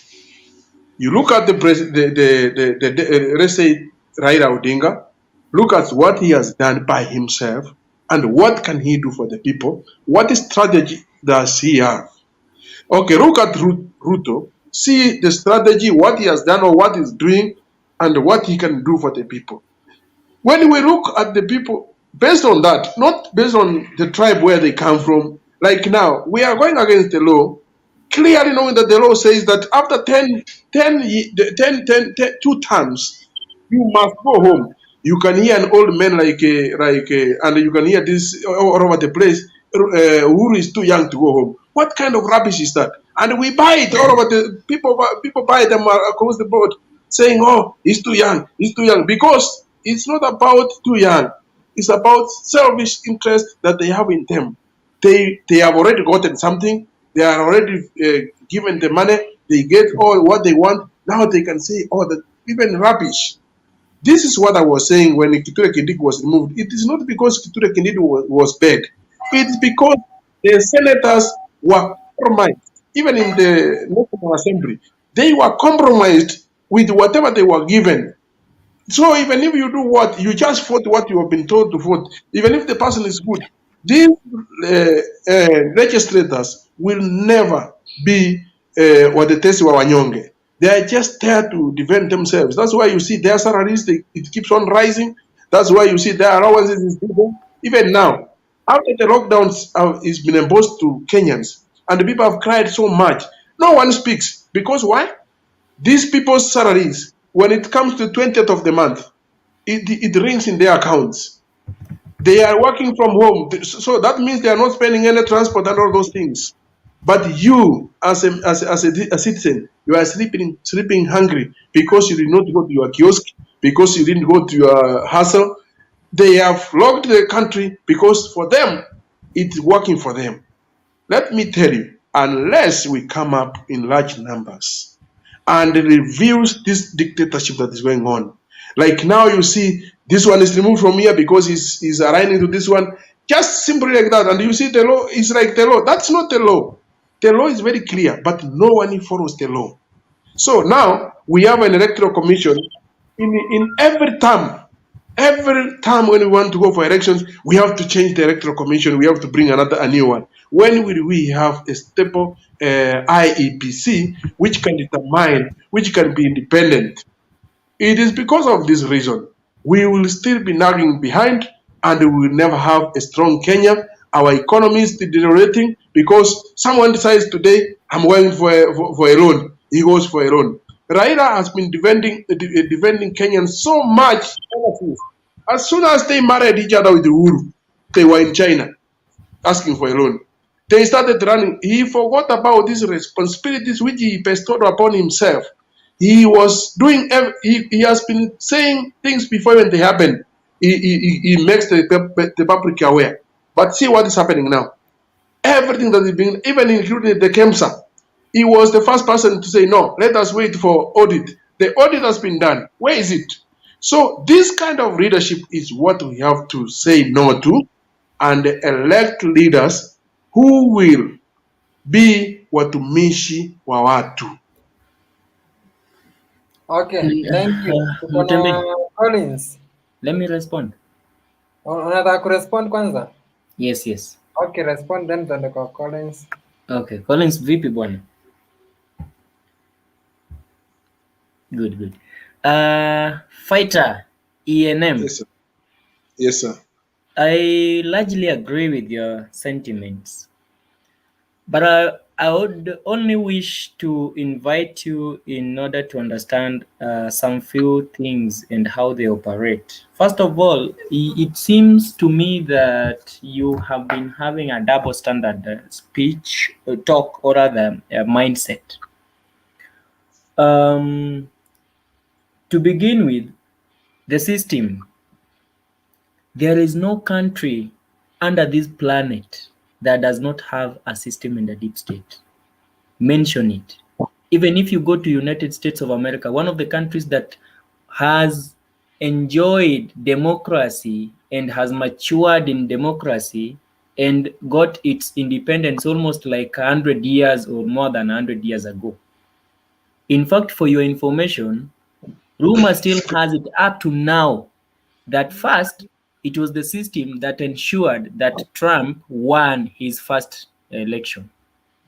And simply because Bill Clinton, Bill Clinton or who Clinton? Hillary. The lady, Clinton the lady, was the Hillary only, Clinton. yes, Hillary Clinton was the only formidable candidate to become the United States of America's president. And the United States of America's deep state plus the system could not allow a woman to be the president of USA. So my brother, when I say that the system and the deep state, it's not like I have decided to sit down and watch. Now you mentioned something like 2002, the formidable coalition that was there and voted Moi out and his regime. You're forgetting one thing, that this country, as we speak, if we leave the Indians and the Oreas who are now coming up very much strongly and faster, so far as economy management and ruling is concerned of our country today, if we leave them out and the Chinese government giving us loans left, right, center, if we leave them out, the economy of this country is run by none other than our brothers from the central Kenya. When Raila said Kibaki Tosha, all of them were safe because they knew the person who is going to take over is one of them.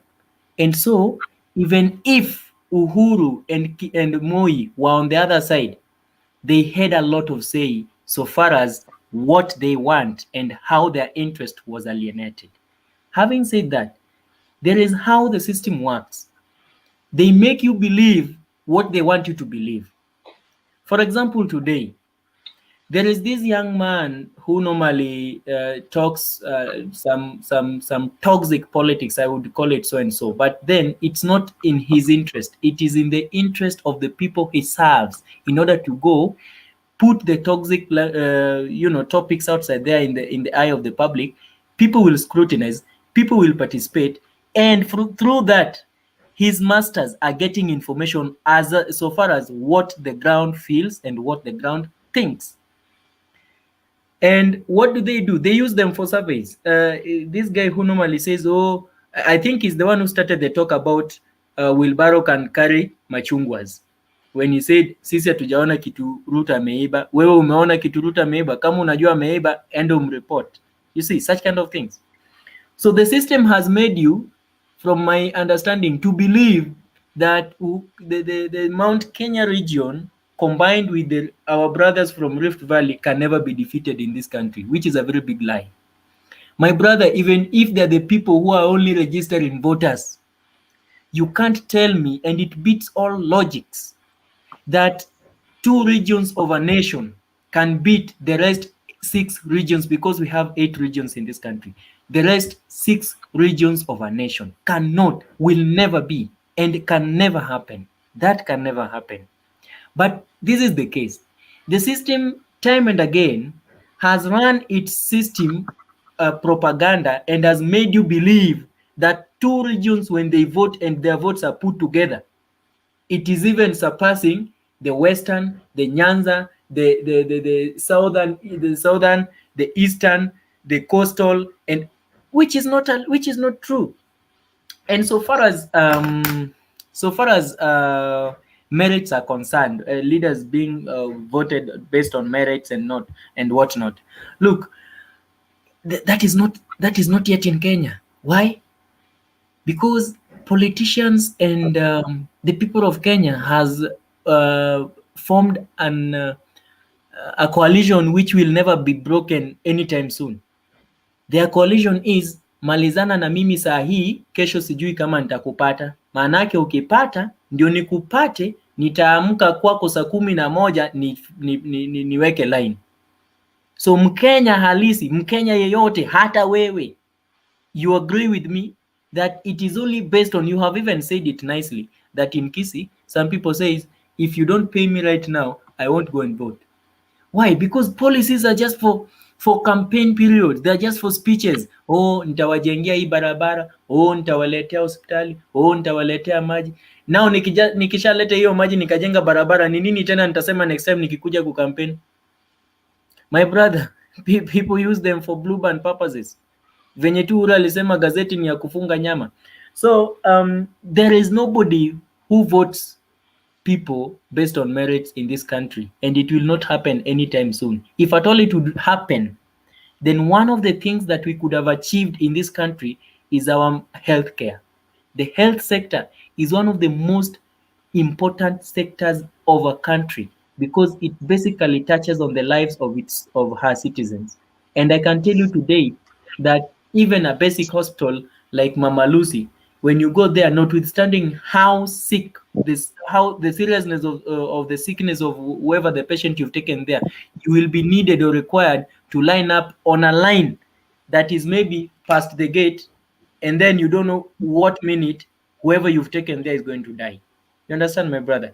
So merits, we are still not yet there as Kenyans, though this is one of the platforms we should be using to foster that, in order so that we can learn and put it in place that, you know what, guys, enough is enough. 50 bob, 200 bob, 500,000, 500 shillings, and even killing each other will not help. Let us look at merits, and let us now start voting the young leaders. And I'm even thrilled, I'm happy to hear that when Keweli comes, Keweli says he's going to be to vie as a senator. Ayaga says he's going to vie as an MCA. Collins will say he's coming back for the Nyando or which seat, Rarieda seat, as an MP. Somebody else will also say he's beat. I have also said actually that I'm going for this North Kanyamkago ward position. You see, those are the kind of talks that we need to have. And Uhuru is too young. You see, as I said earlier, that how the system operates and how the propagandas are being sold. You see, it has gotten into you. Why? Because they talk about it repeatedly. Why? And you felt like it is now sinking and it is something that they can even act on. That is how they sell their agenda. They ensure that it gets into some other people, it becomes a topic, people talks about it, and then they evaluate. Okay? So don't even, my brother, don't even bother. When you say voting patterns, you can't tell me that, honestly speaking, just debunk that. It is only that you've been made to believe. Allow any other person can tell me. Sorry? If you won't back on the basis of voting. You know, we can run around, but this is what has been killing us, my brother. You can agree, you can disagree, but this is the truth. Just tell me, it's not about how many counties do you, or how many provinces do we have in Kenya. It's about how many votes comes from Mount Kenya, which is Central Province. How many votes comes from the Rift Valley? Having saying that, listen 1 minute, just a minute, please. Having said that, if we can get like the two provinces has about almost 8 million votes, do you want to say, and these people, they are determined to vote, do you want to say the person whom they have now voted for cannot get votes from Nyanza? He cannot get from Rift Valley, from Nairobi? He cannot get, he will definitely get some votes from these other places, even if it's not like a block. So what I was saying is that the block, the votes like a block, like for example, in Central Province, we have about if it's not 10, is 11 counties. Central. Rift Valley, we might be having about 15 counties. So when you say all these things, let us also look on the facts on the ground as numbers. I am not saying that they will rule when there are only two provinces, but you must not forget about numbers. That one don't. And this is why we have been saying, oh, we have been leaked out, we have been leaked, but the truth is the numbers could not get there. I'm telling you, you can agree with me or you can disagree, but the truth is, ENM fighter numbers gani unasema? How many numbers are there kwa other counties isipokuwa Central na? All right. Let me just give you a rough estimate of the number, just quickly in 1 minute. In Central Province, the last time they voted, there was about 3.5 million. In Rift Valley, the last time we voted, it was about plus or less 60 million. In Nyanza, the last time we voted, it was about 3 million. Nyanza, you are combining Kisis and Luos. In Western, the last time we voted, it was about 2 point. Eastern, about 2. You know, I cannot. No, I can. you see tunataka kujua because unasema eti Rift Valley plus nini peke yake they can never be defeated. That is a lie. I am not saying. Sorry guys. I am not saying Rift Valley and the Central Pekeyake can rule Kenya. I'm only saying the block that you are coming, that these two regions have. If you can get those 2 votes, you are easily going to pass because you can as well get some votes from elsewhere. I'm not saying that they can only get the votes from that place and that's all, but there is a very big margin. If you can count on the issue of now, sorry guys, please forgive me and give me just a chance. If we can count on the issue of let's say counties, we need 25 counties to more than 25 counties. Just imagine the Rift Valley, for example, where RUTO comes from. We have 15 counties, and these 15 counties, he is less assured that he must get more than 25%. So for that matter, he would have gotten these 15 counties already. But let's see. Stop lying, bana. Nakuru is there. Kajiado is in Narok is. You know, stop talking the propaganda. Just be talking the fact. What I'm saying, Mr. Mutembe, is you know what you need from the county is only 25%. You cannot tell me that in the counties that are in the Rift Valley, RUTO cannot get 25%. You cannot. And so do Raila. Yeah? Na Raila pia hawezi kwa 25 hapo. I am trying to look from the block where you are coming from. Raila, he cannot fail to get more than 25% from Nyanza, all the constituency, all the counties. Yeah, not Nyanza, even Rift Valley. No, we are just coming. We want to see where the problem comes from. Where you come from first, you have to get that block from where you come from. I am telling you, and this is why when it comes to elections, we keep on saying, "Oh, it has been leaked," but the truth is there was no leak. Hiyo ni kitu hata imeproviwa kotini. Kwani what else do you wait for? So why are you living in a lie? No, reason, my brother. If it has been taken to court, for example, your argument is based in kama wale watu unaona wale wazee unaenda unapata sokoni hapo kwenu hapo ka village. Okay. Sorry for maybe you think like that, but the truth will prevail. And you know what? If people are not going to wake up and face the reality, look at the. What I want you to know is that getting 25% for Raila for 24 counties is very easy. Even RUTO is very easy. But saying it inaweza kosa, that's a big lie. I didn't say by saying that when you look at the block which you come with from home, the block that you come with from where you come from, it has a very big impact on what you are going to get from outside. If, for example, today, RUTO is going to manage to get the Rift Valley vote, let us say, if we can get 70% or 80% of the Rift Valley votes, and get the amount of where he has been staying for a certain amount of votes from the place. No, I said if.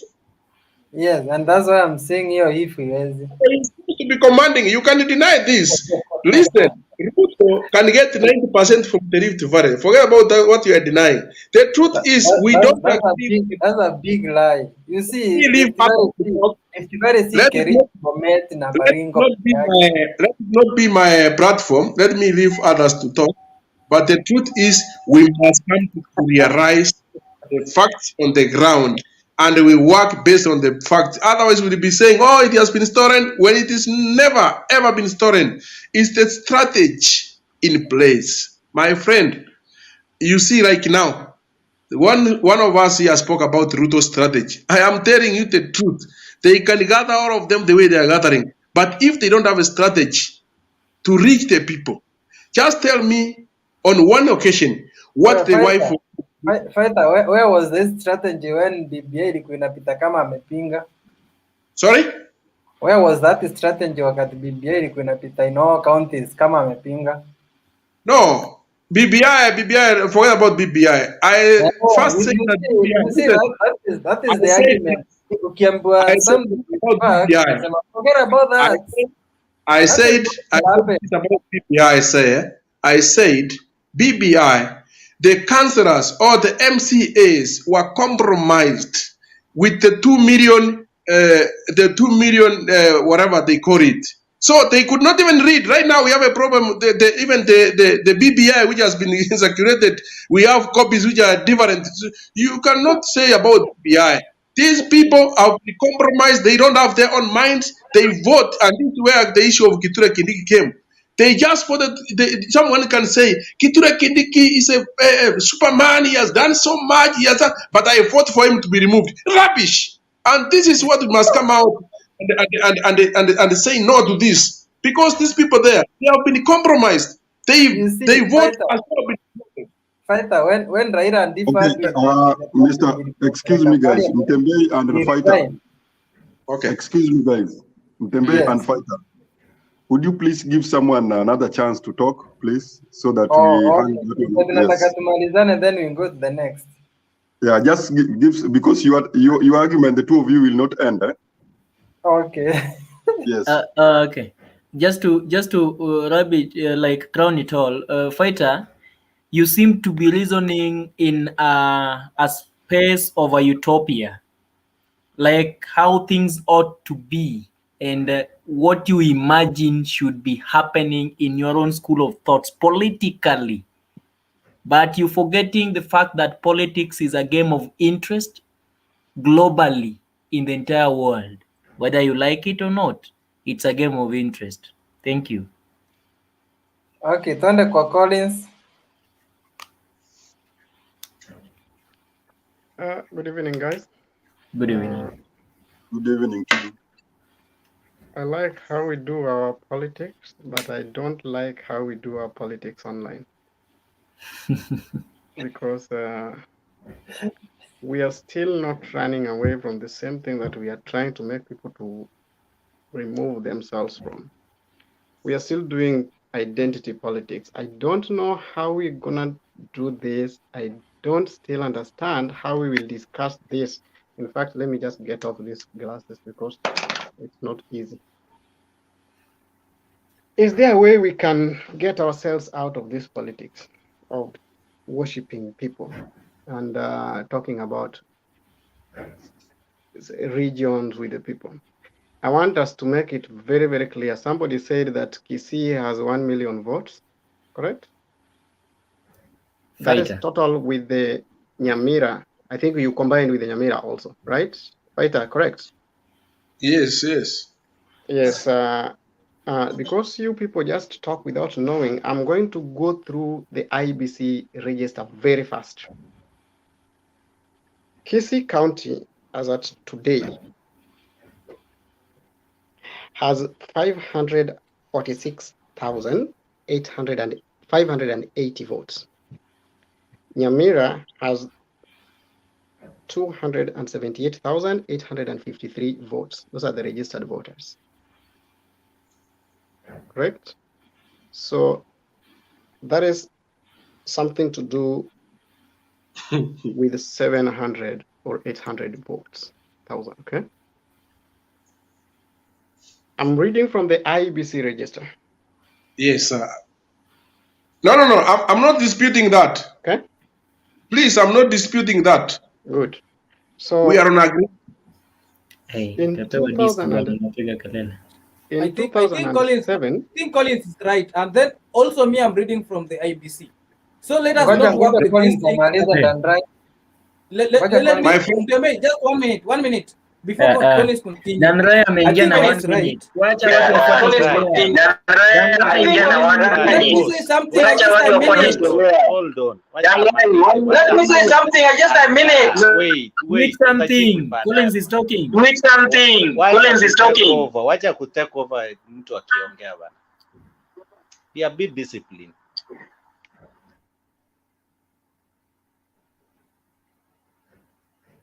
Thank you. In 2007, Kibaki won only Central Province and Eastern Province, only the two provinces, and he became the president. Any other provinces, Raila Odinga got almost 90% of the votes. Why didn't Raila become the president? Raila was leading, and I think I have the votes. I don't have the book as of now. The votes that Raila got in 2007 was 1.3 million ahead of anything that Kibaki got. But Raila became the president. I want to put this on a fact. Whatever people watched on swearing in of Kibaki was a pre-recorded thing. And I want somebody to take me to court for that. I will prove it. Kibaki was sworn in before the election result was announced. Just to give the facts to understand, the votes were declared, and in 23 minutes, Kibaki was being sworn in at State House. 23 minutes. It takes a woman, the least minutes to take bath is 18 minutes. Karua was having different clothes when they were declaring the results and when she was doing the swearing in of Kibaki. So somebody should tell me that 18 minutes to take bath, alisha change mpaka nguo na ameoga na ametoka State House na ametoka KICC na amefika State House. Are we reasoning? So that tells you nothing happened like swearing in of Kibaki. Everything was pre-recorded. It was only played, and only KBC could play it because it was only sent through the NIS, the NSIS. Okay? Today, as we speak, Uhuru Kenyatta and William Ruto can only tell us that they will win, or Ruto can win election, and that is what Fighter is trying to tell us, that the two provinces are able to produce a president. I want to take you back to 2007. Tharaka Nithi as a constituency gave Kibaki 387,000 votes. 2007, 387,000 votes in 2007. Today, as we speak, Tharaka Nithi as a whole county has 213. Where did they lose the 100,000 votes? Did the 100,000 people die?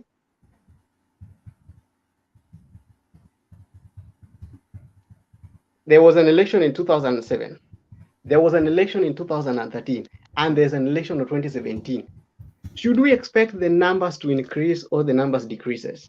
And even if there was a mass killing, did 100,000 people die in 10 years? Then we must be having high death rate in Tharaka Nithi as a county. So when we start discussing politics, we don't discuss the personalities. Let us discuss what's going on. As of today, somebody is right. The Fighter is very right. The people who are saying sijakula pesa ya mtu, and I can't vote because mimi sijapewa pesa. I was a candidate in 2011 when we were doing the National Youth Council election, NYC. Anybody who saw that thing could say it. I came with the idea from Nairobi. I sat my vijana down and I told them why we were campaigning and what we were campaigning for. And every sub-location needed 3 people. I formed a team because by that time is when I got my first job. I was working at some hospital around, not in the same area. So these people campaigned for me for 3 weeks. In the 4th week, because we were given 4 weeks to campaign, in the 4th week, when I came, because I used only to come home over the weekends, they were campaigning for me. The 4th week when I came, I was ranking almost the top. Now we were given the papers to take. These people started campaigning for themselves 2 weeks to the election, and they were all now contesting. How did they defeat me? They defeated me. And imagine they campaigned with my money and they campaigned for me for a whole 3 weeks.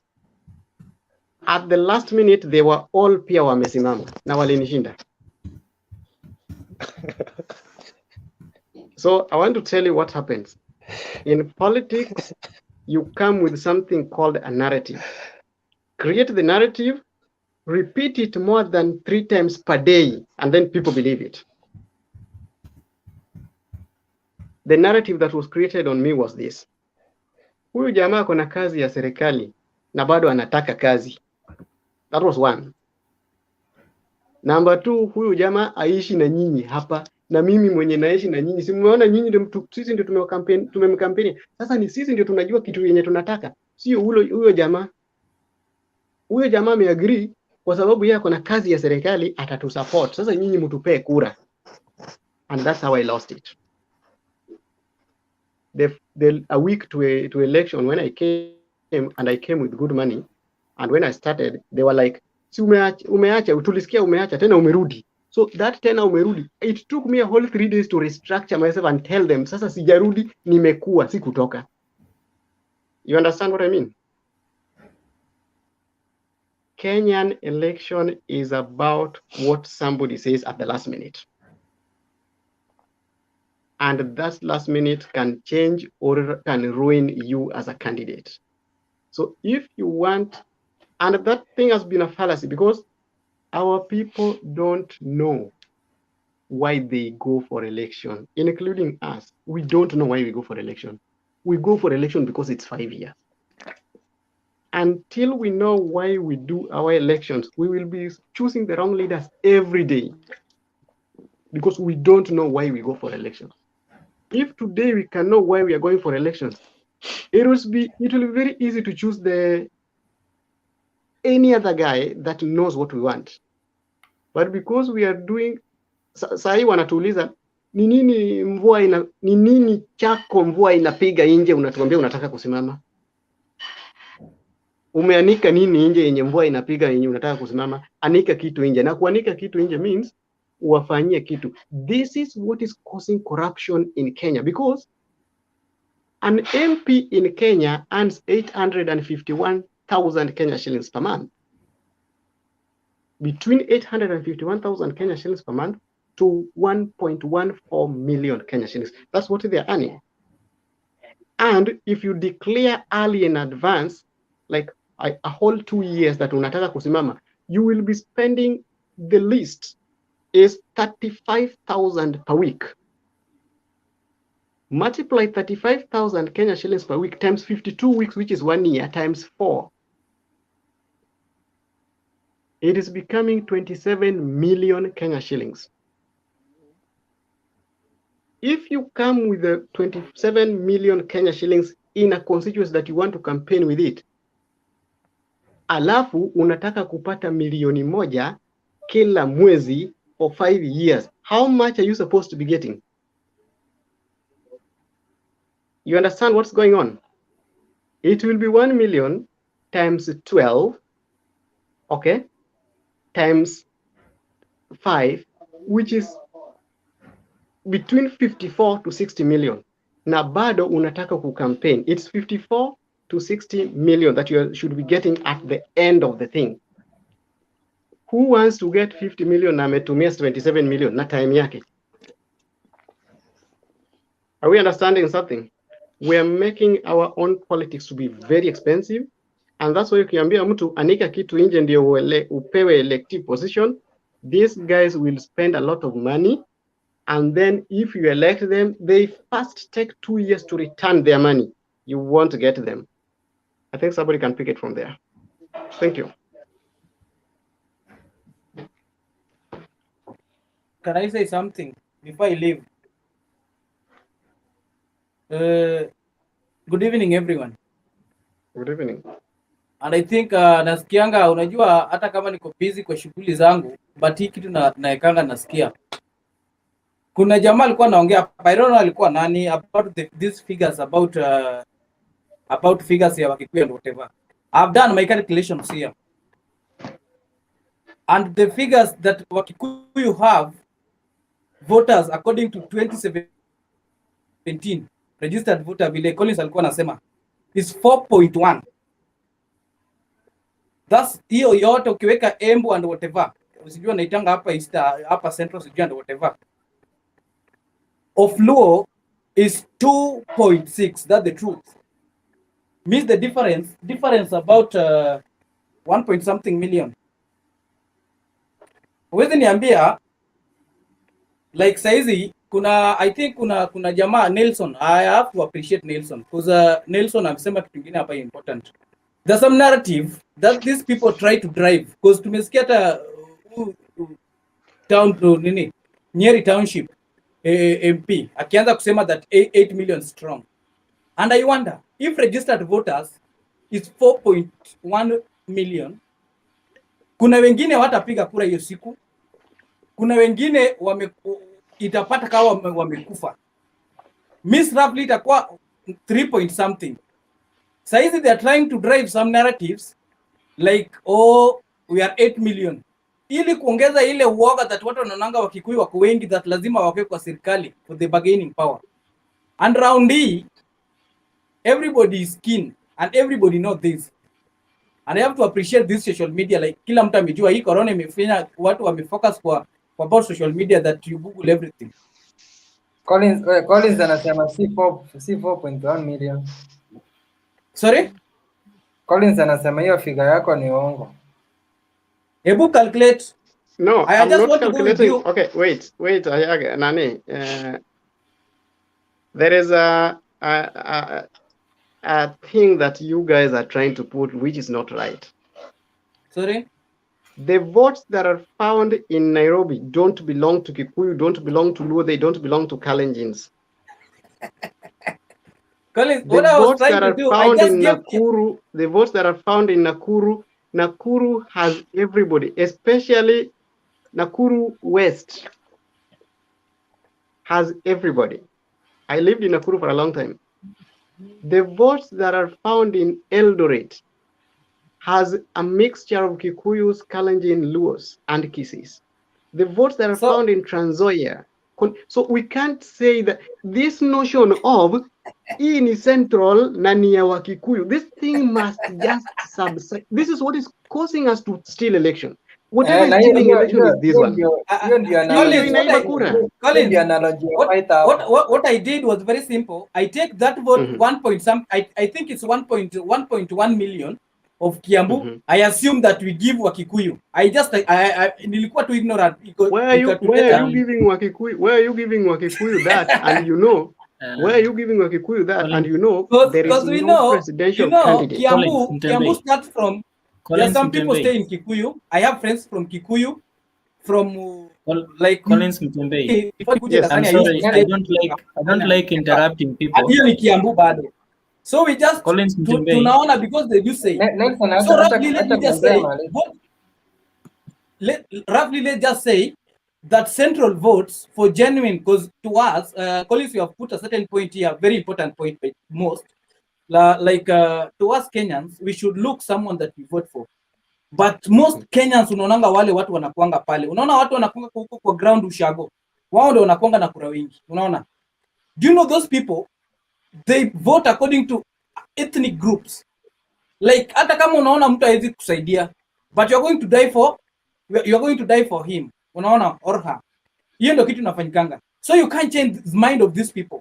And you know politicians, as politicians ndio tunapendaga hiyo kitu, hiyo narrative songe. Kwa sahi Collins, saizi ukienda huko kwa ground uanze kuopen akili za watu like no, you should not vote like the vile mnakonga mna vote. Ati lazima upige tu Mkikuyu ama Mjaluo ama Mluya ama Mkale. These people won't understand you. And even other leaders won't understand you. In fact, wao ndio watakupiga. For you to control these people, 48 laws of power, atakwambia make them believe that you are the best. And how do you make these people to believe that you are the best?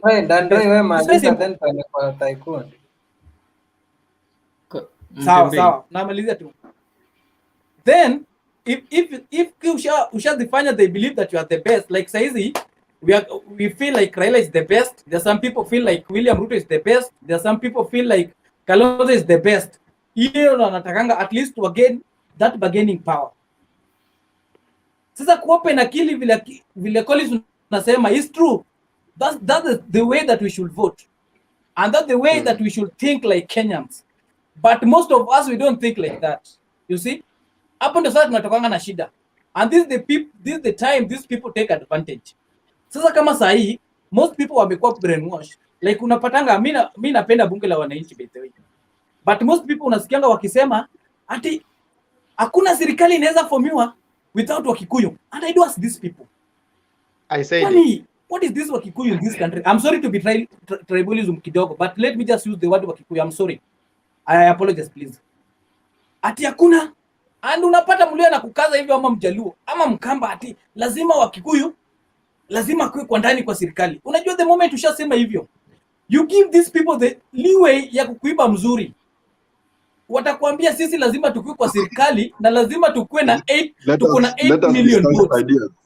My friend, these people hawana hata votes because hata you give sijui Collins nani Nelson alikuwa anapatiana example sijui Collins about the Tharaka Nithi. My friend, sasa hiyo vote tulikuwa naambiwa tumetoka Tharaka Nithi. Zilienda wapi? Can we discuss ideas? They just brainwash us like we are many.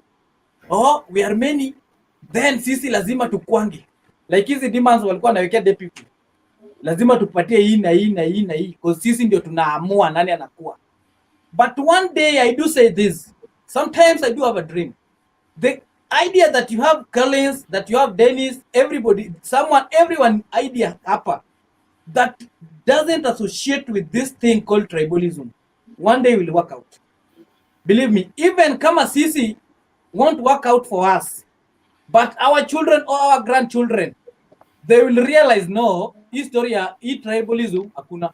And you will get that like Mkale can comfortable elect Mjaluo ama Mswahili ama nani. Unaona?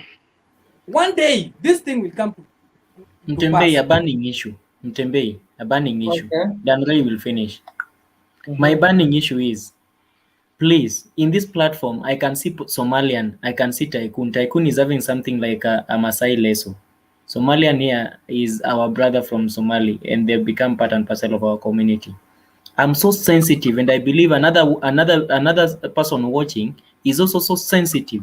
We can either talk about these people or other people in terms of regions other than mentioning Kikuyus, Luos, and the rest. Please, I beg, please, let us not talk about Wakamba, Wakikuyu, Wajaluo. Let's talk of regions. Votes come from Tharaka Nithi. Tharaka Nithi is a region in Mount Kenya or somewhere, not Kikuyus and everything. Please. And again, let's do faster on talks about politics, on personality and regions, and then we talk of ideas that can build us. I think each and every time we suggest if we can talk about things that can build us other than politics that can build other people. Thank you. Nelson takwambia hivi, politics ya Kenya ni personality. Let us stop pretending. There is no way. Unajua vizuri kuna Mukisa Kitui, kuna Bandita. Yes. Why can't you guys vote for them? Kama you see kuna hii pretense, unaona watu wanasema hata hapa kwa comment naona mwingine akisema eti sijui you should discuss ideas. Ideas gani my friend? We are talking about people when you vote. Mtembei. Let's stop pretending. Atuko US. Unajua tuko US we can talk ideas because huko unachaguliwa kulingana na unaambia watu utafanya nini. I get your point. It's about tribalism, it's about galvanize your community towards you. And that's what we should talk for now. I get your point. Addition to that to Collins, I think the other time nilikuwa nasema hapa wakati tulikuwa naambiwa na ule daktari ule ako US, I don't know kama anaitwanga sijui nani wa something called kuna jina hapo, alikuwa anatupatia mawaidha according to vaccine and everything about this vaccine, about the reactions. My friend, hata these Kenyans, nilikwambia these Kenyans, you know what they need. Give them what they need. Because if you don't give them what they need, my friend, utabaki peke yako. Tulikuwa nafundishwa hapa about vaccine na COVID-19. Hata wale ulikuwa unaingia studio saa zile unataka na unatoka saa zile unataka. But leta topic ya Raila na Ruto, my friend, utafinya studio full, studio full. So this Kenya kitu mtembee, that's the truth. But I apologize at first to use the word Wakikuyu and whatever, just to make some people understand. Unajua sometimes if you talk about region, kuna Meru of friend kama Meru wangu ananiambia like sisi si Wakikuyu, don't include in central. Sisi sijui tuko hapa, sijui hapa central, sijui whatever. So if include those people, some Merus, they feel that they are not in part of central. Sasa wanaonanga vibaya.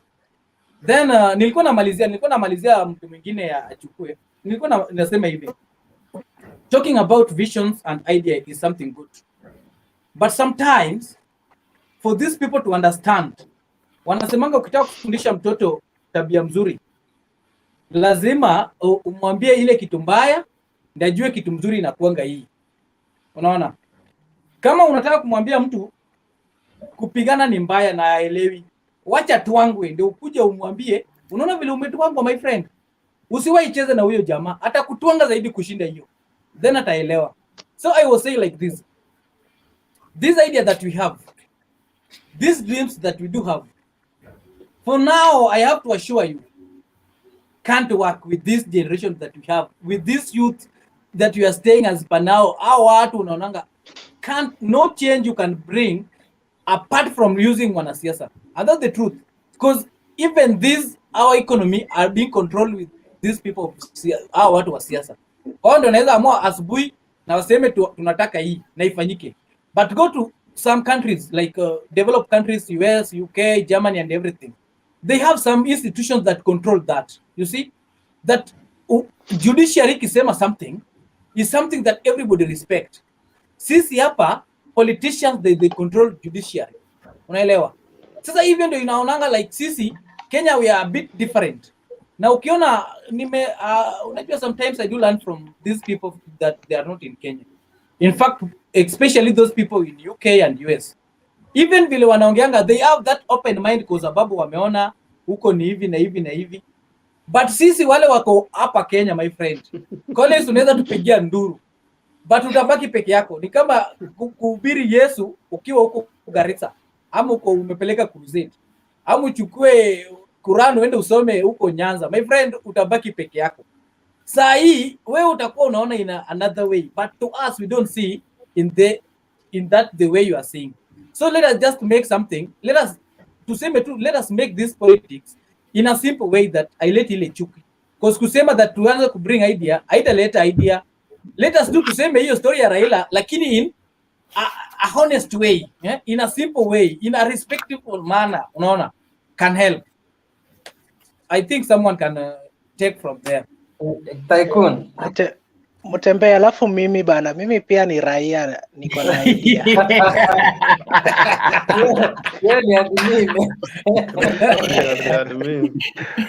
Bana, nimerudi kama raia nitoe maoni na sipewi bana. Nimeona ukiitisha link nikacheka. Bana. Aki Clinton aongee please. Nataka kusikia Clinton akiongea before nitoke. Tycoon, nipe tu dakika moja, hata mimi nimelemewa hapa na usingizi. Nataka kusikia Clinton akiongea before nitoke. So, Mtembei, mimi naweza nikasema hivi. Niliingia Collins akiongea, ikabidi nizime mic yangu nicheke vizuri. So, jamaa anachukua watu, tunawaitaga watu wa mkono, and I think candidates kama Dan Rai should learn from this. You give them all the resources to go and market you. In the process of marketing you, they market themselves as well. Alafu baadaye wanakuja wanakuosha. And I think, Collins, that problem has a solution in this program. We have a political, how do we call Dennis? Was it a political analyst or Dennis, ulikuwa na jina gani bana? Strategist. Strategist. Yes. Yeah, political strategist kama Dennis. Atakuokolea. In fact, uliniambia Collins utaenda kuvai 2022.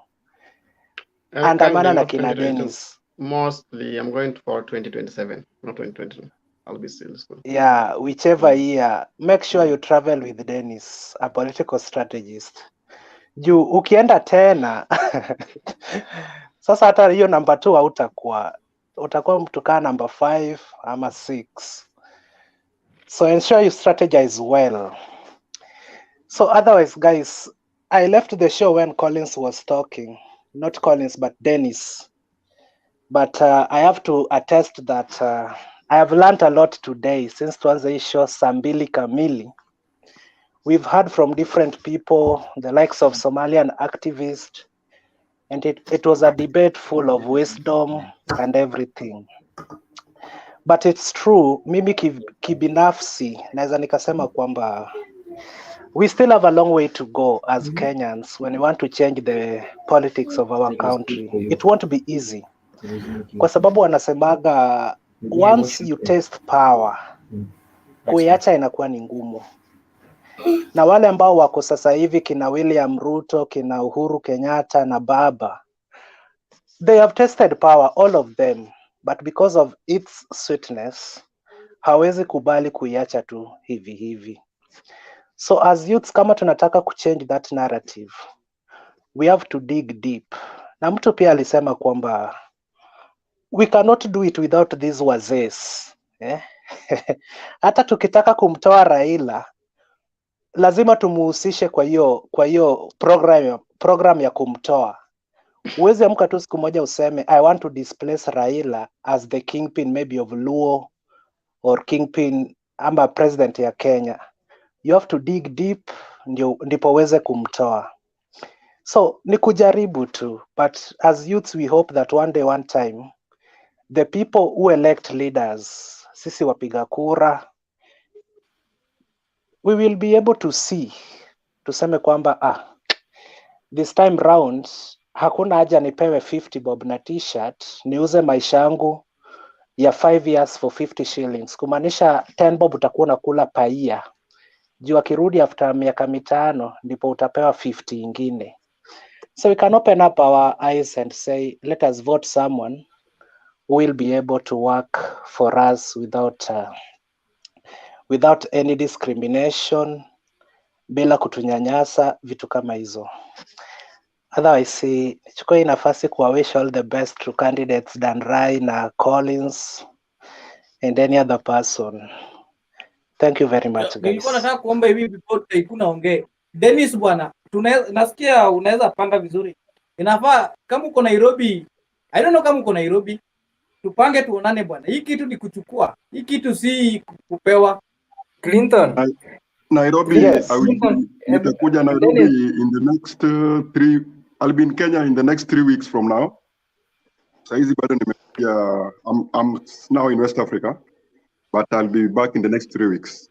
Okay, sawa. Clinton, before uende, yeah, nimesikia umesema ati Raila kingpin wa Luo. Nataka kwambia Raila ni kingpin wa Kenya.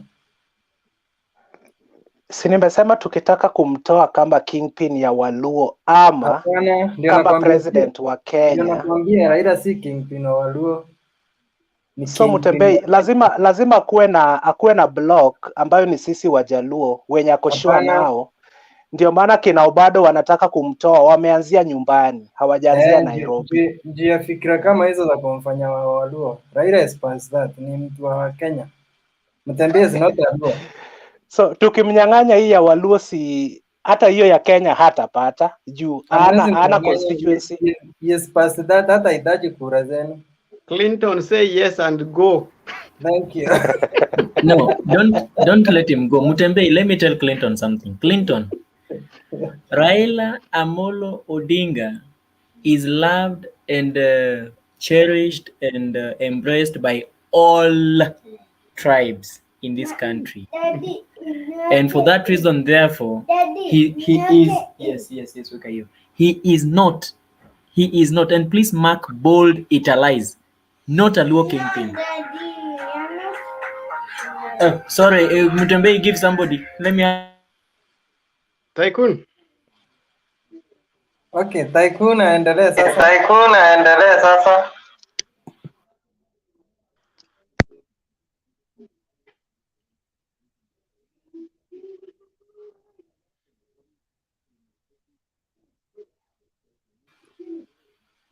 Hausikiki Tycoon.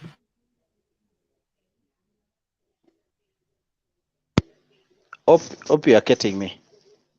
Correct. Is that Now you're right? yes, yes, yes. Now you're Yeah. Now, yes, yes. Yes. I've had Collins, and Collins, I think you did a plunder on yourself. You are the one who lost the seat, and you made yourself to lose. Politics, as far as I'm concerned, whatever you're offering to the supporters, or if you are looking for votes, you are the hunter. You don't ask someone to go on your behalf to do some work on your behalf. You must be there. If you are like you have anything to offer to a mama, if there is anything you offer to maybe some youth groups, you do it as yourself, so that you earn direct support. So that is what I understand as far as I'm a politician as well. And at the same time, I've ever been in politics.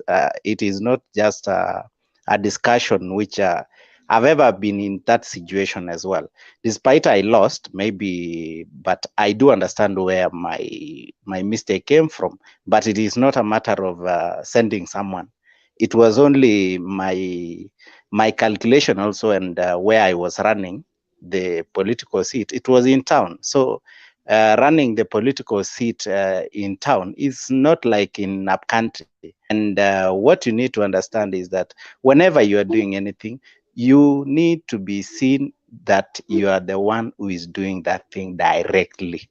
You see, you can't send anyone, because maybe the same people, it is hard in politics to trust even a supporter. You need to trust yourself, do it as you. At the same time, whenever you are going with that supporter, make sure you counter check, you see whether they have done the right thing the way you wanted. And also you can use another person to counter check the same person. You see, you send your friend whom you trust, and also you get another one who is counter checking the same individual. You can get even two people counter checking the same individual, and what you will be doing in each and every step. You see, and there are some people, these people also, they should not know one another while you are doing that counter checking, so that you get the clear report, instead of these people going to a certain place and also colluding to save on money from you, and also to steal your support. So that is now the thing. And I've had my brother Dan Rai. If you are running for political seat, my brother, what I can tell you, if you are running in Nairobi at the same time, make money first. Make money first. That is what I can tell you. For me and my side, at the same time, even as far as this, what you call political, the economy of the country. People watu wakisikia ati wewe ni mwanasiasa, my friend, hey, watajua lunch imepatikana hapa, kila kitu imepatikana hapa, sukari ya watoto, hata fee itaweza patikana hapa wakicheza vizuri. So you need to know, and at the same time, I really know how to handle politics so far. So the only thing you need to know, get to have those small amount of money, and at the same time, don't dip your pocket too much. But just as you know, politics is all about perception. It's not all about what you have exactly, but have the little, but try to convince people with it. You know what people are talking about William Ruto, like this guy has a strong room in his place. You see, he has money in their house, but that is not true.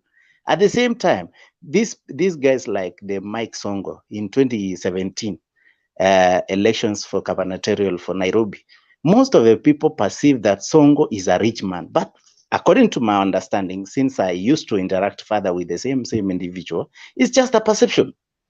Peter Kenneth is a completely rich man. Jim Nambaru, as you know, you know Jim Nambaru is a rich man.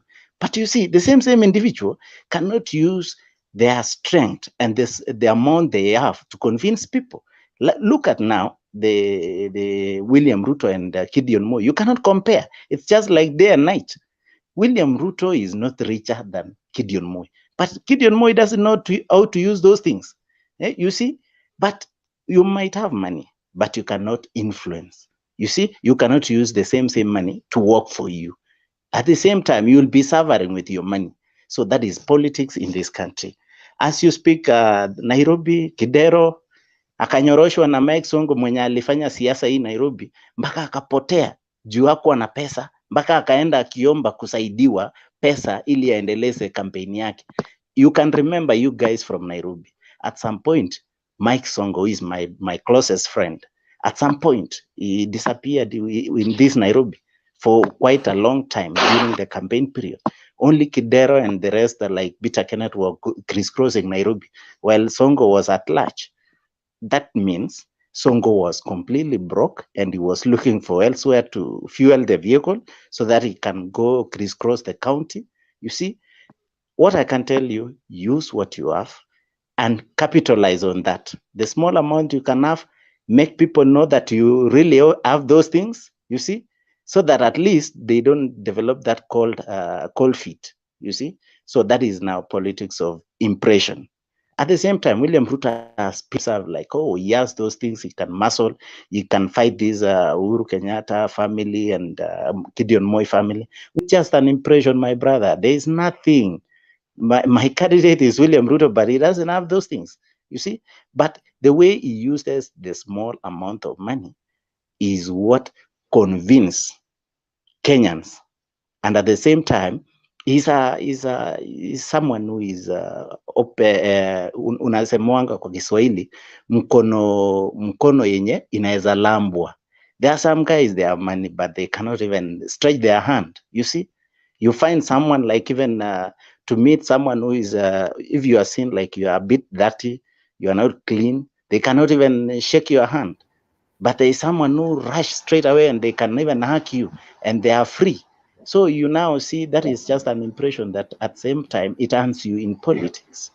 So when it comes to this politics of maybe we talk of numbers really is a factor. When you talk of Abakusi, which are our brothers also, they do have their own small number, but at least that is a number. When it comes to presidential elections, they change maths for the results in any election.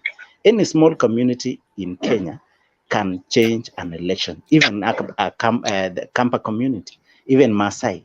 But at the same time, while we are doing also statistic on campaign, we see once you talk of Mount Kenya, you don't talk of this small number of people in that area.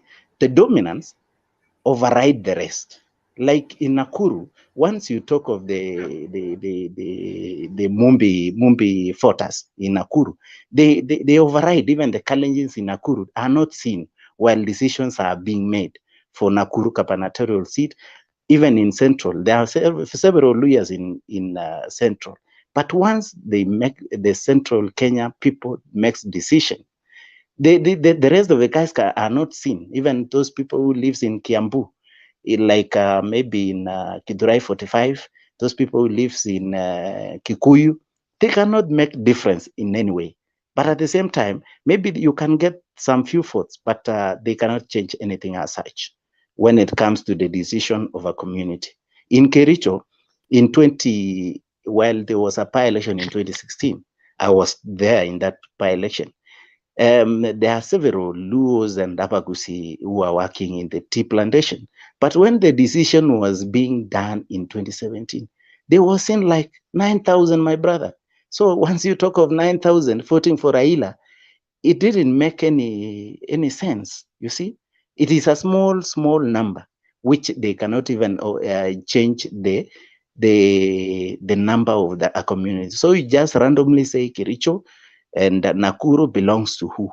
Mount Kenya belongs to who? Raila Odinga in Nyanza, the support, even in Kisumu, there are people in Kisumu who doesn't speak Luo, but maybe they vote for another person. But you assume that area, it belongs to someone else. So once you are doing campaign, you go around every community. You don't despise even the Maasai community, which is the smallest in number. You see, even Taita, they are small in number, but they can change the outcome of an election. There are people, the Somalis, our brothers Somalis, they can change the results of an election. Never say that, never ignore anybody because of their numbers. At the same time, our brothers, the Turganas, they can change the results. So you keep on randomly and also adding up your maths and working all around without even partially taking more time in a specific area. So that is my conclusion. Tycoon, Less I beg while to you're disagree. contemplating more. Tycoon, I beg to disagree. And also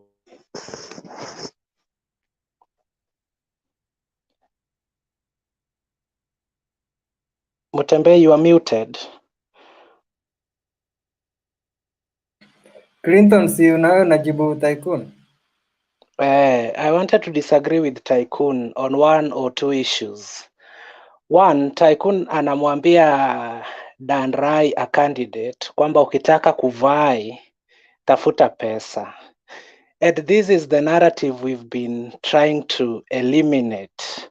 Because mimi kama youth sina pesa. Do you want to tell me I cannot vie? So long as I am able to pay for the parties, I don't know, nomination, ama niamue niende kama independent. So let me give you an example.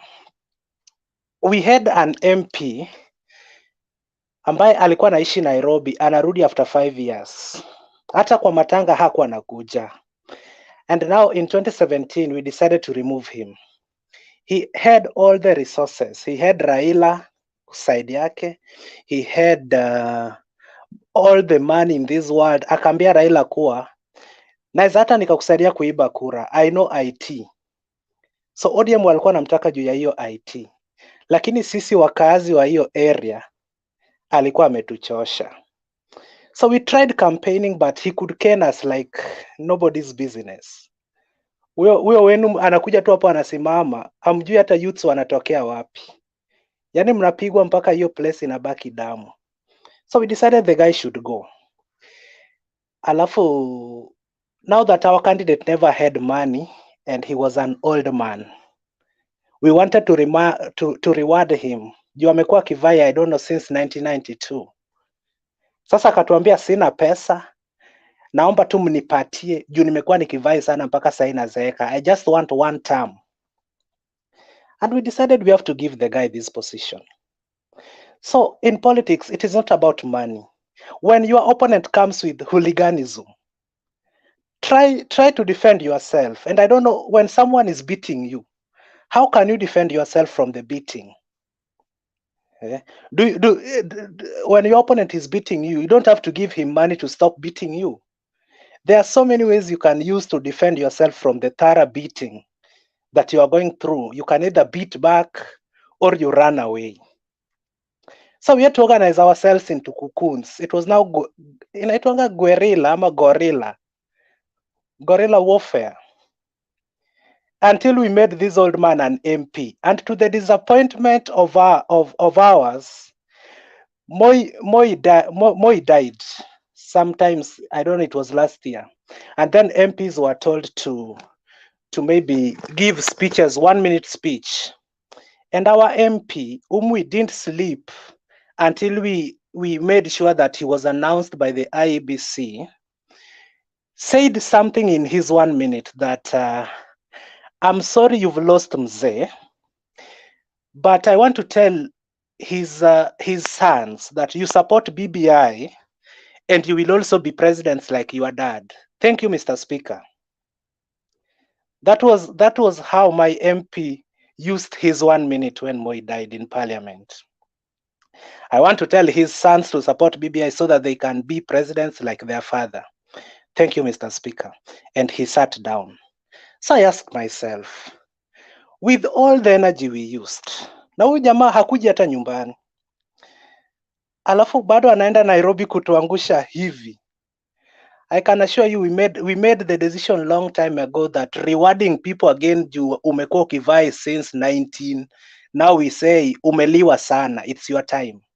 Yes, alikuwa ameliwa sana, lakini nataka nikuhakikishie anatukula hata sisi. Popote alipo anatukula, juu tulimpea alishaliwa. So it is our turn to be eaten. Anatukula mpaka huko kwa bunge, imagine anatuangusha, telling Gideon Moi that now that your father has died, support BBI, after Raila, you're gonna be president.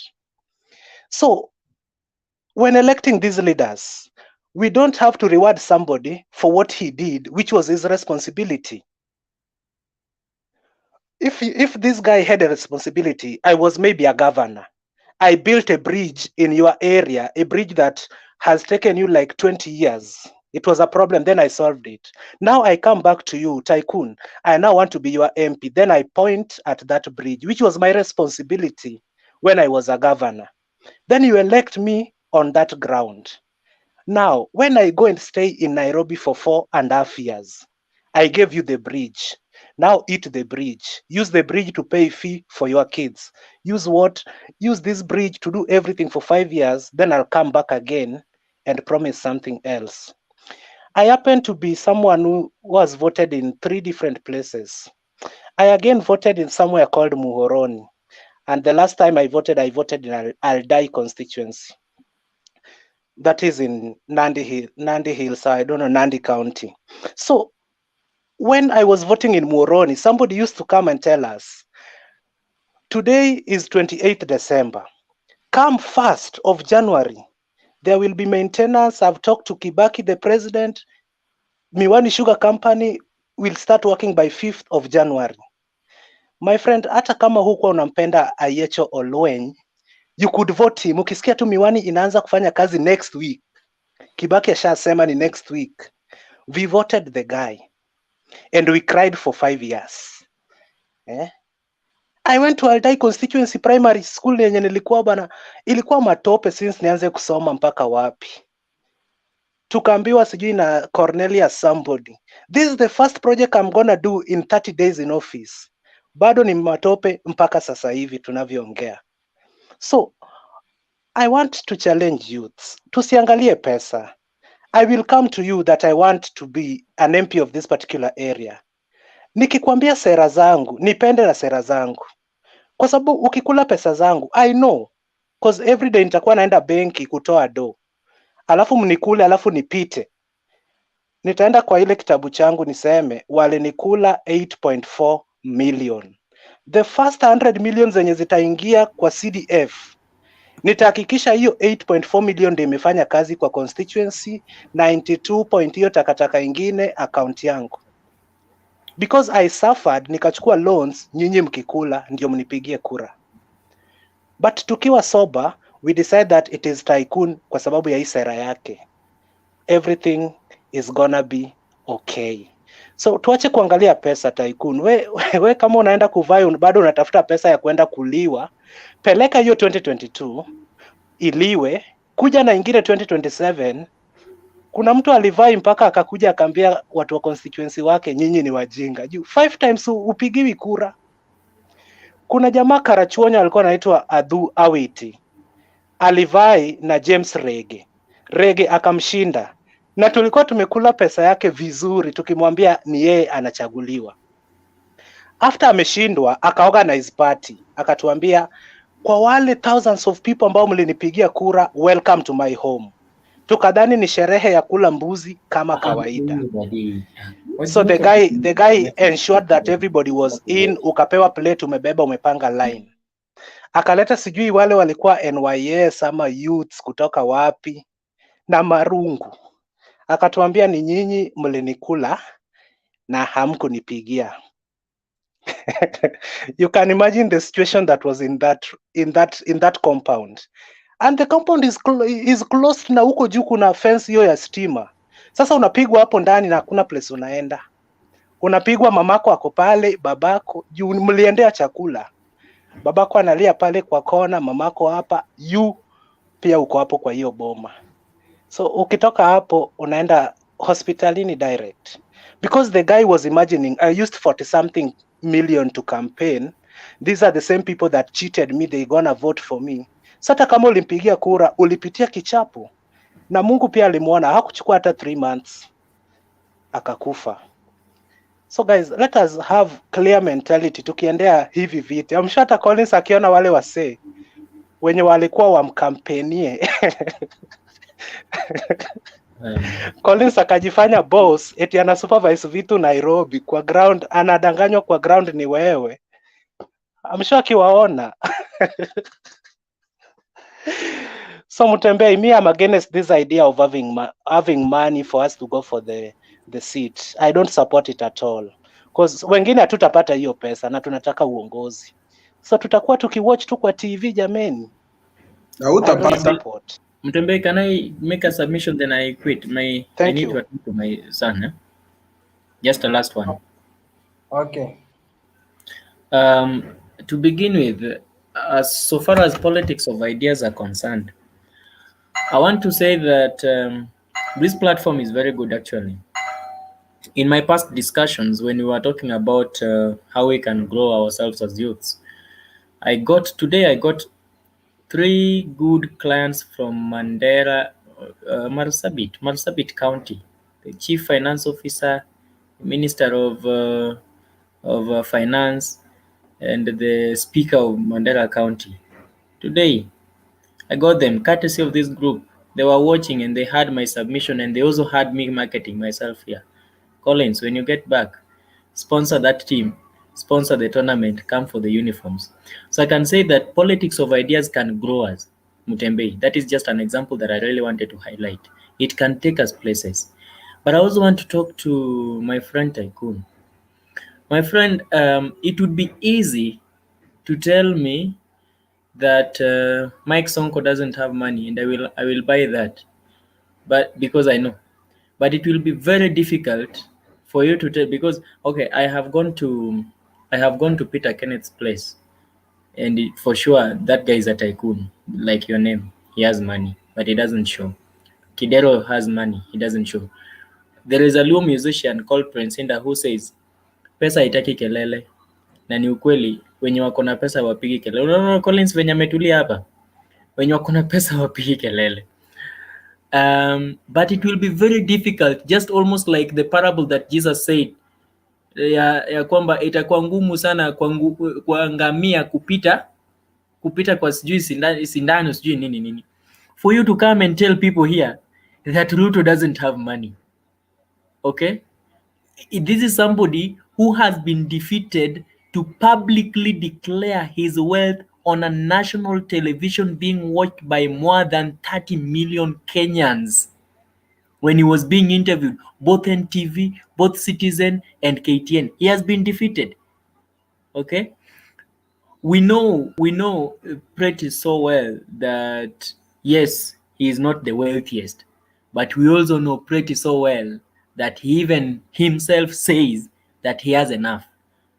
So when we trying to talk on politics and agendas that can take us forward, please let us not use Mutembei's good efforts and platform to act like a laundry to wash some other people and create a narrative that so and so is just being talked about in this way and so is just being talked about in this way.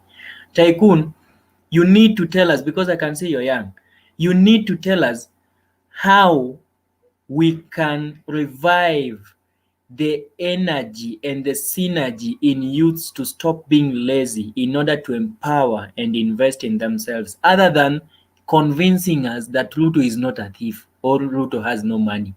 We stopped talking about him not being a thief and having money and all that. What I said the other day was, yes, he normally cry that his father is a nobody. It is because his father was sleeping during that time. That is why he was a nobody. So today he has decided not to sleep, and his sons will not say that he was a nobody. He will be somebody. Okay? So please give us more ideas on how we can improve ourselves. When you are vying, which policies were you selling? Were you having policies or you are not having policies? And based on policies, Mutembei, one of the reasons as to why I'm buying is this. Clinton has put it pretty clear that there is a school he learned in and is still in muddy situation and a sorry situation, and each and every politician comes and promises, I will build this, I will build it. Clinton, if they build that, where else do you think, or what else do you think they're going to use to convince your brothers and sisters, your grannies, your uncles and your mothers back at home to vote for them? That is their point of agenda. And this is one of the reasons as to why personally I'm vying. The road behind my place is unpassable. Each and every politician comes and points at it. Mimi mkinipeleka nitakuja kutengeneza hii. Miaka nenda, miaka rudi. Our kids, I come from a hilly place. And there is another sort of seasonal river. Our kids during the rainy season, it's a problem for them to pass in order to go to school. The young ones, 4 years, 5 years, wenye wanaanza PPE sijui serikali ilibadilisha syllabus. And kitambo tulikuwa tunaziita nursery school. And the other school is on top of a mountain. Mtembei, our mountain is a volcanic mountain. So kids walk with no shoes. You know the life back at home. With no shoes. The other one is almost like 8 kilometers away. And we have a very big land, which we even, each and every time we give with these politicians, sisi tuko na land hapa. Usitujenge class 1 mpaka class 8. Utujenge class 1 mpaka class 4. Watoto wakianza kumachua, at least wakiwa class 4, they can now easily access those schools that are having lots of problems. They say yes. Haijawahi jengwa. I told my entire family members, this time round, whoever wants our votes will come through me. Whoever wants our votes will come. And I don't believe that we have to give them those votes. Those votes can as well be given to me. You can help me to consolidate other votes. And I will ensure that our problems that we understand best, plus the problems of other people who are coming from families that they understand best and we understand with them best, can be sorted and can be squared once and for all. Tycoon, please invest in us. Thank you, Mutembei. Allow me to leave so that I can sort out something. Okay, thank you. Tycoon. Okay, thank you. Tycoon. Something I've to been ask. mentioned. I think I should reply. I've been mentioned. Yeah, let me clarify. Then also I leave to someone else. Now I've heard what you have told me, my brother. You see, anyone who feels where it pains. At the same time, if you have never run for you have never run for any political seat, karibu sana. Ingia kwanza, sikia vile dawa inaingia kwa mwili. Come tell us after 2022. You see? Then at the same time, let me tell you the real thing, my brother. I've been into politics. I've played outside. I've been a midfielder in politics. So I know both sides. So once you talk of, at the same time, if you cannot cooperate, if you cannot dish something, don't expect. Expect after planting something. So if you want to convince people and to sell your own ideas, kubaliana nao kwanza, cooperate, toa kitu, what they want first. Then from there, you teach them. Once you have landed into the seat, try to tell them now the truth. At the same time, let me tell you the truth. Why most of the politicians cannot implement their promises is fact number one. Because in politics, 90% of what you campaign with are just mere promises, and it cannot be. It's just a mere lies, if I can say. And most of the people, almost 90% of the voters, they believe in lies than the truth. Why I lost is because I was honest and I was straight to the point.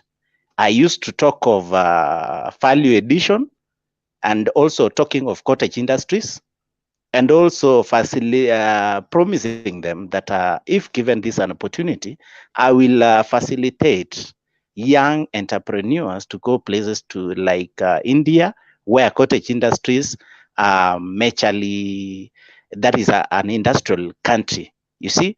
And if they go there with their small ideas in the villages, at least they can come with something out to even manufacture soap, even bread, you see, even machines which can do bread and cakes and what have you, even patterns.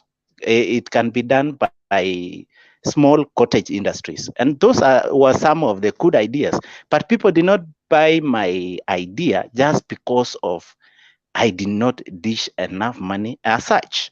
But according to what I've learned and where I will cooperate next time, is that I will have to cooperate so that I teach them what I was able to do and where I was aiming at. and where I'd planned to take them. I take them to the promised land. At the same time, you have talked of William Ruto. My friend, let's be still honest enough. I'm very honest. If you need lies, that is not me. William Ruto is no, you cannot compare even with Raila Odinga as you think. Financially, you cannot compare with Gideon Moi. You cannot compare, even Avo Uhuru cannot meet. You see, so and there are some other individuals which William Ruto cannot even beat wealth-wise. So talk of other things and let's be honest about this. So thank you, and may someone else add up.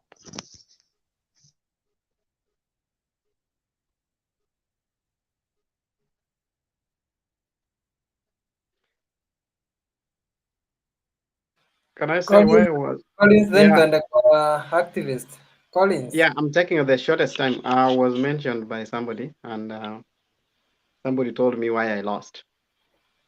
The reason why I lost is still clear, and I still know. Yes, I did my mistake of giving other people the job, but here's the thing: the politics of region. That's why I lost. The people sat down and they realized I chose every clan. You know, in our area we have clans because we live in the scheme size, kind of. So we have clans, and then I chose people from a different clan, and then the guys realized that their clan has a higher number of voters than our clan. Then people told him, tuko wengi hata kuwashinda na mnamkampenia. Na walishatembea for a long time. They were my team. I was still working. So singekuja every time because I was working in the Ministry of Health. Na nilikuwa nafanya kwa hospitali ya Mission. Imagine unajua that you have to work so that and then NYC haikuwa inalipwa. The National Youth Council haikuwa inalipwa. So ilikuwa ni mukienda meetings is when you get the allowances. And people didn't know. I think our leader was Osiani. Somebody called Osiani, David Osiani. Hao ndio walikuja na hii kitu. And it came through the Ministry of Finance where Waiguru was something. Hapo. It was not something that came, by that time Waiguru hakuwa hata amekuwa minister. Alikuwa tu secretary something. So yeye alikuwa amesimamia hizo vitu under Kibaki's government. So what happens is this. Hata Kalonzo aliosha Raila 207. That's the same thing nilioshwa. Alienda akaambiwa watu wenu ni wengi.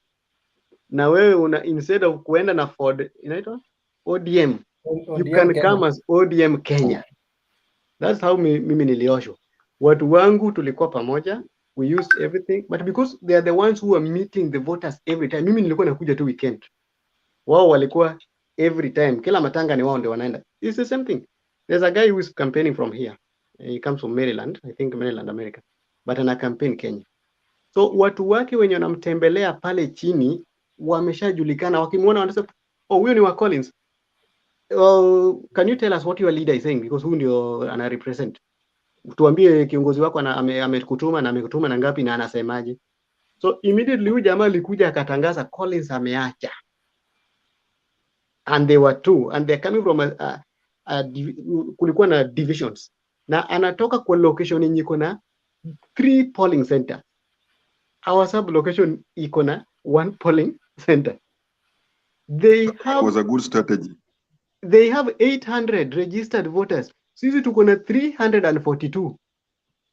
So venye watu walimwambia, bwana hata wewe unaweza. Aliweza in the last week. Na hivyo venye alisema tu Collins ameacha. And it is true, sikuwa nimeacha, nilikuwa job. Kurudi hivi nasikia ametoka kwa kanisa 2. Na unajua huko hatuko tunatumia gari, ni pikipiki because it's a small place. Alitumia pikipiki 3 kutangaza tu nimeacha. So they are thinking of who to bring in. Alitumia tu just hiyo weekend pekee alitangaza Collins ameacha, sasa tunatafuta mtu. Ndio watu wakamwambia hata wewe unaweza. Jamaa kalinichapa. He really worked on me because all those who he had convinced, he got almost 40% of them. So I was getting that sympathy. Like, wewe ulituambia ulishaacha lakini umerudi. My friend, Jacoredo, He worked on you using your money. In fact, including my, but I thank God because walishachaguliwa na mimi nikanominatiwa again from Nairobi, nilinominatiwa na wenye party. That's why I tell you, party can work against you. Because hii kitu NYC haikuwa na party. We went for a meeting. I know there's a hotel called Mang Hotel. Kama kuna wenye wanaijua. We went for a meeting there. Tukakaa chini, kila kitu itengenezwa pale. Kurudi nyumbani watu wameshachaguliwa, kila mtu akona certificate na nini. So when people went to Jumuia Hotel, I know where you know those Jumuia hotels. It's called Jumia ama Jumuia. Manze, hao watu walifika wakanipata kama I was the assistant secretary pale. Mimi sikuchaguliwa kwa down the under the nini, na hawakuniona anywhere kwa list ya wenye wamechaguliwa, alafu wananipata sisi ndio tuna decide nani anachaguliwa kwa division sasa. And I had to talk because they don't know. Jacoredo said something. Mmemchagua mtu kwa sababu wako na nyinyi. Na ikifika pale, when we reach on the level of now discussion, these people don't have any idea because they never knew the concept. They never conceptualized what you told them. They came with the nimesikia kuna kitu hapa inang'ang'aniwa. Most of our MPs in Nyanza, in Rift Valley, wengine hawaendi kuwa leaders. Wengine wanaenda kwa sababu wameambiwa ukisimama upande wa Ruto utapata. So hata kama ajui Ruto amesimamia nini, ajui Raila amesimamia nini, what is the ideology of the politics that we are working on? Is just working for Raila, is just working for Ruto, is just working for Kalonzo. Ndiye aende. Ndio maana unapata watu kama kina Alfred Keter, somebody who has his own ideology. Anakujaga akijua hata akipingana na hawa, he has his own ideology. He can be elected whether anafuata ule mwingine ama anafuati huyo, he can still be elected. But most of our politicians, you can have money. Most of them wanakuja na hiyo pesa pap, alafu ameita Raila mbili because it's known. I don't want to make it something. If you go to Nyanza and you can say how Uhuru Kenyatta is not good during those times, you can mention Raila 80 times and you mention how Uhuru Kenyatta is not good 20 times, then the remaining 5 times you can tell them what they want to hear, not what you want to do to them. Then you'll be elected. We should run away from that kind of politics. Asanteni. Okay, thank you. Tuone Somali activist. Yes, go ahead. Yes, endelea. My input, honestly, I'm not a politician myself, but I've been analyzing all the thoughts of today. And first of all, I sympathize with Colin, but never lose hope. Never lose hope. Tycoon, amesema ya kwamba you need to have money, not necessarily money, but the bravado, the swag of a politicians, that's what is needed, in Kenya. The other thing is about tribalism. I think tribalism tuachane nayo, hata tukiongea, I mean, imepita na wakati. We are going to the artificial age. Tushapita hata computer age. We are going to artificial age, where AI is going to determine a lot of things. So let's focus on the future. That's all I have to say. Okay, thank you. Then Evo. Yes, nimerudi tena. Niko hapa before I think Clinton alikuwa. Nataka tu kukosoa a few issues maybe.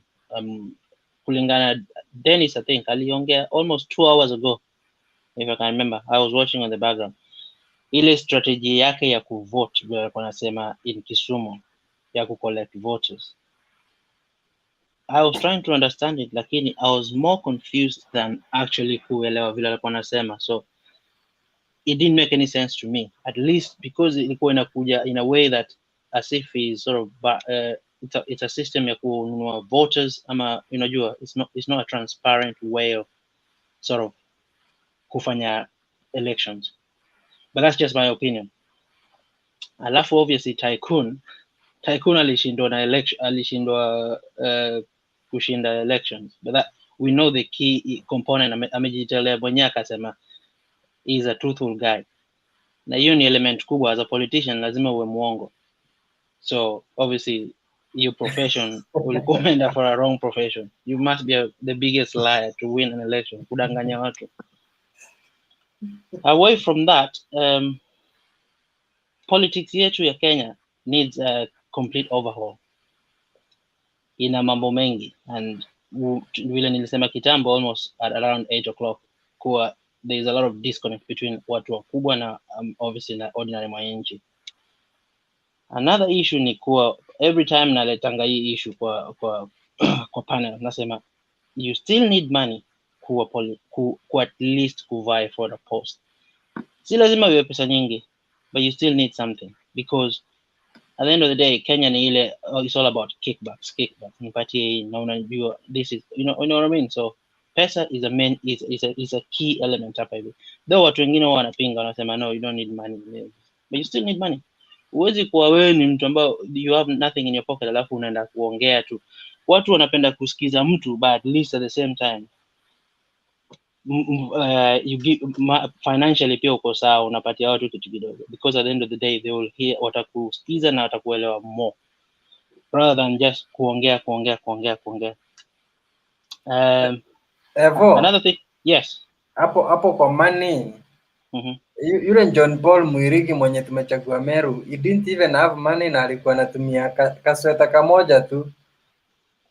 Sasa si ndio hizo, that is where kuna ile the vast majority of politics, as a politician, it doesn't matter regardless of ni ile, but inaweza kuwa na bahati nzuri kupenya, but the vast majority you still need money kupigania anything presidential, parliamentary, vitu kama hizo. Mimi na believe lazima uwe at least na some kind of financial assistance from somewhere, at least, hata kama si wewe peke yako una pesa zako, but at least kuna mtu in the background anakusupport financially. So the key thing hapa hivi ni kuna pesa mahali. It doesn't matter, si lazima uwe ati wewe ndio una pesa peke yako, but somewhere pesa inatoka mahali fulani. Another thing, politicians, obviously, I can't remember who mentioned it earlier, the whole idea of politicians is to get rich quick. Obviously, wanajua they are going in, and they're going in for 5 years and stuff like that. So they need to recoup that money that they've won quickly. Na kwa hivyo, the first maybe 2-3 years of their term of in politics, they will be concentrating more on how to get their money back na kuiba, because they don't know the next 5 years kama watapatia pesa. And that's why another thing nilikuwa nafikiria, maybe it's just an idea, wa kuweka midterm elections the way some other countries do it, so you don't have to go for the full 5 years, especially for the senators. Okay, midterm maybe 2.5 year time, depending on vile umefanya kazi, waweke zile votes, alafu wanaweza kuchange senators. Maybe might work better, because you can actually be working for people. Unajua in 2.5 years time kama you can't do anything, then unatolewa. And then another big thing in Kenya ambayo inaharibu imefanya the government misbehave is because there's no one to keep them in check. I mean, a government ambayo ina position ambayo ina question anything ambayo ina happen with the government, then there's always an issue there, because they can be misbehave na wafanye anything ambayo wanataka. The whole idea of having an opposition ni ku keep government in check na ku make sure kuwa wamefanya vitu kila the right way. Basically, opposition inapigania mwananchi wa kawaida. They are our voices hapo kwa parliament, because the party that is in power wanaweza ku decide on anything to benefit them, because at the end of the day wako in power. But obviously opposition, they comes in, wana question those issues and stuff, na wanataka kujua kama pesa fulani imekuwa spent on what, the budget, transparency ya kila kitu. And so mimi kujua kuwa the government of Kenya does not have an opposition ya ku question all that came to me as a shock, to be quite honest with you guys. And that's all I have for now anyway. Okay, thank you. Sijui tusikize Fighter, do you have something?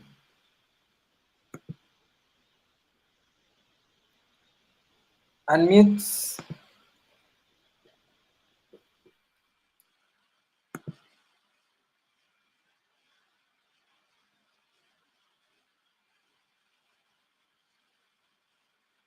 Fighter, tukusikii bana.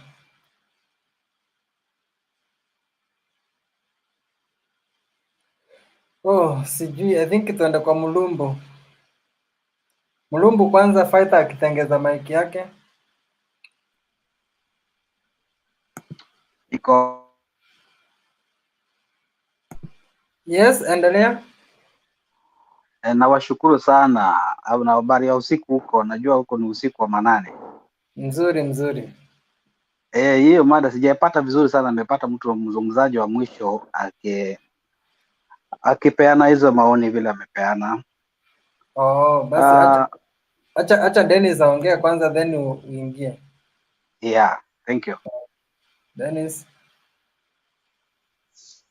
Okay. I can see many people are kind of quite of objective to the way you can get some voters that friends from somewhere that you know is got a good population, and you convince them to come and register at your locality where you want to go and vie. Okay, we've got so many issues, so many ideas or a strategic way of winning. Now, once you've won, you've won. It will not matter how you won. But we know there is a good way of winning. But as per the way Kenya is as today, my friends, tusidanganyane. Kama wewe ulikuwa unataka kushinda bila pesa, ni wachache sana watashinda election bila pesa.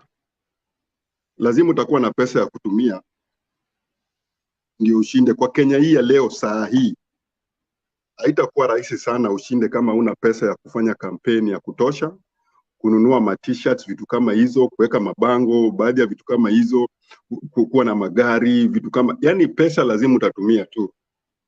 Na kwa hiyo pesa ndio pia utaenda kuongea na watu katika kijiji fulani ama kule ambao unajua kuna watu fulani wanaweza kwenda kuregister kwa eneo lako kule kwa your opponent.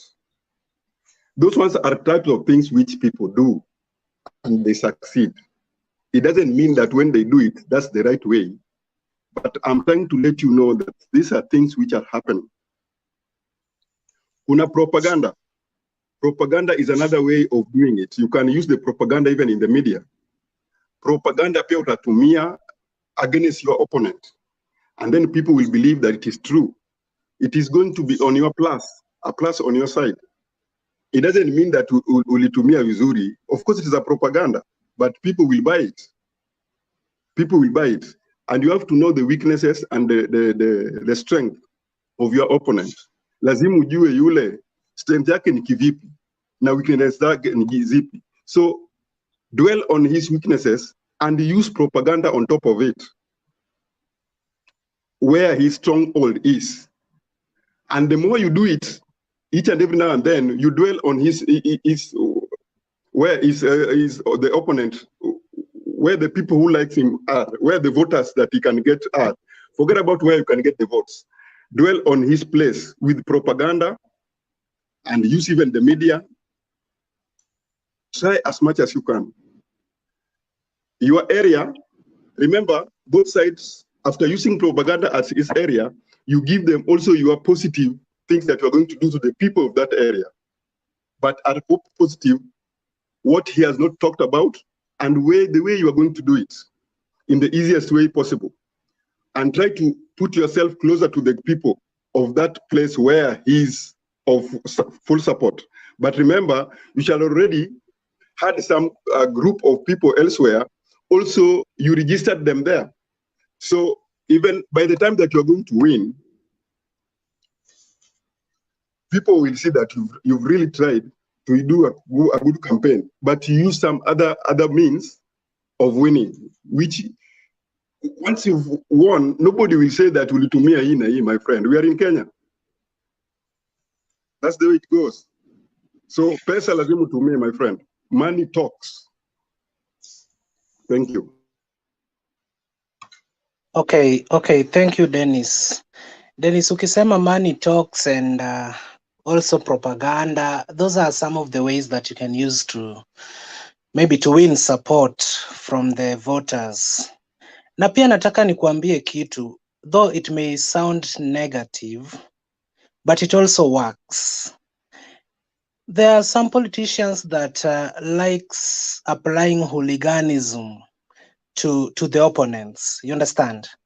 Yani, these people don't give you peace. They hear you have a rally somewhere. They don't give you time to do your rally.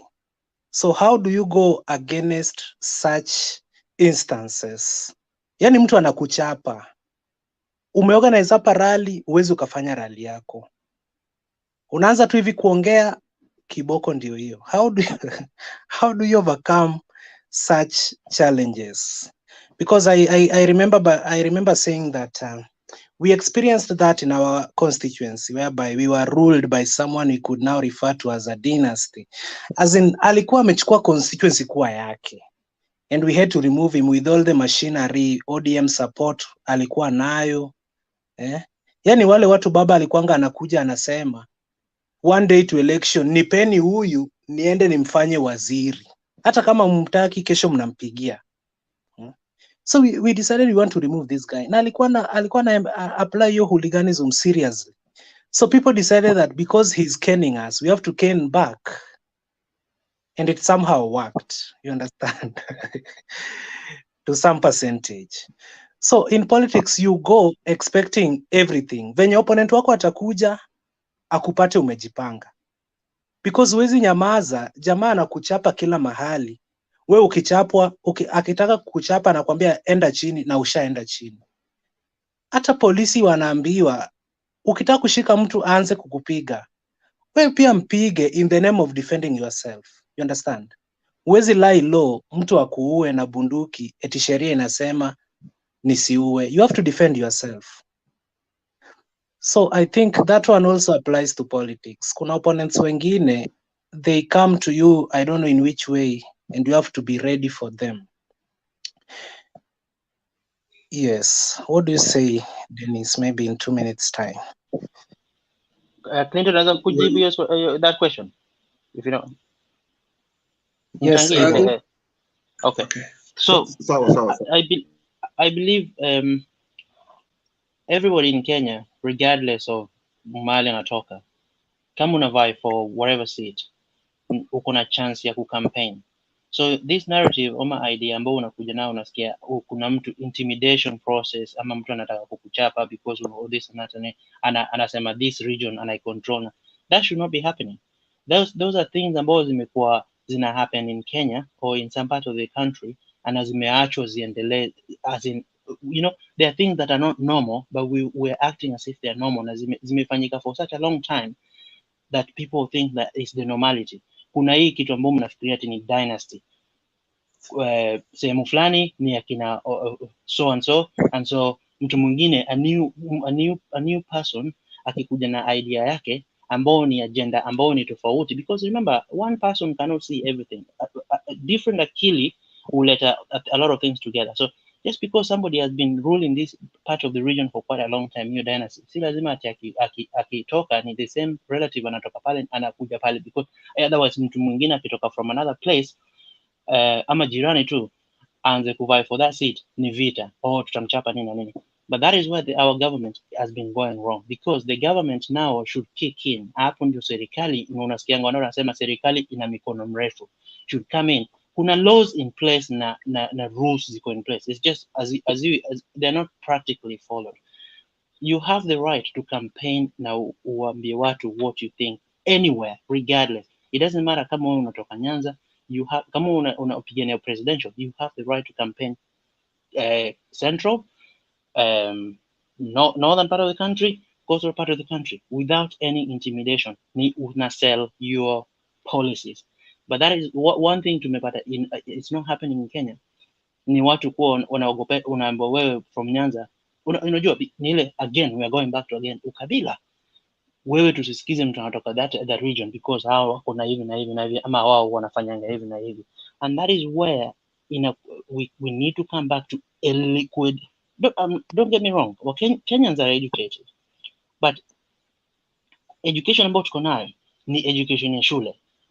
Politically bado tuna zile, at the end of the day, unajua umeelimika, una degree, una diploma, una PhD na nini, but we are one foot in being literate, the other foot ambayo ile ukabila is kicking in. Hatujaachana na ile chain. It's the invisible chain ambayo imetushikilia ya ukabila. Hata upewe degree gani, hata usome shule gani dunia nzima, bado wewe una ile akili tu, mimi ni kabila hii, siwezi kupatia ule mtu mwingine hiyo kura.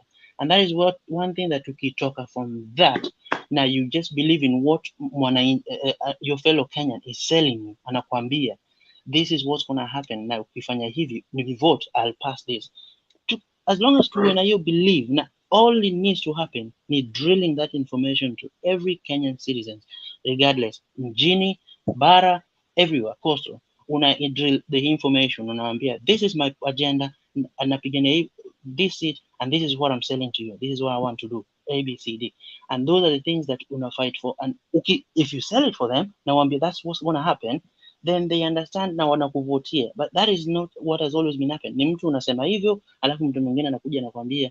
And to be quite honest, these politicians, they're called honorable, but they don't understand what honorable means. Unakuja na mtu anakuambia, oh, huyu anakuja huku kutuambia nini, kwao kule kumeharibika, hawajafanya nini na nini, sasa atakuja kujenga nini. Unaona vitu kama hizo ni politics ya it's wanataka kuact kama ambao it's not the tribalist, but it's a tribal in a way, unaona, covered up. Unaona, wanakupatia ile package in a nicer way, but it's majority of it ni tribalism. Alafu unapata a professional politician, I'm not mentioning name, mtu akona a very high seat, he goes to his constituency ama sijui wapi central ama wapi, alafu anaongea kwa their local radio pale kwa lugha yao. So as a honorable person, you need to be addressing people in a national language, which for the vast majority of people, in English ama Kiswahili. You need to package yourself, ujikari with that honor. Unaona, sio wewe ukifika central unaanza kuongea lugha yako, ama unaenda Nyanza pale unaongea kwa local radio station in Nyanza Kijaluo. Why? Unafikiria what's the reason behind wewe kwenda kuongea ile lugha? Unaona, there's only one reason why we can know. Ni wewe ni ile basically what you're doing ni ukabila, and that's what you're implementing pale, of which watu wengine ni wabaya na hao watu nyinyi watu wako ni wazuri and all this and that. So there's quite a lot of things ambazo tunatakana zirekebishwe in Kenya, but it will take time, as I say, itachukua muda. And what we need to pray for is ni elimu, education again. That is the most important thing. Okay, thank you, Evo. Fighter. Yes, thank you. Mic. Can you hear me now? Yes. All right, thank you so much. I have been yearning to have my time, but my speaker had given me some problems. Okay, what I'm saying here, we have a very, very big problem, even over here on this platform. You know, we are supposed to analyze, because around, let's say, the majority of Kenyans are watching over us. And when they hear us embracing that you must have money to go and bribe people so they can vote for you, we are embracing that you must tell people propaganda so they can vote for you. We are telling people that you must rely on those lies so that they can vote for you. We are doing it the wrong way, because one, the reason as to why we have not been having development in our counties and the constituencies to the world is because of this propaganda which we are being told. At the end of the day, the propaganda which we were told will never be actualized. It will never be the truth. It will not be done. Why am I saying this? You know, when you want to vie for, the people come to the fields, like someone said about 6 months before elections.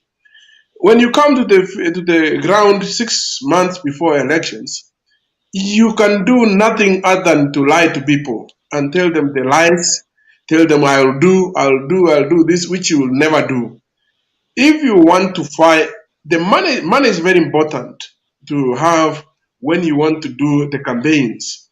But your campaigns must start as far as 5 years or more is concerned. If you are eyeing for 2032, let me tell you, you are supposed to start today to eye for that seat if it's an MP seat. That's in my view. Myself, I'm coming in 2032. But I have started to put my strategies on the ground based on what I am going to do, what is going to earn me that name in the constituency. Because 6 months, you cannot do anything. But if I have the money that I'm intending to vie for an MB or any seat in that arena for that matter, I will use this money, for example, like if I go to my constituency, I see what is most required in that constituency.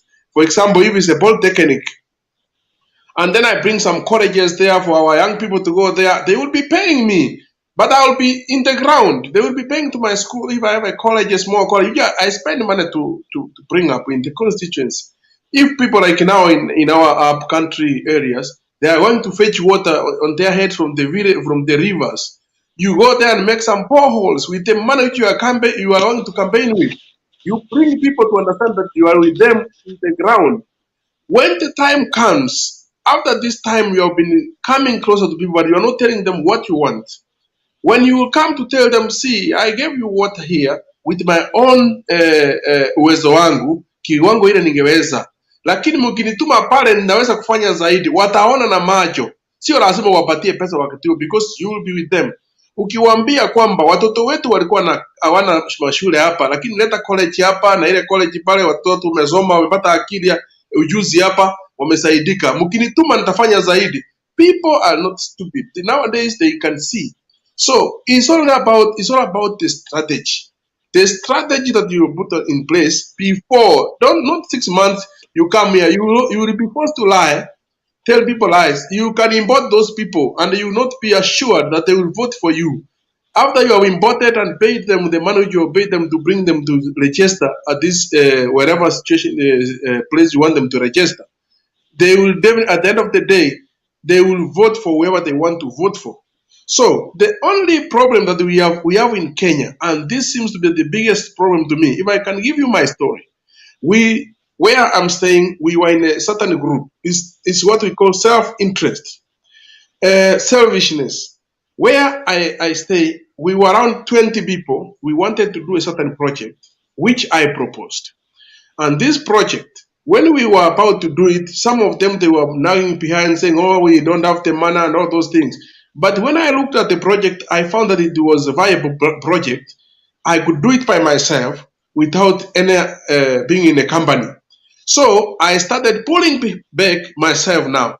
Even when they came to a point whereby they want to do it, I was like, no, it cannot be done. It's not possible. Because now I have what we call self-interest. Why am I saying this? Let us look back in our country, which is Kenya. From 2017 up to now, if I can take you back to 2013, in my home, where I come from, I got electricity after 2013, the Jubilee government. And I got it for about 1,500 shillings. I had electricity. Even today, it's in my house. But after 2017, and so much went on in 2013 to 2017, I can assure you, even you guys, you know that in 2013 to 2017, we had some developments in Kenya. Let me take you back. When the 2017 came, elections, we voted. The way we voted, the opponents who were the opposition, they did not have anything to say against the government which was in place from 2013 to 2017. I beg that you listen to me. I might be wrong, but let me finish. So they decided that after we have failed in 2017, which is the ODM, RAILA came to the government, which is Jubilee. I'm sorry to say this, but I want to be very categorical because we are all worried about the situation in Kenya. Then we started the issue of the handshake and the BBI. I am telling you from 2018 to today, because something came up here, the big four agenda, which was for the government, which could be helping the common mwananchi, was put aside. We have been talking about BBI from 2018. This is 2021 heading to 2022, and we are not yet even done about that BBI. At the end of the day, the government in place has done nothing, absolutely nothing, other than talking about BBI, and this BBI is what we are hearing outside here. You know why? Someone realized that if I cannot block the developments which is being done with this party or this the ruling party, there is nothing we can have to talk about in 2022 in terms of removing them so we can get whatever we want. And by doing that, us, the citizens or the common man, has suffered a lot because there is no development simply because someone is somewhere. He wants to get something, so he must block everything. And because the leaders whom we have, they are so stupid, they cannot think beyond. They agreed, they threw away their agenda, which was to help the common man. They followed what is now my view saying, oh, this project is not viable, it cannot help us.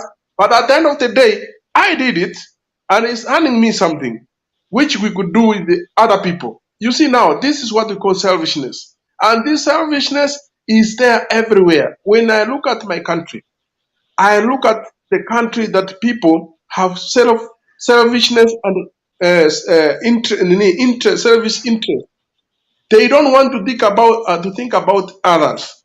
If we had a leader who can think about that person down there, there's no way we could be having one person dying in Kenya because of hunger. There's no way we could be having we could be seeing the poverty that we see in some regions in Kenya when we have the county, the Constitution Development Fund.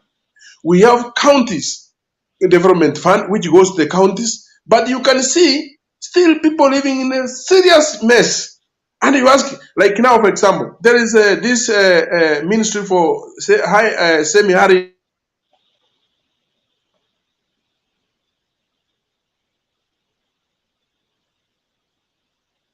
representatives of the region who are getting some funds based on that calamities, but they don't do anything.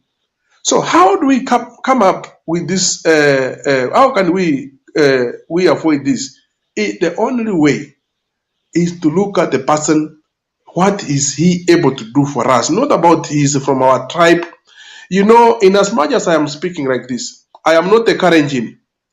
But let me tell you, I buy the idea of RUTO so much because the trickle down has not worked for us for a number of years now.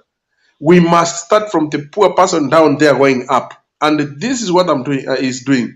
Because when you see him taking people to Karen and giving some things to individuals whom he doesn't know, whether it's a Ruya, Kisi, or whatever it is, this, if we could have had five leaders who think of the same like-minded people, I am telling you, if they can ascend to the power, to the higher office, that is going to happen even from the ground there. So we have to embrace what we call truthfulness. People must tell us the truth. When they are campaigning, we must look at them. What have you been able to do, even for your family? When you are yourself, don't tell us that you will come and do for us. We have been told the roads will be done. The Miwan factory will work. It never worked, as you said. But now we don't want to look at that.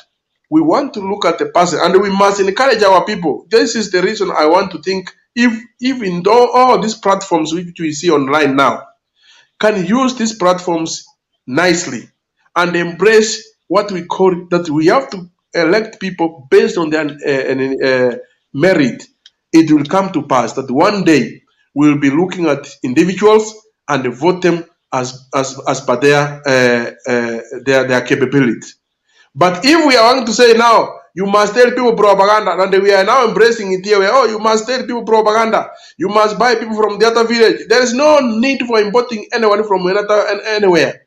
The constituents whom you are going to represent, they must feel you. You must be on the ground.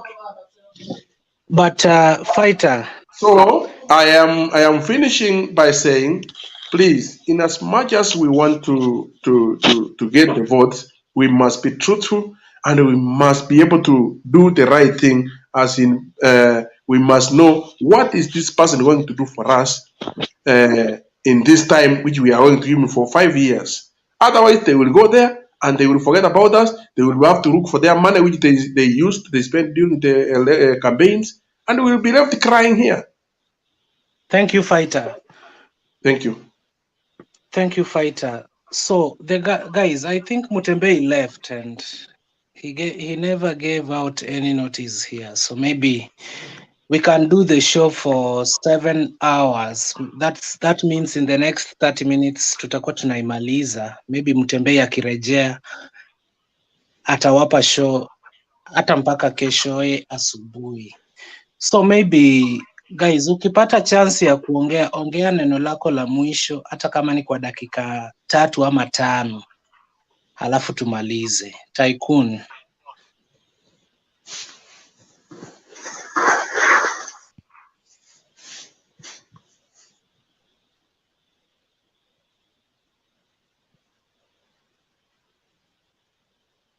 Sikupati Tycoon, sijui ni mimi peke yangu ama ni kila mtu.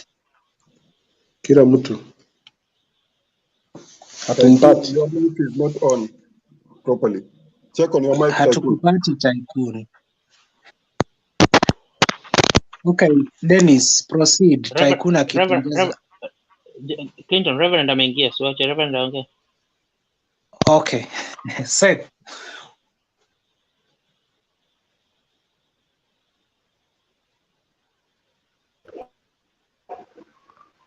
I've just arrived, and I still want to know. I still want to know what's going on. So I'm taking notes. Then I'll talk later. Okay, thank you, Dennis. Yeah, thank you. I think Tycoon was on.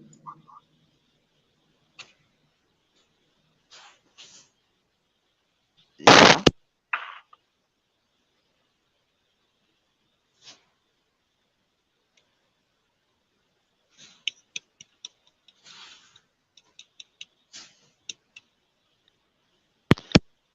Unanipata? Yes. Now, Fighter, there is something that you have spoken about, and according to your own 2032 ambitions, what I can tell you right now, you still have 2022, you still have 2027. Maybe I'll be ahead of you because I'm coming back 2027. So what I can tell you, since you have never, I know what one thing that I've learned from you is that you have never fight for any political seat, unlike me. I've done, and there are some few things that I've learned. What I can tell you is that take 2022 to be your benchmarking here, and 2027, so that once you come at 2032, you would have learned something out of those elections, and you can know how to handle campaign for 2032. And at the same time, what I know about politics is that while you are joining politics and you need to win an election, you need to be a bit flexible to the common man. You don't need to be rigid, and at the same time, giving does not matter how you will give. One fact is the end result is to win an election. As you think of winning an election, so that some things can be corrected thereafter, and you are the one to correct as a leader. But first thing first, you get into the office and you try to correct everything what people have been doing. If it is service delivery, you do it while you are in power. At the same time, right now, once you go to the villages and do anything that you want to do, no one will respect what you have done. And at the same time, if someone comes with a different idea, maybe behind you, and you have done a number of things, maybe you have become a second MP or second governor for 5 years in the name of you want to be active in the ground, someone will come maybe in around 3 months to the election, and they will sweep you, and your money, what you have invested in the people, will be a complete loss. So fact number one is be calculative. In politics, you have to be politically clever and you need to play politics as a politician. You don't need to play politics as a pastor. You see, I know Reverend is there. So politics is not same with, it's not same with the church work. So you have to be very, very clever. And at the same time, there are a bit of untruth in politics, and that is what I did not know in my life.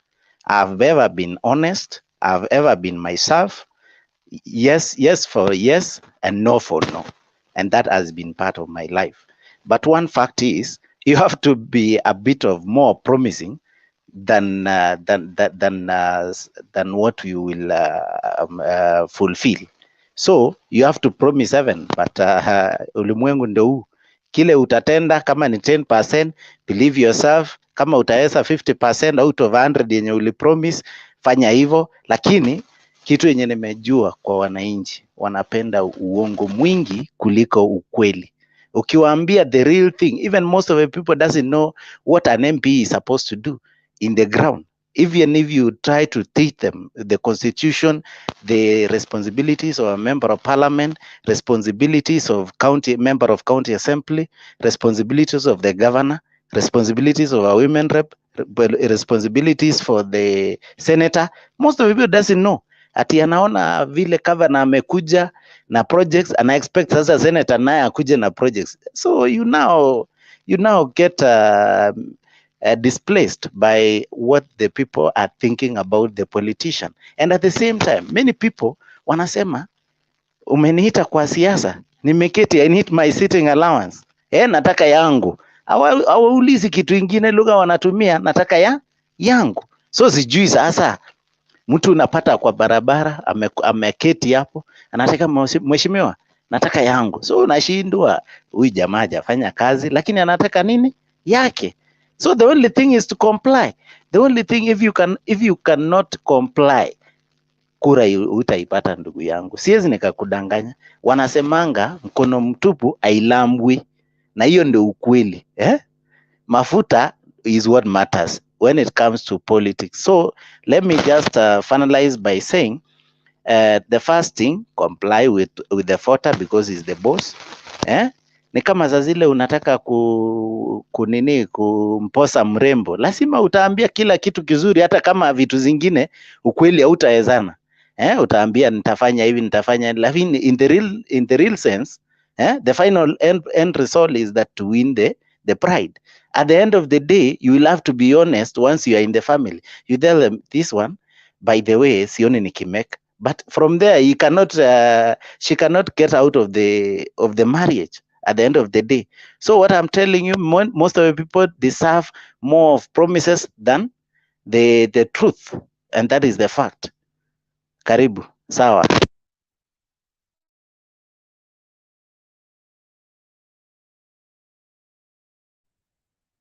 Okay, thank you, Tycoon. Maybe we hear from Dennis. I think Reverend was had not talked, so we can give him some time to talk. He said he's gonna listen, then he'll talk later. Okay. Yeah. So far, I think me, I would just like to say you guys had a good show today. Actually, it was my first show to be with you guys, and I just wanted to find out from you, at what time or which day do you normally hold such kind of meetings? Okay, Dennis, that's a good question, but I can say, as one of the senior members of this platform, naweza nikakwambia kwamba we used to have this show on Saturday and Sunday, but due to public demand, we again included Friday. And again, due to public demand, we made another one on Tuesday or Wednesday. But this one of Tuesday and Wednesday, we discuss not politics as such, but other issues. Like last week, tulizungumzia hayo mauaji, boyfriend anaua dem wake, dem anaua chali yake. wamama wameoleka, wana commit suicide, those challenges that affect the community on a day-to-day basis. You understand?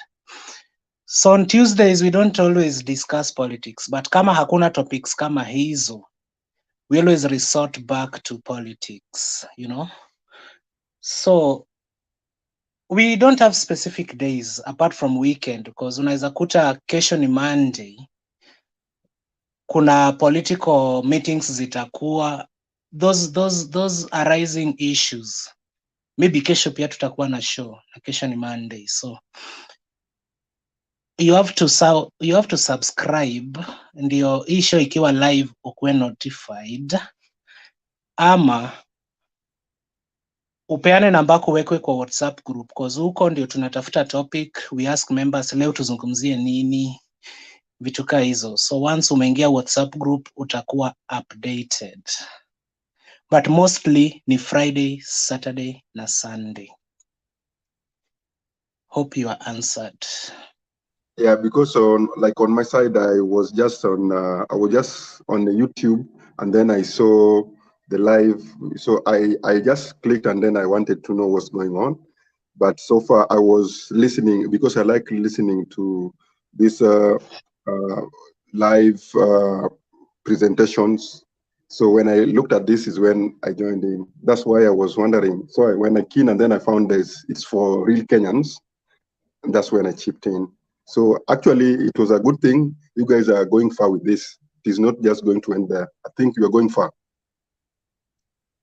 Yes, and since we started the show, imekuwa funzo sana kwetu wengine juu we meet people from different walks of life, you know, from different parts of the world.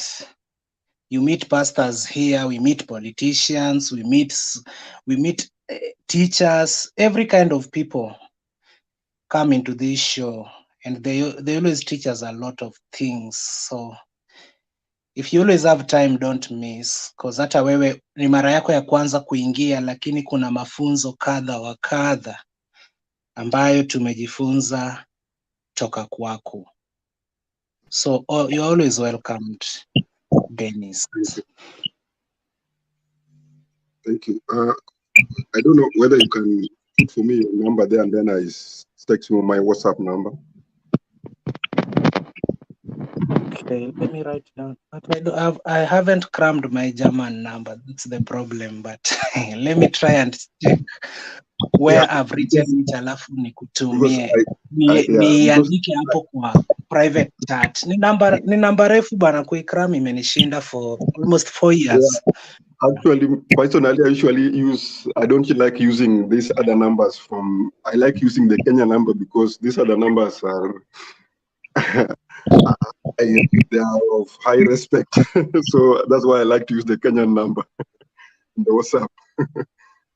Okay, nimeandika hapo namba yangu ya Safaricom. So ukinitumia message WhatsApp, nitaona alafu nikuadd kwa group. Yeah.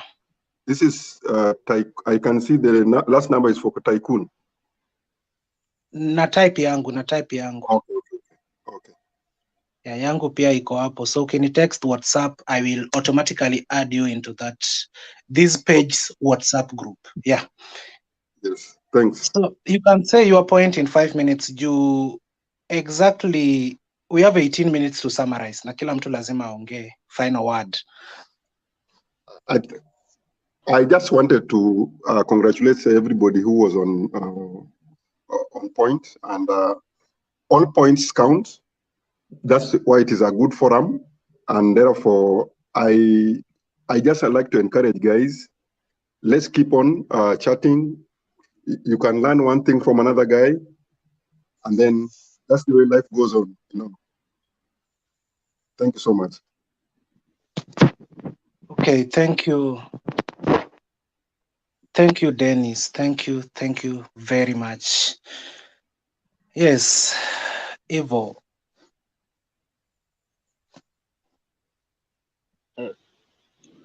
Yeah, thank you for kunipatia an opportunity. Another interesting night.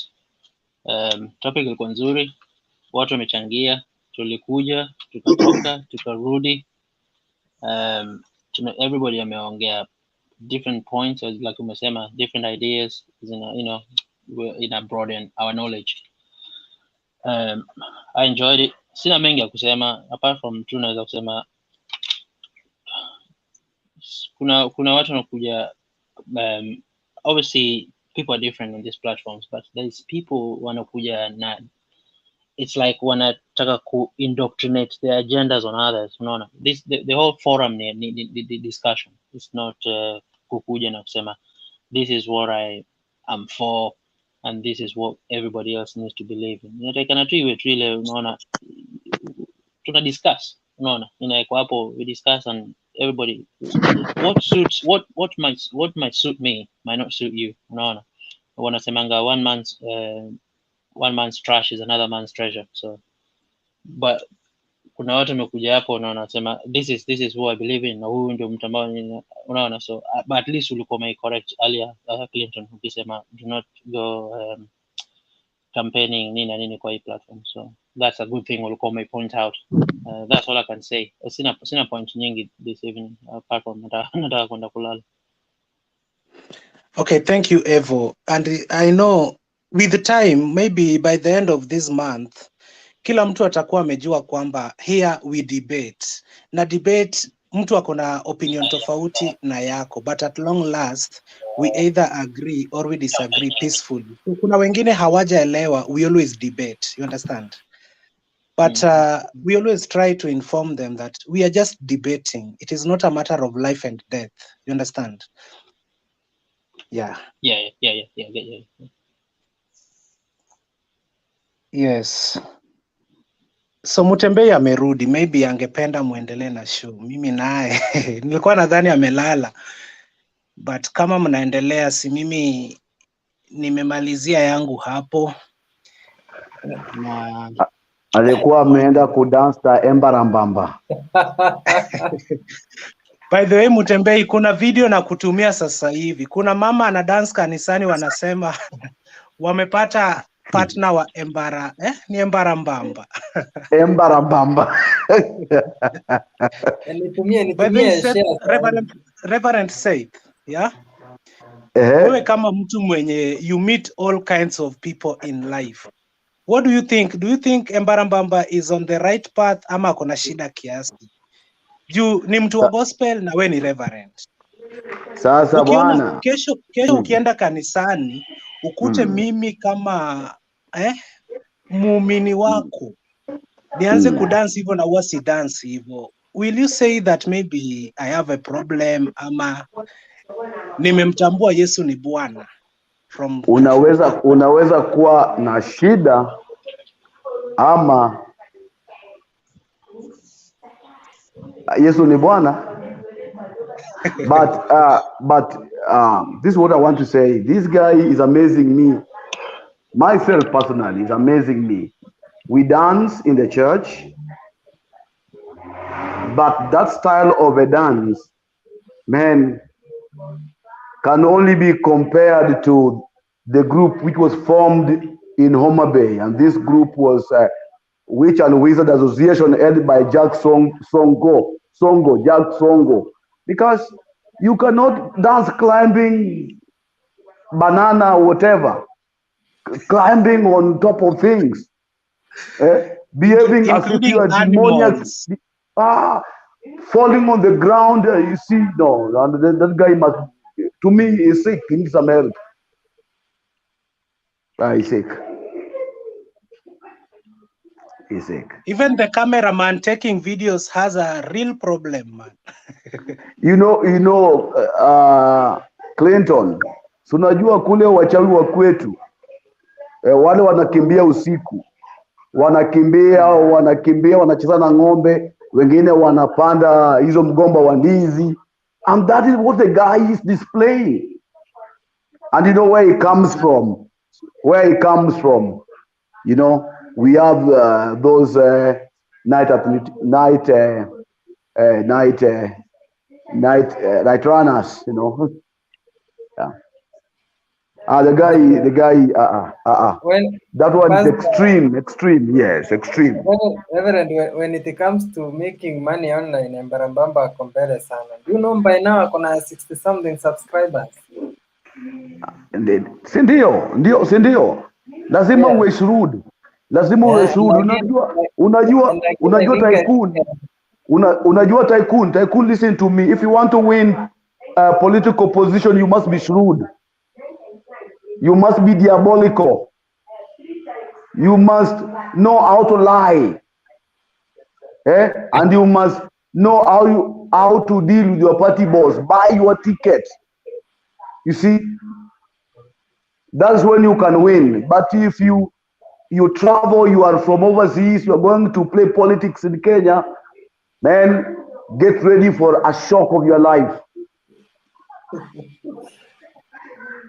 Get ready for a shock of your life. Majority of Kenya politicians, they bribe for certificate.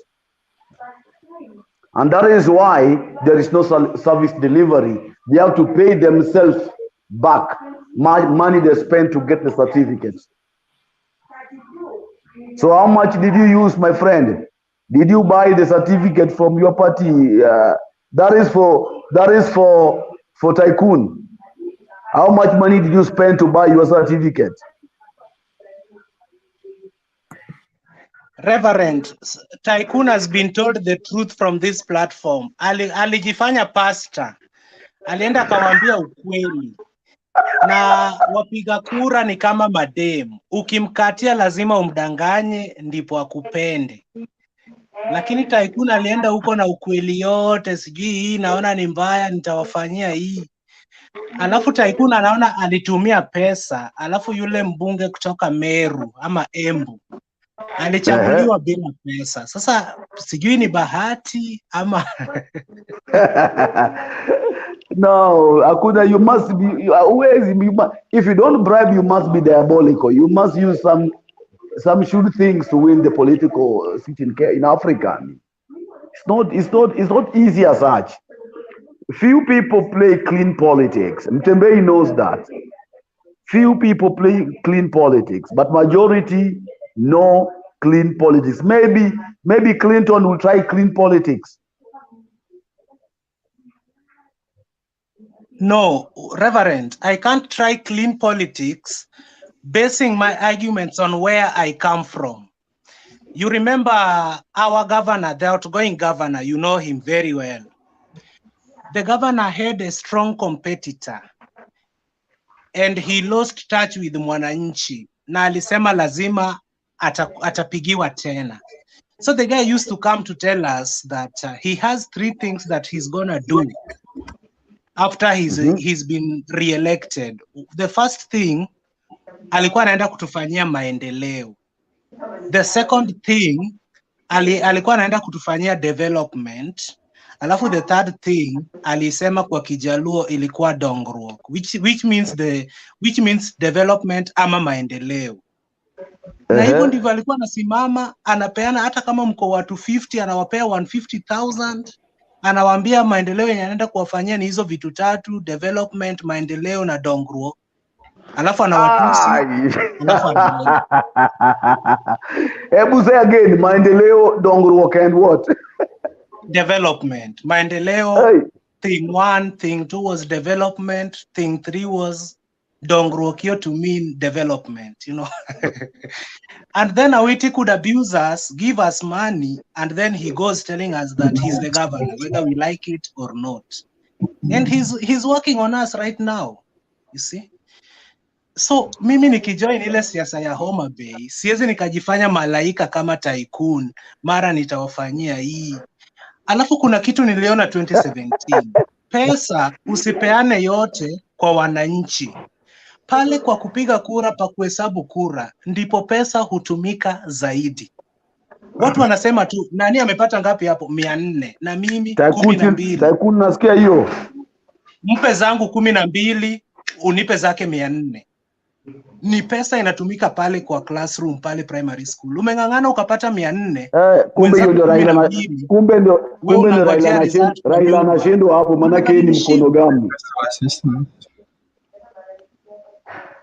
So that's why Raila anashindwa always, manake yeye ni mkonogamu.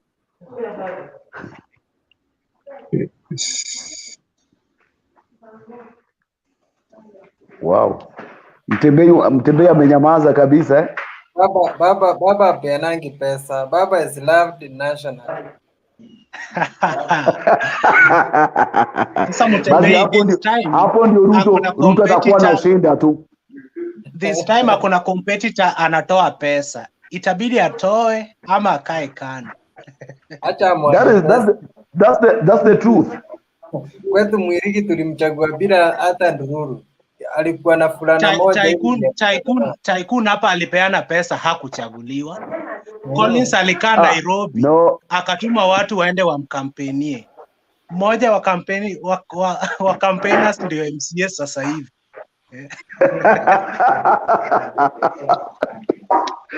Tycoon. Tycoon. No, I think shida ya Tycoon alikuja na so much honesty that the ordinary mwananchi hawakumbelieve because they're used to lies.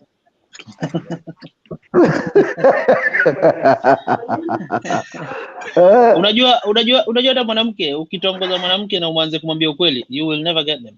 Hawezi kumchukua. Exactly.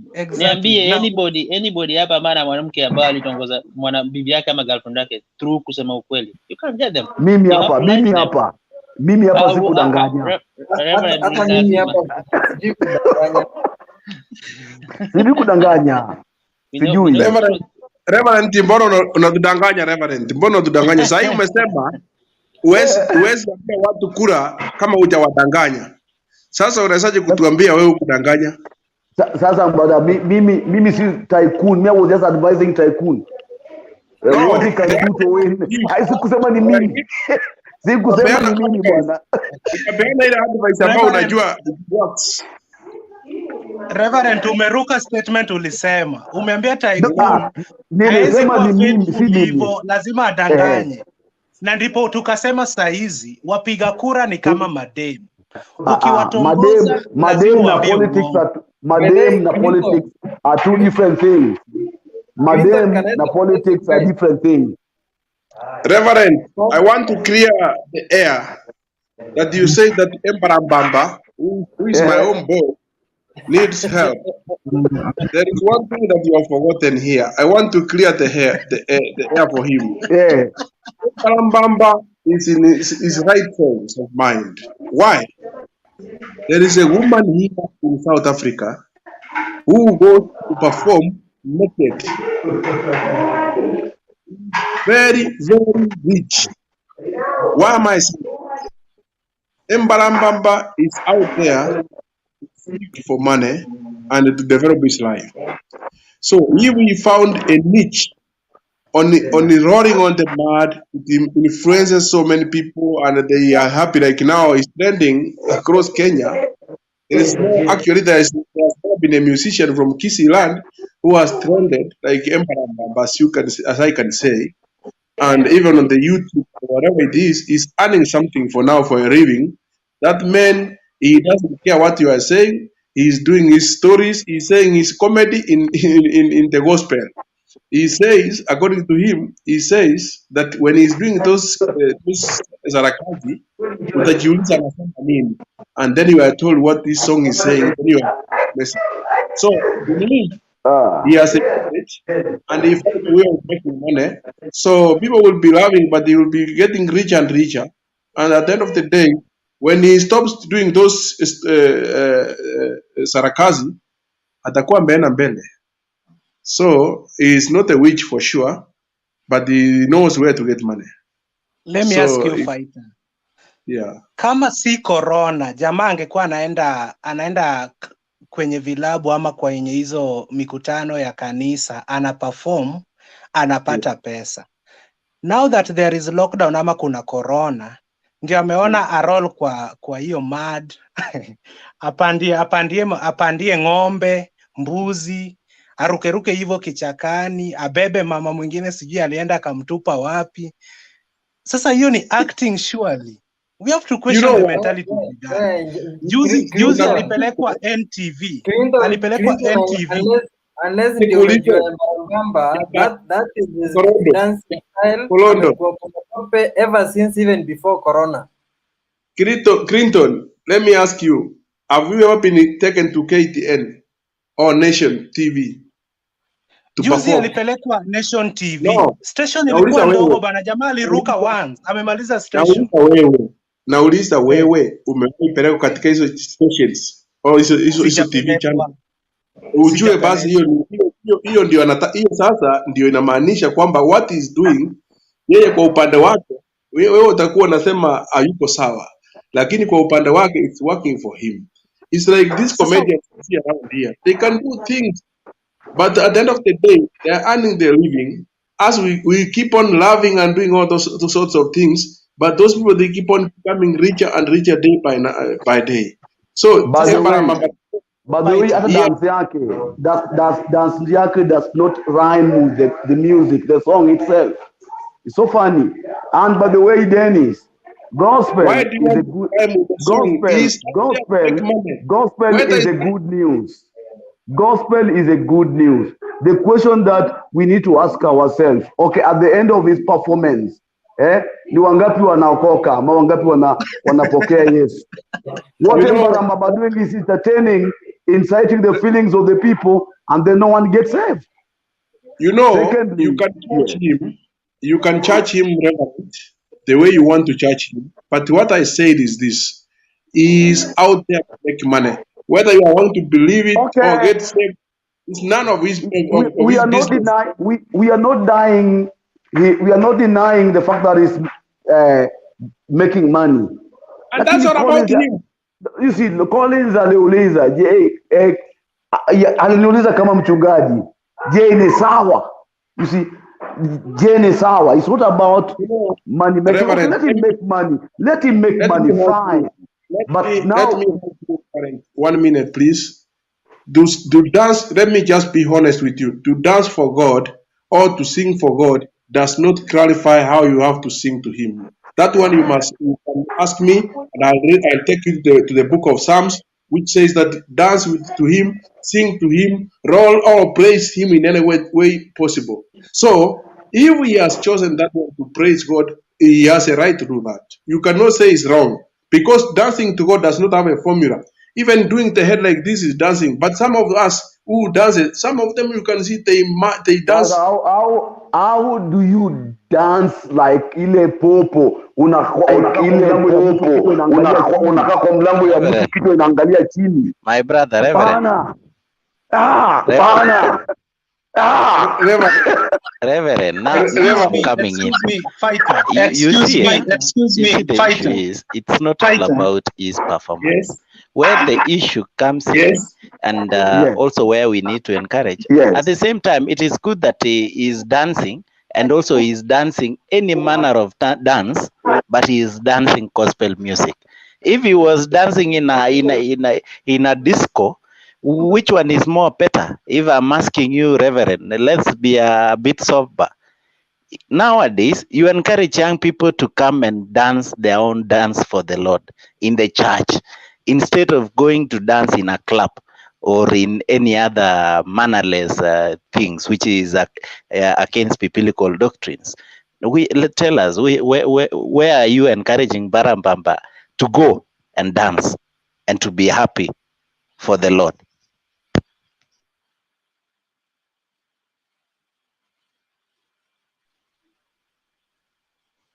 Unmute your mic, Reverend. Unmute. It is okay. I'm saying it is good. Let him dance. But you see, to me, it is weird. The guy behaved like a bat. You see, like a bat. He's jumping on cows. Let him dance. Even me, I'm dancing, and I'm dancing crazy for my God. Reverend, dancing has no formula. Ni jumping kidogo niingie, Reverend. I can do that. There's no problem. I can do it. Reverend, like what umesema, they've said again, hakuna formula. There is no formula. What Mbarambara is doing is so winning. I'm asking you. No. Okay, Listen, my friend. Sasa kujampia ng'ombe, hiyo ni dancing. Wacha niongee.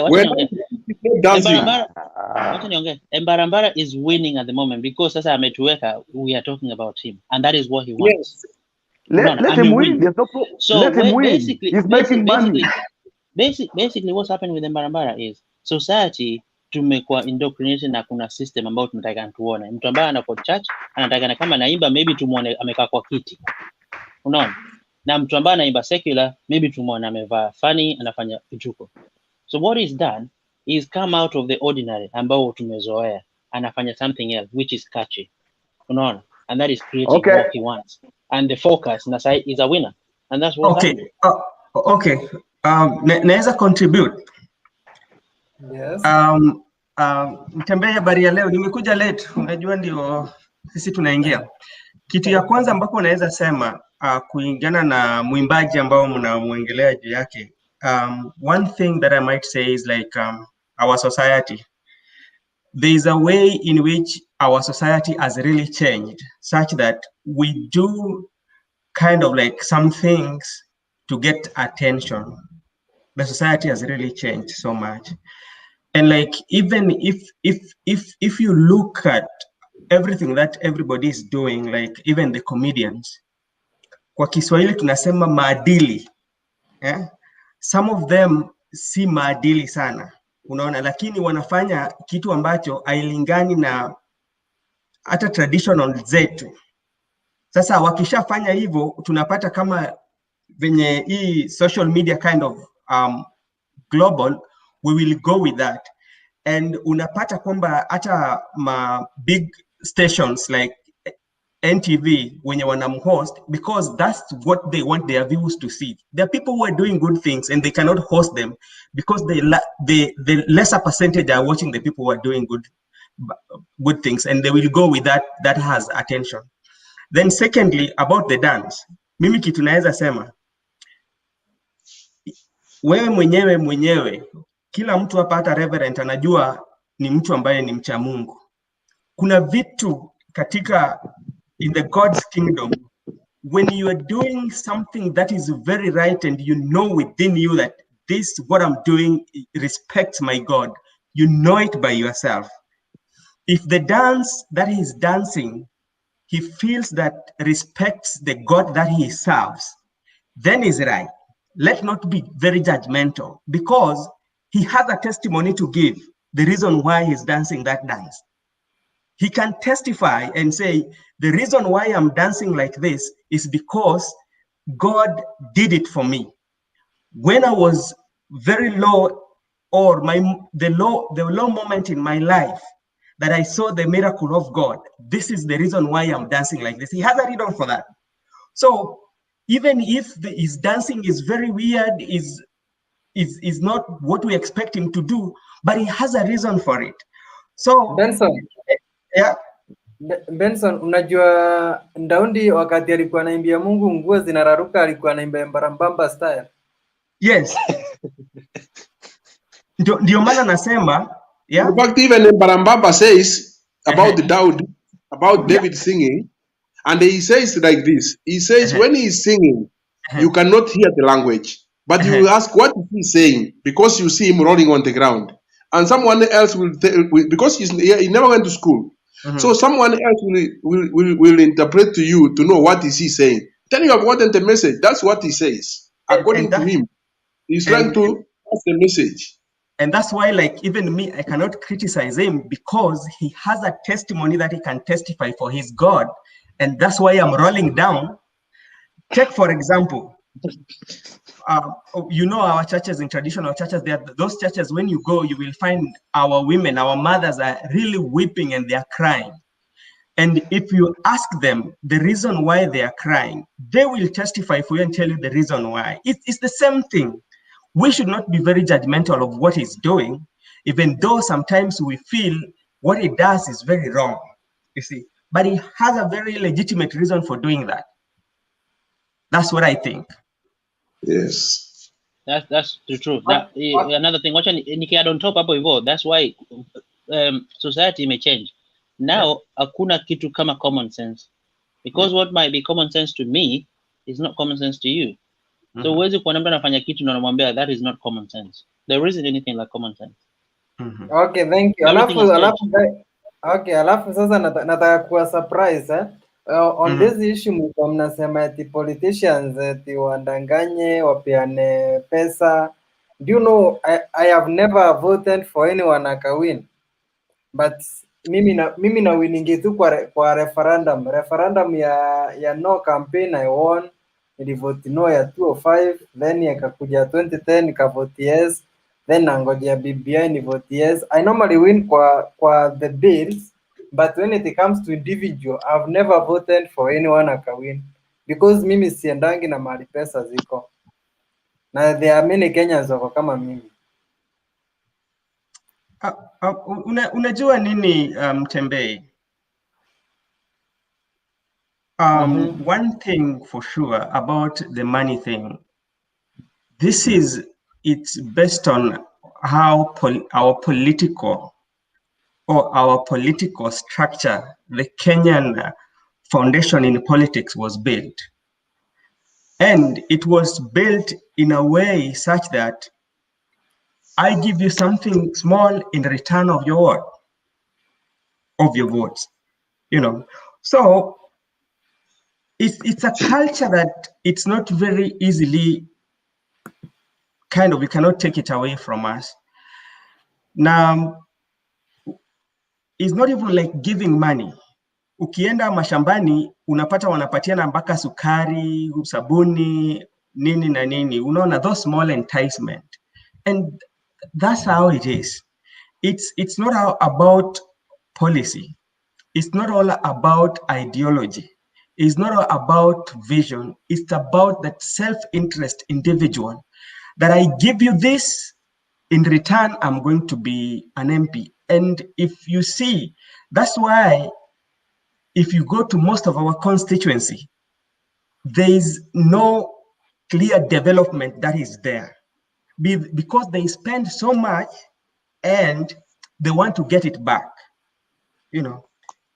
So if at all, I think what I might think, if at all people can have a change of the way we think, you know, the way we think that the person who has money is the person who is going to save us from poverty.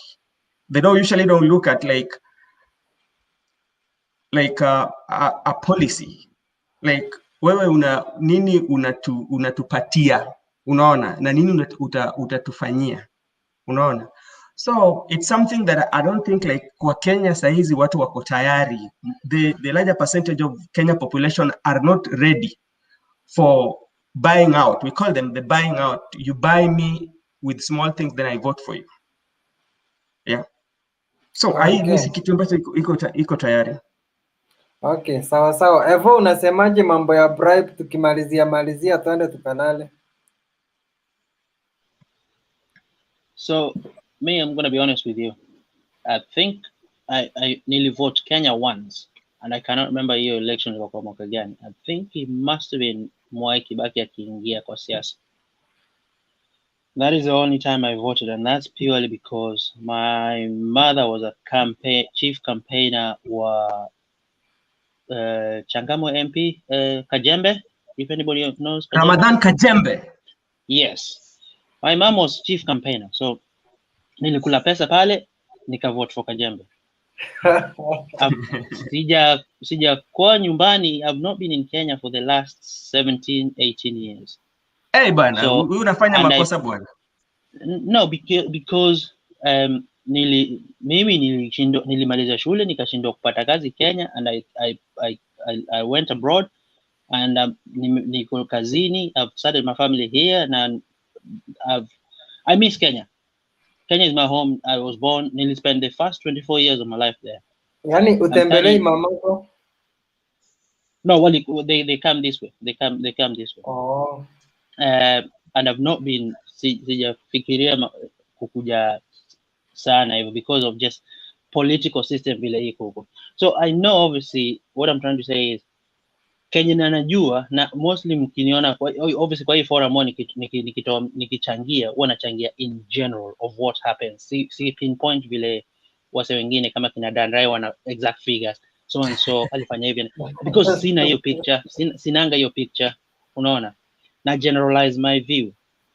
And so obviously over time, vile umesema Mtembea, umesema you don't vote mtu yote amana kupatia pesa. Maybe Kenya imechange, so now watu wanaanza kuelimika and they're not buying, they're not selling their vote. So mtu akuuzie anakupatia pesa ili ununue vote, which is for, you know, for better, ni nzuri. But the point is, the whole idea of sisi kwa na hii forum is to elimisha watu kuwa you do not need to vote for somebody because amekupatia pesa. Believe it or not, ule mtu atakuja pale akupatia hiyo pesa akule, and win, you will never see them for another 5 years. Projects that is supposed to be implemented, whatever, that will never happen. So the whole idea of this forum ni kuelimisha watu kuwa vote agendas that people bring. What have they got on the table? What development can they put in your area, in your constituency?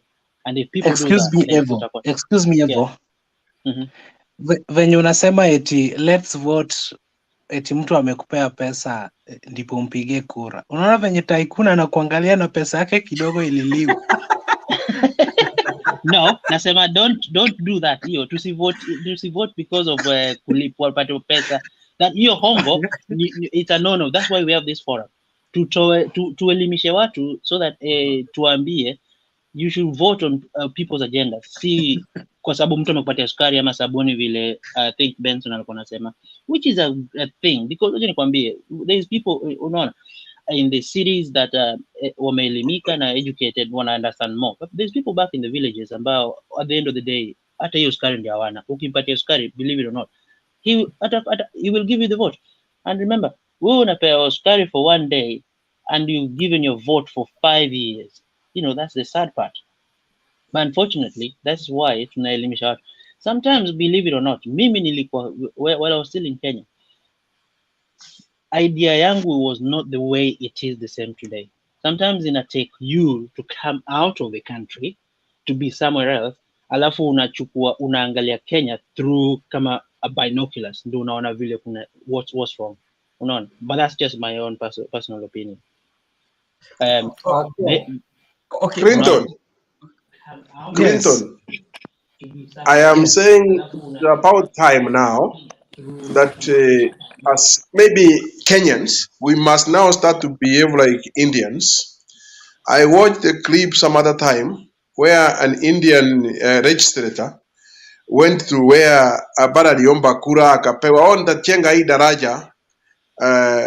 Sasa alipoenda pale after 5 years he never built that bridge.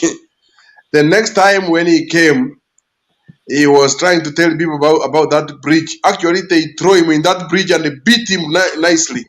I think it's about time now. These are our politicians, when they come back home after they have spent a lot of time, like those ones, the one whom you gave, that old Madara, that old mzee, mwenye mulipiwa na yeye, mulipiwa ravu atafanya chochote, akiingia nyumbani nafaa mumpeleke kwa ile bridge aliwaahidi, mumrushe ndani na mumchape asirudi hapo. So itakuwa funzo kwa wengine, kwa sababu we have been so lenient to these people.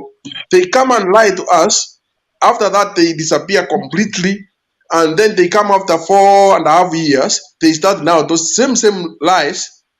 So that means if it's the road which is supposed to be developed, they never develop that road because ndio kisingizio kama nitakuja kutengeneza hii barabara. Sasa atakuja next time kutuambia kuhusu hiyo daraja, bado tutakuja kujenga hii daraja ama hii shule. Inafaa akikuja kuambia watu hiyo achapwe, kama ni hiyo mtu aingizwe ndani ya hiyo mtu, akitokea bandari nyingine hata rudi kuja kuuliza kura, atajua watu hawataki. So itakuwa funzo kwa wengine. I think that can work for us because we have been so kind to these people until now they are misusing us. In as much as we want to be in those seats, but we want to be truthful and do the right thing to the people whom we are promising to do some things. And for sure, for everybody's sake, this time with this regime, whereby we have constituency development fund, we have county development funds which go to the county. Why is it that we can't get development? We must beat someone thoroughly so that they can know that no, When you are given a responsibility which you asked for and you are given, you must deliver. Okay, sawa. Kioko. Yes, Mr. Mutembei. Yes, join. Yeah, Deliver. no. Okay, give us your input. Okay, Sawa. Kioko. Mutembe. Kidogo. Yes, Mr. Mutembei. Kidogo Mutembe. Yes, Now, join. shida fighter kweli. You see, Okay, give you us cannot, then thereafter, you end up beating him. You need to know that it is time to pay what you have eaten. If you took around 8 million for a politician, understand that is money. It was sourced from somewhere. And if it was loan, needs to be repaid, my brother. So stop being a fighter and be a liberal. If someone has not done the right thing, don't vote for him. Why fight him? Let's not also incite one another. And at the same time, once you talk like that, Oh, amepotea. Kioko, continue. Yes, so I have been listening and I want to contribute the issue of the correlation between money and the 40 because it looks like, Tycoon amesema ya kwamba lazima utoe kitu, lazima Clinton amesema lazima upembeleze mwanamke ndio akupende, alafu, I've been listening like for the last 3 years. And I think one thing I've realized or one thing I've learned is that also the voters are also expecting to be bribed to give out their votes. And I will give you reference on the recent Machakos senatorial campaign because my classmate was, was helping the Wiper candidate. And so what was happening on the ground, the voters were saying, we will eat the UDA money, but we will give the vote to Agnes Kavindu. So how was that message translated to you as a politician? So what I'm trying to say is the voters already knew where they're going to cast their vote. But because they knew UDA candidate who was Ngengele Modhama was coming with a lot of money, they would say openly that we will eat the money, but kura ni kwa mama. And so for me, just hearing that statement, it looks like now the voters are expecting you when you are going to campaign, usiende na mkono mtupu. Lazima uende na kakitu, lazima wa bribe, lazima wapata kakitu kwako. And also, I've campaigned in Machakos. Unapata ule candidate akuji na kitu, unapata there are some slogans, some matusi zinaendelea pale saa ile, saa ile anajaribu kupatiana policies zake, anapatiana agenda zake. And also after ameongea, if aachi kabasha ka kitu, aiti vijana watano wapatie kitu, then that, it turns very chaotic. And so for me, I think where we have reached now as citizens is like, hata Tycoon akikuja, either kuja na policy mzuri, na Mutembei kuja na kona kakitu, it looks like already now the citizens have decided, huyu ndio tutaenda na yeye, akitoa kitu ama asitoe kitu, we have already decided, but we have to eat this money. Because now there is this slogan where is, hata our politicians wengine, they are saying, that is your tax money, eat it. So that is also giving the citizens a lot of confidence, because anakuja huyu opponent anasema, hii ni ile pesa yenu umeimbiwa, hii ni ile pesa yenu ya taxi, akileta mkule, lakini mnajua siku ya kura mnaenda wapi. The other thing also I need to appreciate is about the introduction of independent kind of going independent candidate. Because for me, I feel before that, easy nomination tulikuwa tunafanya, it was just for formality. Ikiwa Wiper Machakos yameamua kwa roho yake governor ni nani.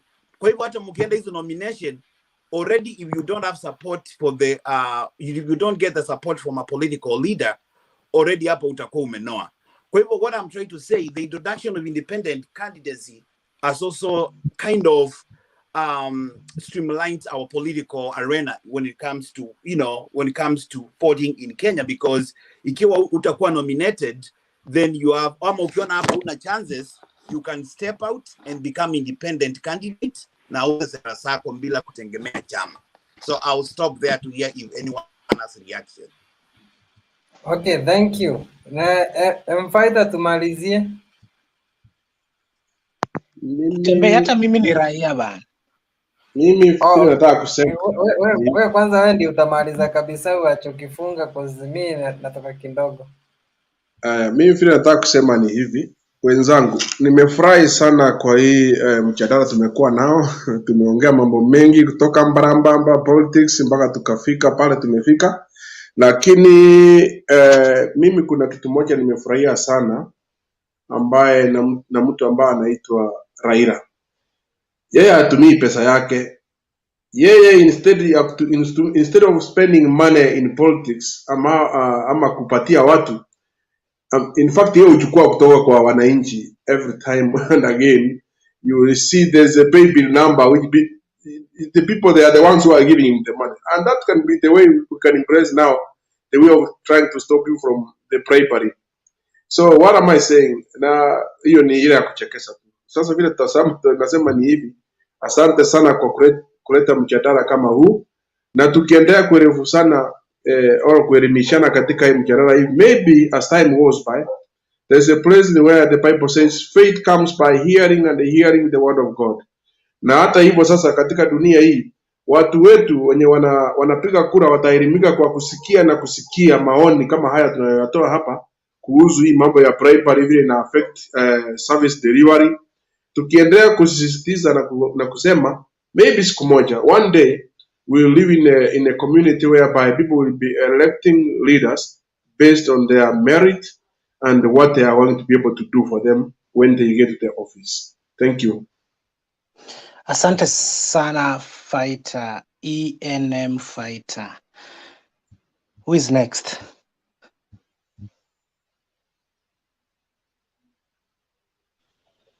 Daktari ameingia hapo, daktari aongee. Daktari ataongea after Benson ama Dennis ama Tycoon. Tycoon, kwanza wewe, network yako ilikulet down na we ni MP mzima mwenye pesa zake zishaliwa, na hebu ongea na wananchi wako bana. Tycoon, unmute.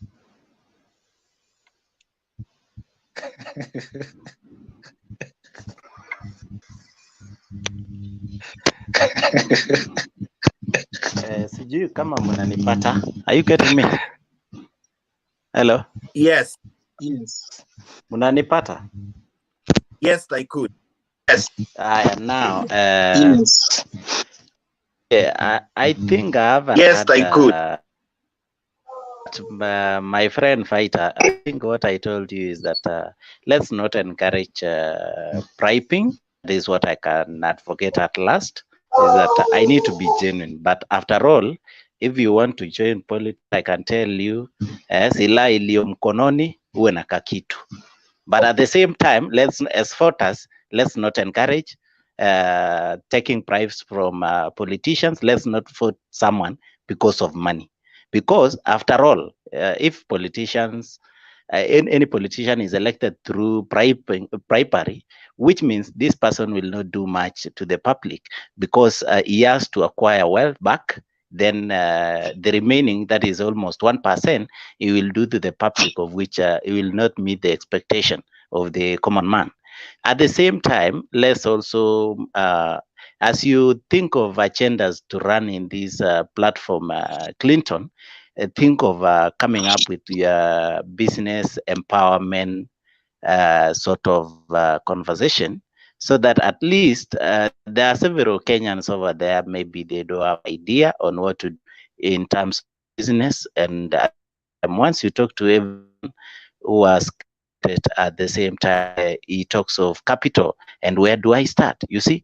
So we need to be source of agendas and where young person can sustain his or her life in terms of, as far as business is concerned. Also, the economy of this country is deteriorating as we speak. and we need to go to that direction majorly, so that we get a power as a group, also not only politics, because politics at the end of the day cannot put food to someone's table, because hustlers ni wengi sana. Ukijaribu kuongea saizi hustler labda hata ana nini bundles ya kuingia hapa, akiingia na ile ya 10 anajipata amejiondoa, na mbi kulikuwa na jambo ya mahana angakusikia hapa. Hatusemi generally followers wa deputy president, but what we are saying hustlers is anybody. Maybe watu wa Raila wako hustlers, pia kwa Uhuru, wenye walimchagua Uhuru na wenye wanamfuata Uhuru, and maybe at the end of the day awanalala njaa. So we need to think of ways of empowering our people so that they start getting something on their food on their table. So the main agenda I would urge them to consider when it comes to another time discussion. Even it can be a discussion of almost every day. At least majorly we take almost 60% of our discussion to be the economic empowerment. On we discuss maybe how people can start small businesses and how they can run, and possibly which businesses can be run where and what is table where, you see, so at least we give ideas to our young people, and also the jobless people get their opportunities. That is my submission. And ndo nilale juu, ijapokuwa Jumapili tumesuiliwa tusiende kanisa, so sasa hivi tunaelekea kazi pia in the morning, maybe at around 9 I'll be back to work. Unaona huku pia niko ofisini kidogo, so we work from home, so that is the fact. Anyway, shukran for listening to me. Tycoon, unatoka maeneo yepi Kenya?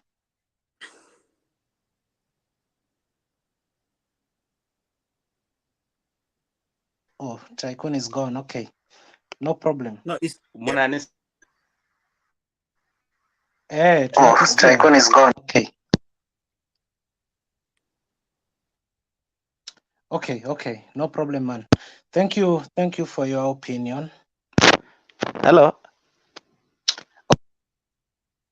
Thank you. Ben. Tycoon, you have big speakers there. Ben. Sorry. So thank you for your opinion.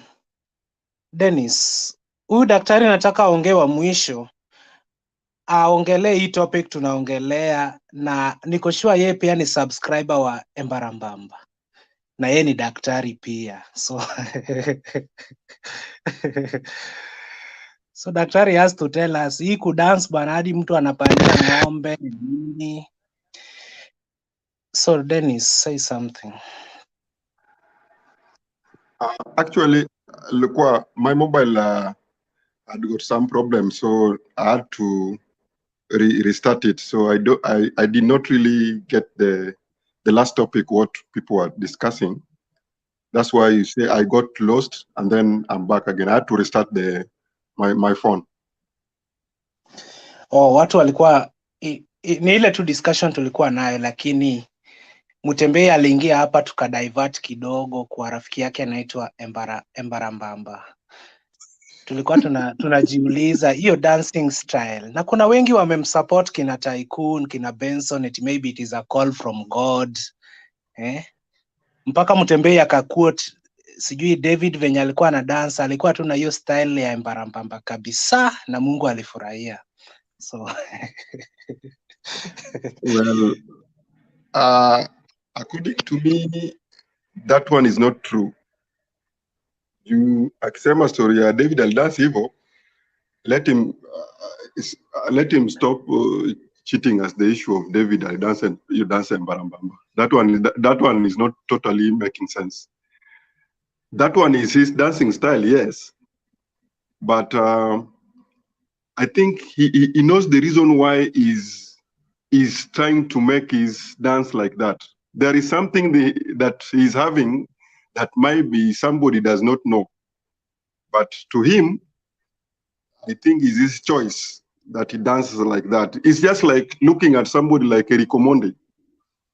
The way sometimes he does things which when you look at him and then you say, is he a comedian or now he's doing this thing like, it's the same way now Mbarambara is doing his things. So to me, it is his choice for now, but I don't subscribe for such dances. That's my He is opinion. my big fan, by the way, Dennis. And I believe if Mbarambara was not in a stable mind, bibi yake angekuwa amemtoroka. Hakuna mtu angekaa na bibi na wazimu kwa nyumba. I have listened to Mbarambara.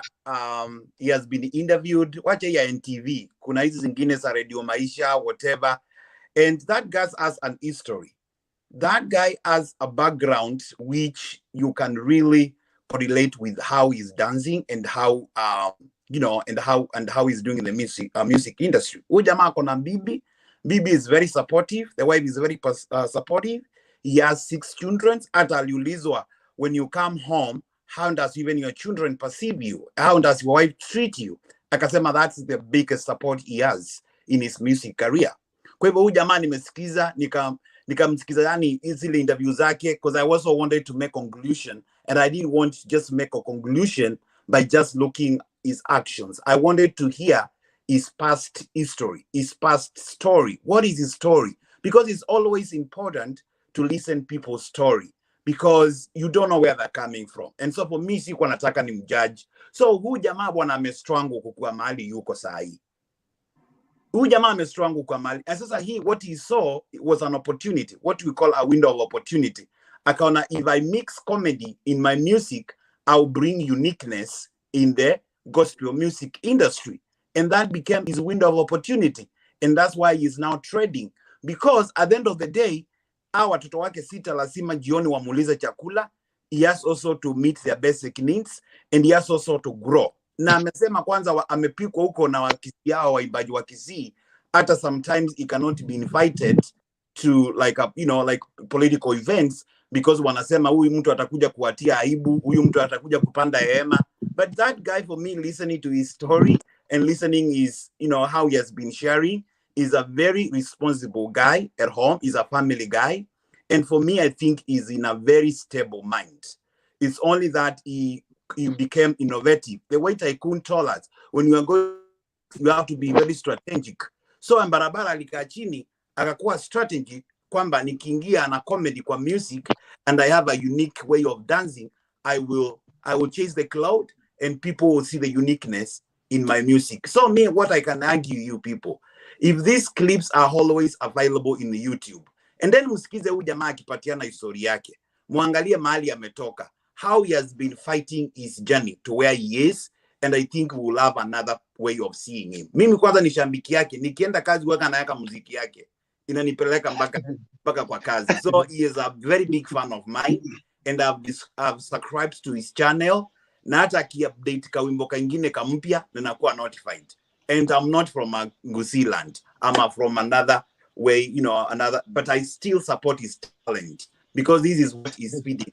Sasa huyu jamaa mngesikia ameua mtu ama amenyonga mtu amepikwa chuma, ndio how could we have said?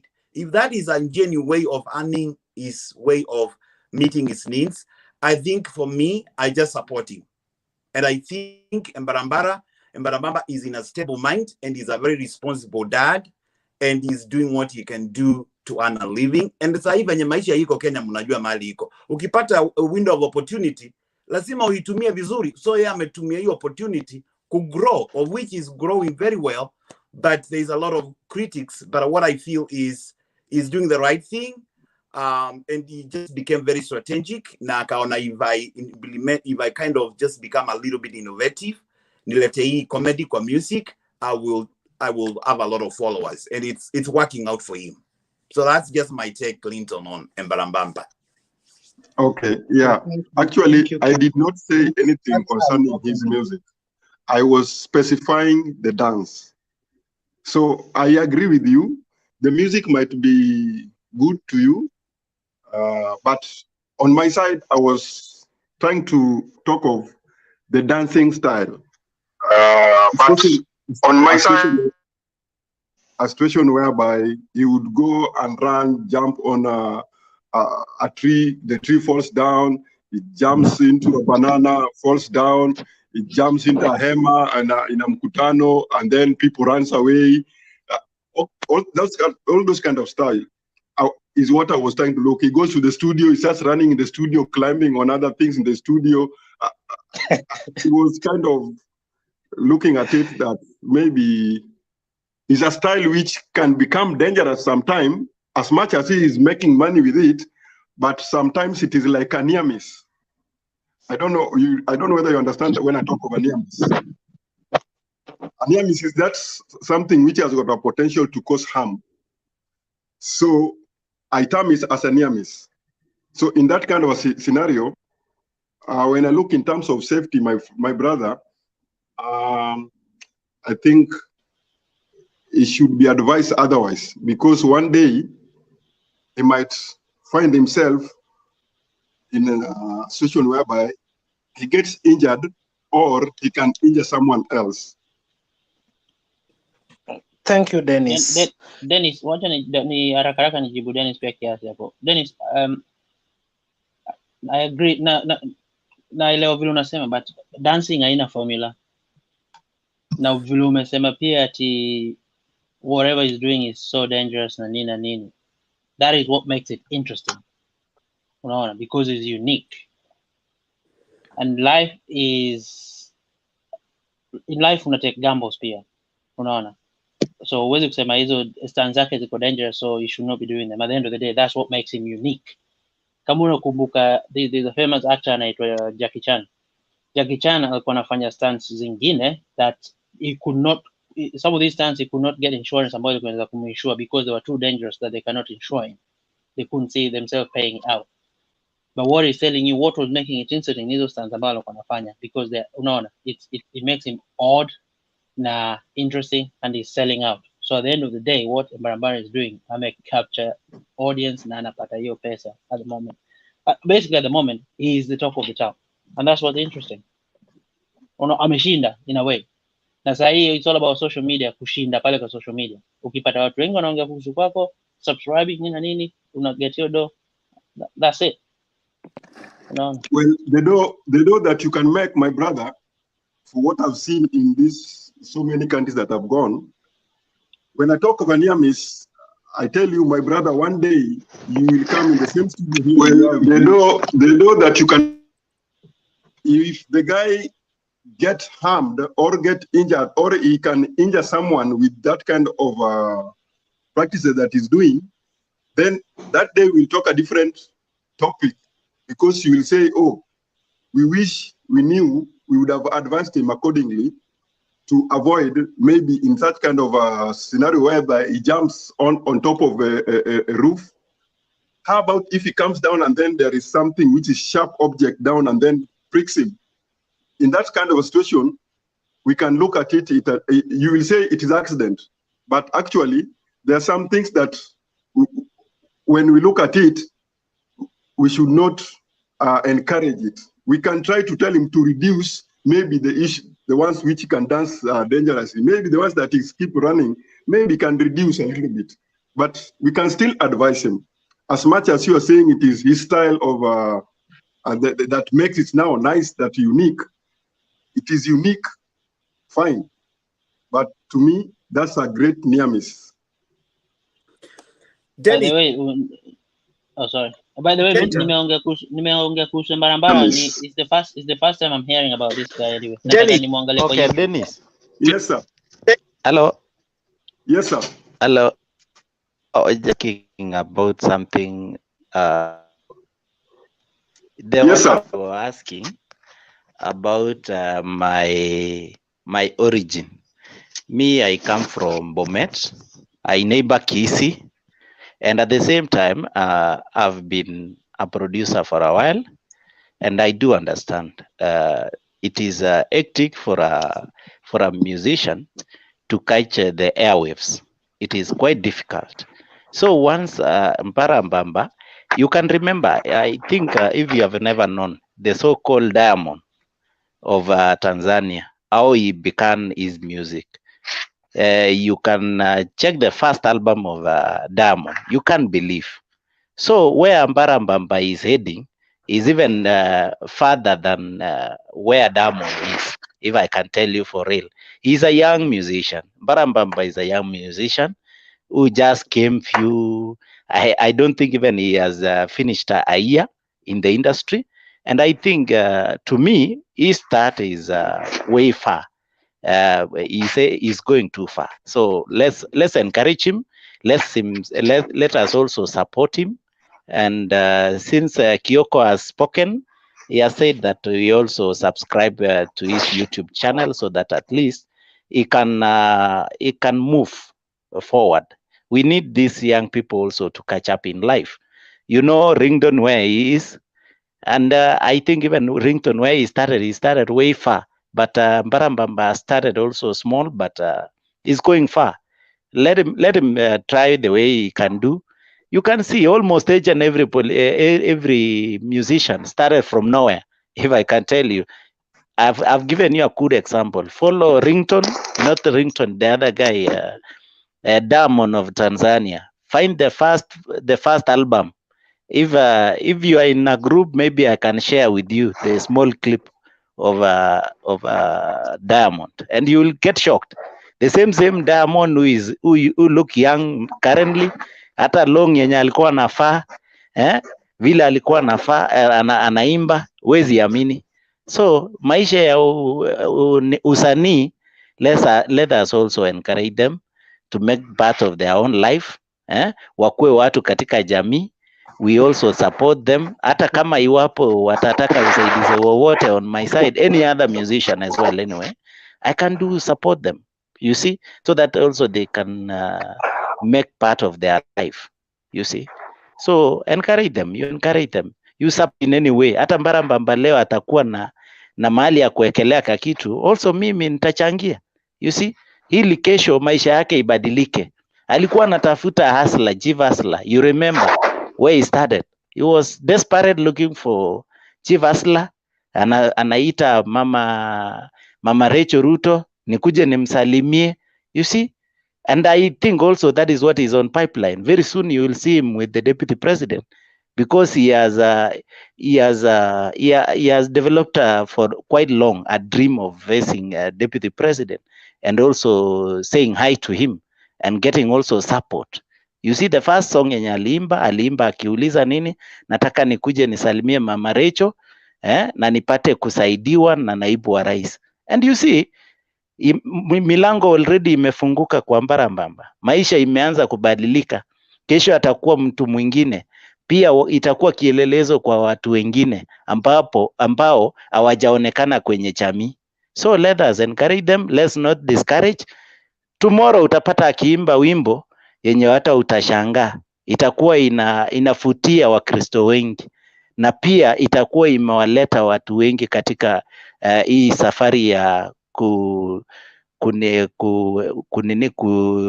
kuelekea mbinguni. You see, to encourage people also to come to Christ.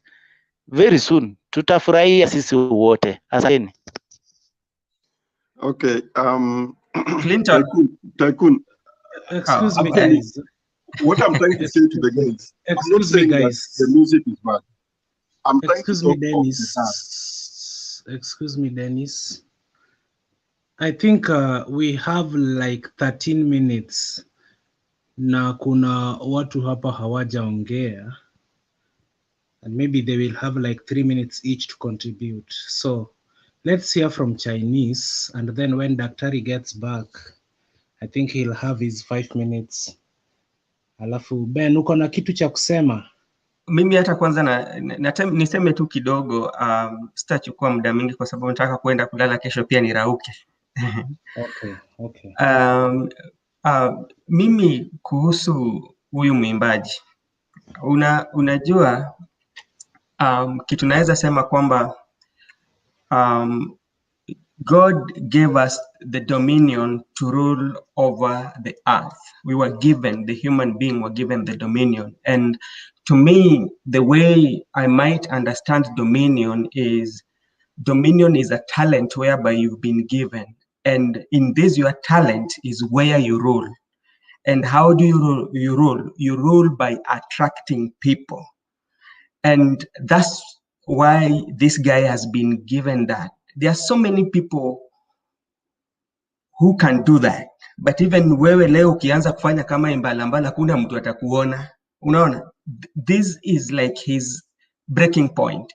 One time when he will be sitting down to tell the testimony of how God gave him breakthrough, he will talk of his dances that sometimes we feel are very awkward. Yeah. So as Tycoon said earlier, let us just support hata yeye pia kuwe na kitu kwa table, because that's the only way, the dominion in which he can support his family, he can support himself. I'm his subscriber na watch ikikuja tu hivi, hata kama watu wanasema ni hapo ndio mimi niko. Na lastly, kwa sababu nataka kuenda kulala, mimi nataka kuwashukuru Mr. Clinton. I don't know how I can get your email. There's something that I need to share with you and Mtembei, about something that I'm doing, so that you can bring it so we can see on how to support it. So the only request that I'm just putting on you, because I'm seeing guys here who are willing, who can help Kenyans. And what I'm doing is giving back to the society. And if there's a way I can get your email, or I can give you my email, then we can talk about it. Tuone venye mambo itaenda. Asanteni sana.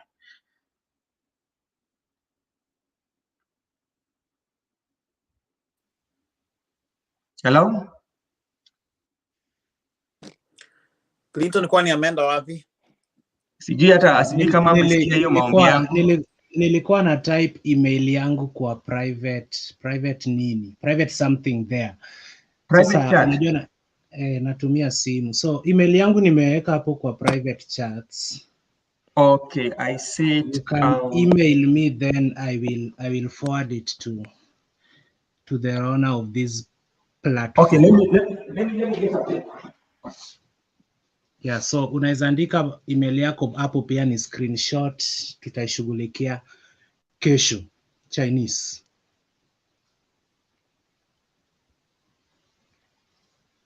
Naomba kuwasalimu kwanza.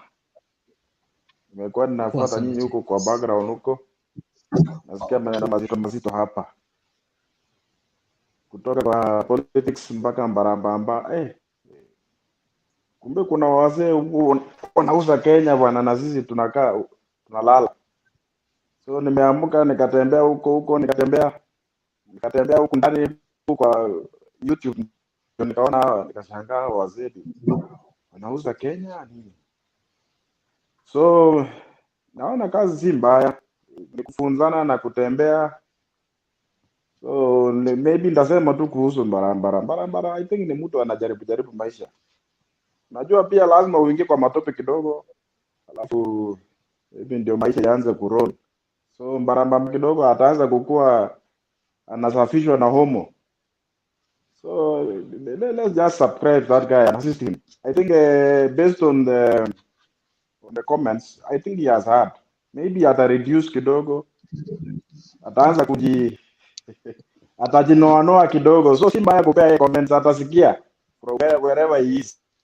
But for me, I am also, I think I've watched many of his movies. I don't understand, but akiingia kwa matope kidogo, anasema yule mtu mwenye hii matope inaonyesha huyu mtu ni mchafu kwa roho, ni mchafu kwa juu, lakini ndani ni safi. So let's just help him. So otherwise, you guys, I've been following na nasikia maneno mzuri hapo na pale. So maybe next time nitachangia kwa majia zingine. So tuko pamoja. Asante Chinese. Na kwa wale ambao wanapinga Embarambamba kuna statement anasema ni Mungu pamoja na watu, si watu pamoja na Mungu. Elewa statement.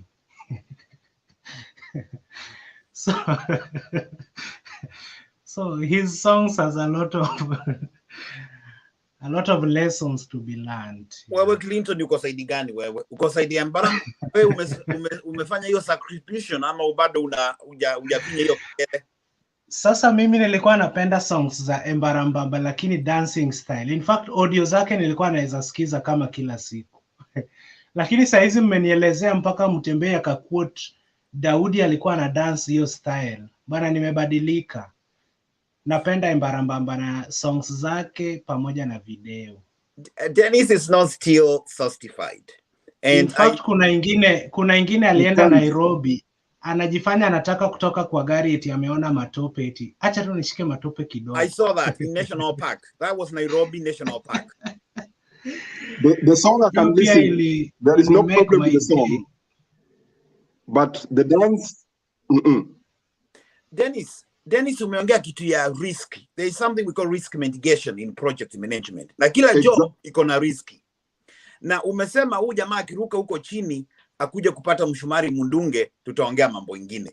Dennis, I have my friends who have lost their fingers in a factory processing a machine. That is their profession. So me, I see Mbarambara, hii profession yake bado iko na risk, and I think aliulizwa kwa interview, kuna mahali ushaumia, kuna mahali ushangongwa. So far inaonekana Mungu amemlinda hajapata injury. But what I can say is every job we do has its own risk. And so ule mtu anafanya kwa factory unapatanga mtu amekatwa kidole na bado job inaendelea. Kwa hivyo mimi Mbarambara naona hii ni job yake na amechukua kama ule mtu anaenda kwa ofisi every day, akipata hata akianguka akuja adungwe na hiyo mwimba ama mshumari, it will have just to be seen the way engineer angepata tu anjari akifanya mambo zake za engineering. So that's okay. In my case, the way I look at it in the section of health and safety issues. A situation whereby I categorize that dance in the form of nearness, which is anything which has got a potential to cause harm. And that is the situation that now makes me try to say that the music is okay, no problem, I like that, but the dance needs to be controlled to avoid that situation of being a near miss. Yeah, maybe what I could tell you, I also have followed Baba for a while. I don't understand what he sings. And I learned that this guy just is a class 8 dropout or something like that. You know, we, the African, kidogo tunaogopa kufanya vitu.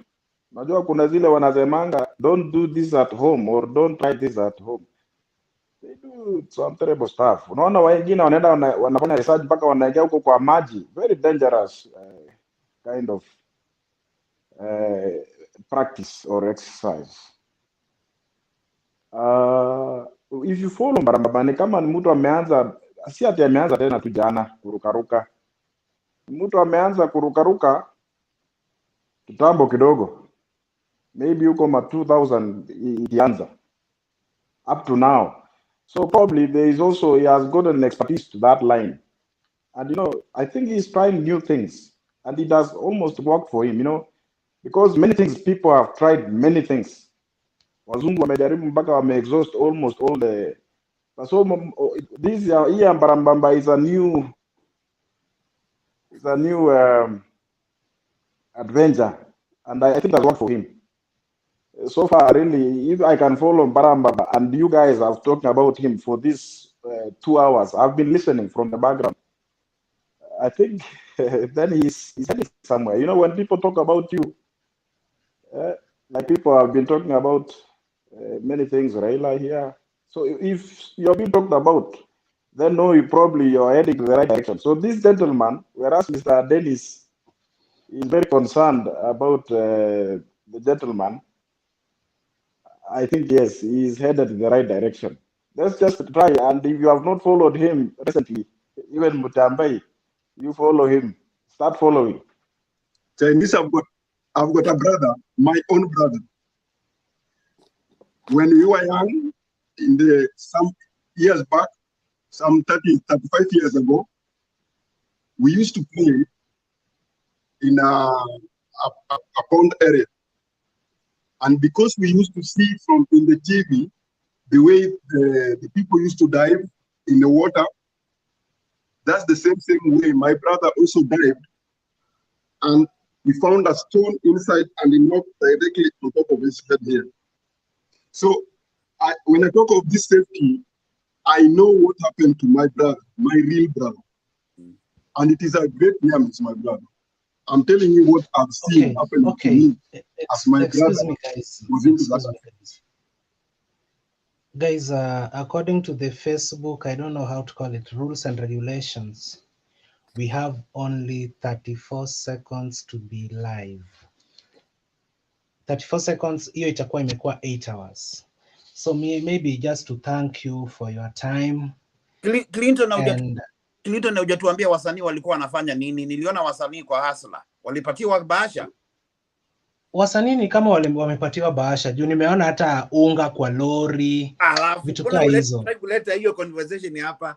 Mbona unajaribu wewe unafikiri watu wa Ruto bana wamelemewa. Hii platform iko na Raila sana. Sasa hiyo hawezi ongelea. Because for me I just want to, because those were like the top. Lakini mimi mtu ya Ruto na mtu wa Ruto ni niko hapa. Lakini mnasema pia yeye sijui ulivotia huko Aldai huko wapi. Mimi ni diverse. Naona pia watu wa Ruto ni wengi. Tunakuja polepole, tunakuja polepole. So guys, it has been a very nice good night guys. Thank you so much. On board. Thank you so much, and, guys. Have a good night. We can also meet tomorrow, a day after tomorrow, maybe next week from Friday to Sunday. And it's always nice having you people on board. All right, Clinton. So, thank you so much for always creating these platforms for us. Mlale poa. Good night, Dennis. Dennis, umesema uko wapi bana? For now, I think okay, me, I'm always not static. Yeah. I keep on using different countries after each and every 2 months, so I can't say I'm static. For now, I'm in West Africa, but Ghana. No, I'm in a place called Mali. Mali. Yes. Oh. So after this, I'll be expected to go back to Nairobi. To that, to another thing. That's my work. So I'm mostly. Na Dennis, umepata kitu hapo kwa ama bado hujafikiwa? Ilikuwa inafaa nichukue Dubai, but by the time when I was going to take it, I was remaining with 14 days to leave, because there you're supposed to take the first one and then after 21 days you get the second one. So nikasema sitaki job. Okay. Safi basi. Na Clinton wewe umepata ama bado? Nini? Bana mimi hata hapa jamani sijui kama watu wanavaccinatiwa. Mimi niko kuagiza bana, sielewi. Hiyo vaccine mara president wetu aliikataa, mara imeruhusiwa, mara wanatengeneza yao. So mara mimi siku watanifikia ndio hiyo siku sasa. But tumekaziwa, we can't work. Tutakuwa tunajitest sijui every Monday tunaenda na results za COVID tukiingia job. Na kutest COVID ni 39 shillings. Yeah, watakuwa wametuua. What? Wapi hapo? Testing COVID ni 39 euro. That is like 4,000 ya Kenya. Oh, sorry. When you say 39 shillings, nikafikiri. Okay, that one is okay. Yeah. Because 39 euros, yeah. Yeah, it's the same even in Dubai nowadays. It is 150 dirhams. Though the can charge 7,500. So it's different countries on different. But let me ask you something, Dennis. Huko West Africa mnafanya kazi in hours ama ni kama Kenya, we kama ni mwalimu unaingia 6 asubuhi unatoka 22:00? Kazi yangu is a bit different. Me, I work 8 hours and then that's it. And you are paid per hour ama wanajumuisha wanasema uko na 3,000 Kenya shillings? No, they pay me. My payment is whether I go to work or I don't go. It will be paid. Okay. Yeah. It's like a yearly package. Exactly. So whether nifanye nilale nisilale italipwa tu. So hao watu warekebishe hiyo tabia. Sasa ukilala 1 month yote bana. When that was a lockdown, see, when I was from Gabon, I was locked in Kenya for 9 months. Nilipo pesa yote. Hey. Man, lakini mimi hapo kwa vaccination sijaielewa kabisa. Every sijui Monday, hata kesho ni Monday. Huyu Madam Chancellor atajitokeza na mambo na vaccine, tumekataa hii. Alafu sikie mara inaendelea, mara tunatengeneza yetu. Mara tunataka sijui ya Russia. Bana mimi nimejiachilia tu. Siku atasema Clinton tuna vaccinate watu pale kwa tent. Nitaenda. Ama nikitaka kwenda Kenya kama mwezi wa 6, itabidi ni watafute wanaifanya wapi, wanifanyie. Ndipo Kagwe asinieke JKIA sijui quarantine. You don't want to risk that. You don't want to risk that, Clinton. If you get the vaccine, if you're going to stay more than 2 months in Kenya, then you can get the two vaccines. Because Kenya, though, is too long. It takes like 8 weeks to 12 weeks. That one is too long. But if it is in Germany, they're taking maybe a short period, then take the one in Germany. Sasa si ndio hii ya Germany nakwambia bana, hata mimi hata siisikii. Ama walimaliza kuvaccinate watu huku jamii. But we are waiting. We are waiting. Clinton, then you guys have a good night. Okay, and okay, thank you. Where are you? Mimi niko West Virginia, hapa karibu na DC. Okay. Yep, hawa ndio wale watu walikataa Biden na hizi akakuwa sworn in. No. Mimi yangu niona wale wenye walikuwa wanapandia Capitol Hill. Wow. So, kuna mwingine anaitwa Collins. What was the duration of getting the second jab? What was that? What was the duration of getting the second jab? Because like in Dubai, it is 21 days. It's 21 days as well. Oh, same, eh? Mm-hmm. So lakini huku ina roll. It's rolling very fast. Huku ina roll. Angetaka kupata hii kitu hapa amepata. Because Biden admission was like 100 days in the office. It will ensure like everyone has really, so hizi hata kuna what we call a volunteer, not a volunteer, like mahema tu zenye Clinton alikuwa amesema tu siko open sinangojea watu wakuje bila appointment. That's how. So Clinton, can you fly, go get that thing, tap and then you do. Yes. Yani huku unapata tu inangojea mtu a walk in. It's like a walk in too. So bana sisi huko bana mimi maybe kwa hii city yetu kwa hii hawa city hawajaanza kuvaccinate. Juu ningekuwa nimesikia. Nikiendaga kwa town naona tu place wameandika Corona Testing Center na wameandika hapo 39 euro. 39 euro ukiconvert to Kenyan shilling hiyo ni 4,000 na takataka juu yake. So badala wani vaccinate wanataka niende huko weekly niende kujitest na 39 bob. But do they give you compensation for that money? Which compensation? Hiyo kitu hata insurance card hailipi. Corona test unajilipia ba. Clinton, you mentioned me. Yeah, nimeona Clinton mentioned. Corona nilitestiwa last week, nilienda kufanya interview kwingine wakanitest corona kwa gate. Ya pili ya kwanza nilitestiwa last year mwezi wa 7. Nilipoteza site yangu kwenda OC. Corona was the first thing to be tested. So only twice na vaccine nayo nasikianga tu kwa radio ama kwa watu wa US. Clinton, you just mentioned me na nimekusikia.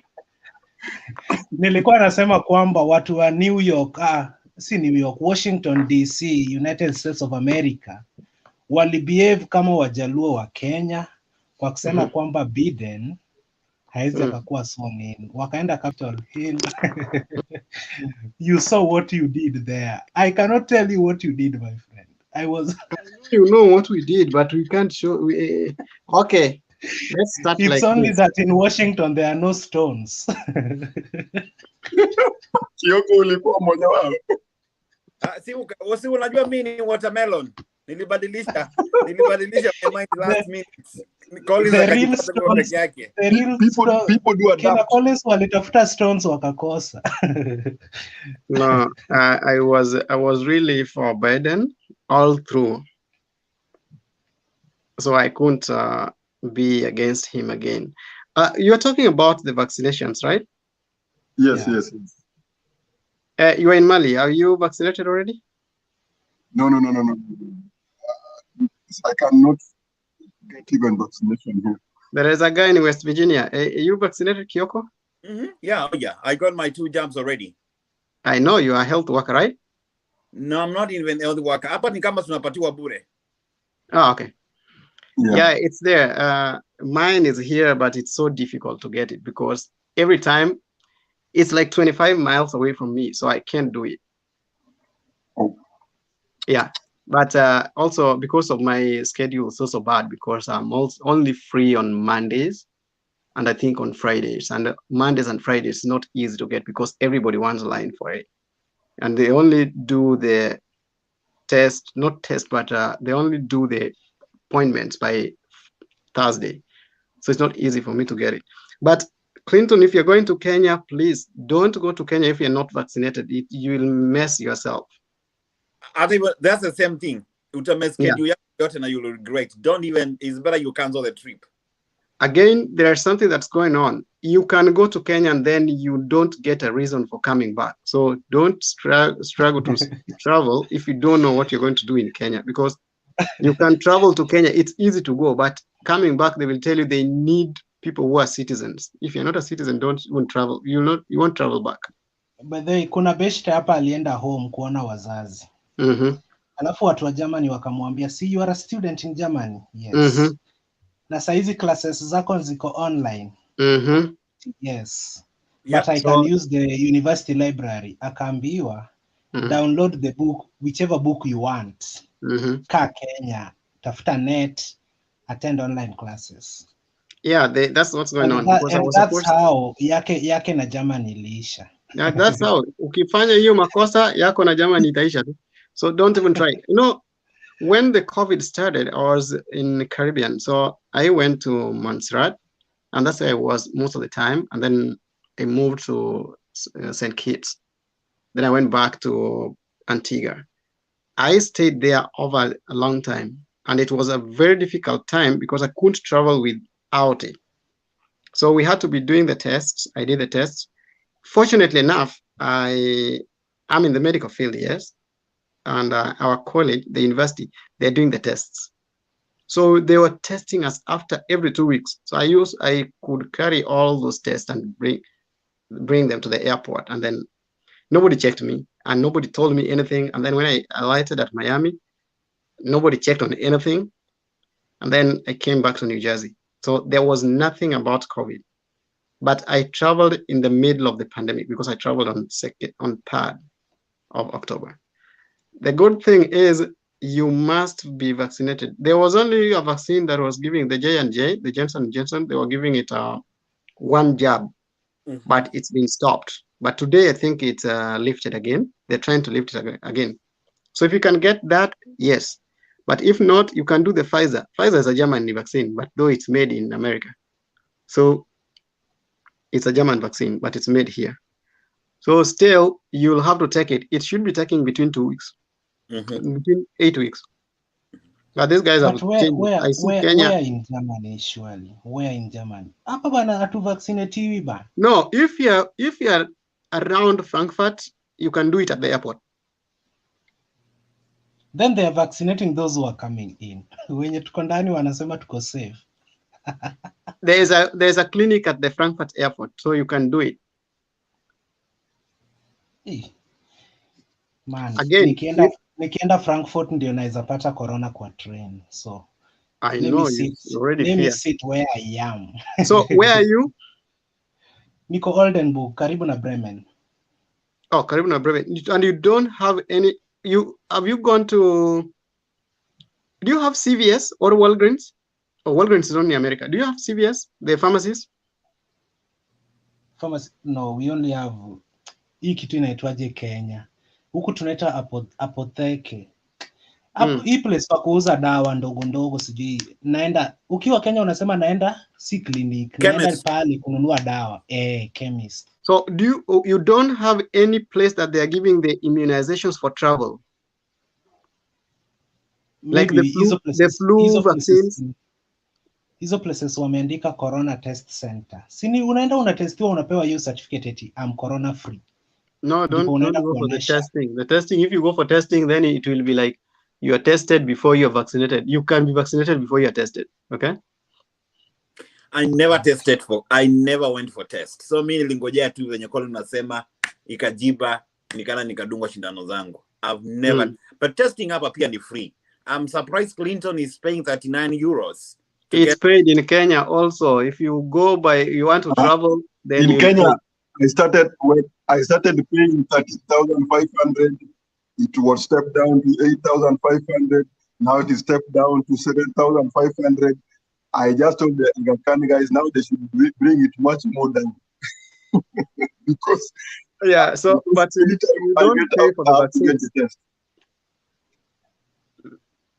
So Clinton, the thing you can do is just Google about COVID vaccine around me, or check on the vaccination points of flu vaccine. Any part where they are doing a flu vaccine, you'll get a corona vaccine. Okay? Yeah, another solution.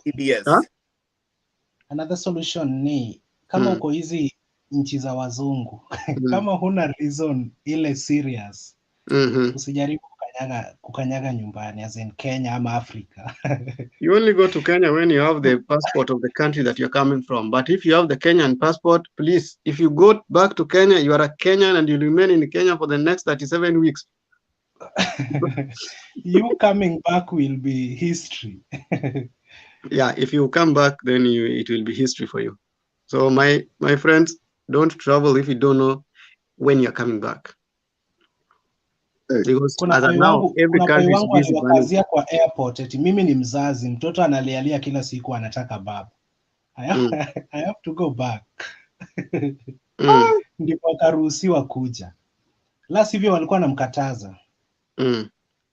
Wazungu wakikuambia eti embassy ya Germany ikuambie kaa tu nyumbani tutakupigia simu. Wakumbuke siku moja wakuambie eti kuna mtu tulimwahidi tutamkola kuje. Sasa wachukue simu yao wakutafute shambani ukipalilia mahindi eti next week sasa unaweza kuja. Bana watakusahau. I thank God I don't go to any embassy. I travel without going to the embassy. Again, do you think if you've got the visa and you happen to travel, they can deport you at the airport? Nobody can deport you. Only that you'll be detained for a long time. What happened to me? Nilikuwa nakuja hapa kama mwanafunzi. Yes. Alafu kuna rule wanasema uwezi kuja huku. Unajua huku ni German peke yake, lugha yao, hakuna English, hakuna anything. So lazima utoke Nairobi kama ushasoma German A1.1 na A1.2. At least unajua salamu, unajua kusema excuse me, hizo vitu ndogo ndogo. But mimi nilitoka Homa Bay without kujua salamu ama anything. Nikaenda embassy Nairobi, nikavuka hiyo mtego. Kufika Dubai, nikavuka hiyo mtego. Pale penye wana set sijui nini.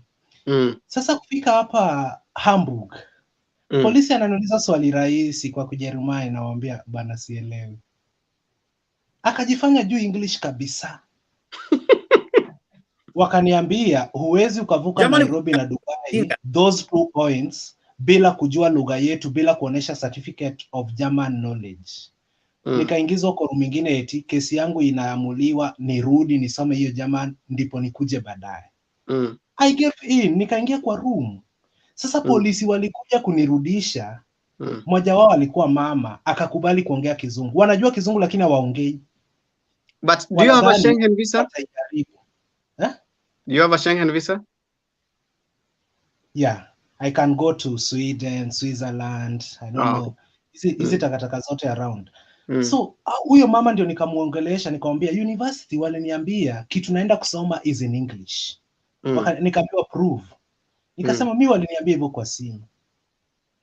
Alafu the guy mwenye alikuwa anasimamia department yetu university, sikuwa namjua, nilikuwa na chat naye through email. Nikamwandikia bana, niko kwa room nyingine na nimeambiwa narudi juu sina German language, so tell them what I'm gonna study is in English. Akatuma tu email yenye iko na 2 sentences. Nikaonesha huyo mama akakubali, nikatolewa. Nikaambiwa you can now go. Nakwambia kwenda kwa ile kitu inazunguka hivi pa kuchukua suitcases. Yangu ilikuwa imezunguka, nguo zangu zote ziko chini. Suitcase imeraruka na imevunjika. Juu ile mashine imeizungusha mpaka sijui ikoje. Ukicollect nguo zako hapo, wazungu wamekuzunguka wanakuona kama mwenda wazimu. Nilitamani Kenya. Alafu ukichungulia pale kwa dirisha unaona ndege ya KQ. Unaweza ita msee umwambie, unaweza nibeba unirudishe? Well, I think so it was just something weird on my side. But kuja huku, you have to learn their language as fast as possible. And it is very expensive, like 60,000 per month, Kenyan shillings. Now, Clinton, we may run some documentary in the future, then you'll tell us how the challenges you face in Germany for the first time, right? It is very yes. Challenges. I tend to think such kind of topics also need to be brought in this. Yeah, we will do it. We will ask you a lot of questions so that we can do it. And I think I'll send you a journalist if you allow me.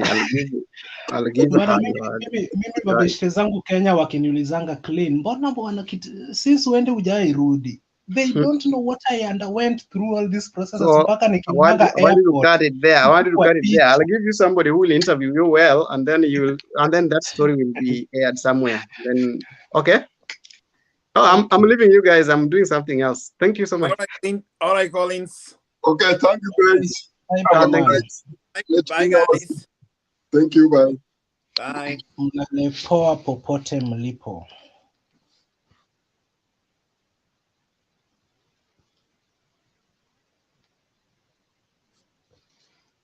Oh, this is a phone. How do I close this link? What do I do next with this link? Maybe to cancel the.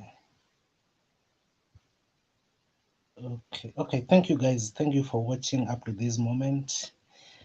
Kwa wale ambao hamlali, mwende kazi. Mkienda kazini mwende salama, mkilala mlale salama, mpaka tutakapo kutana kesho. Mungu awe nanyi tena na tena. Bye bye.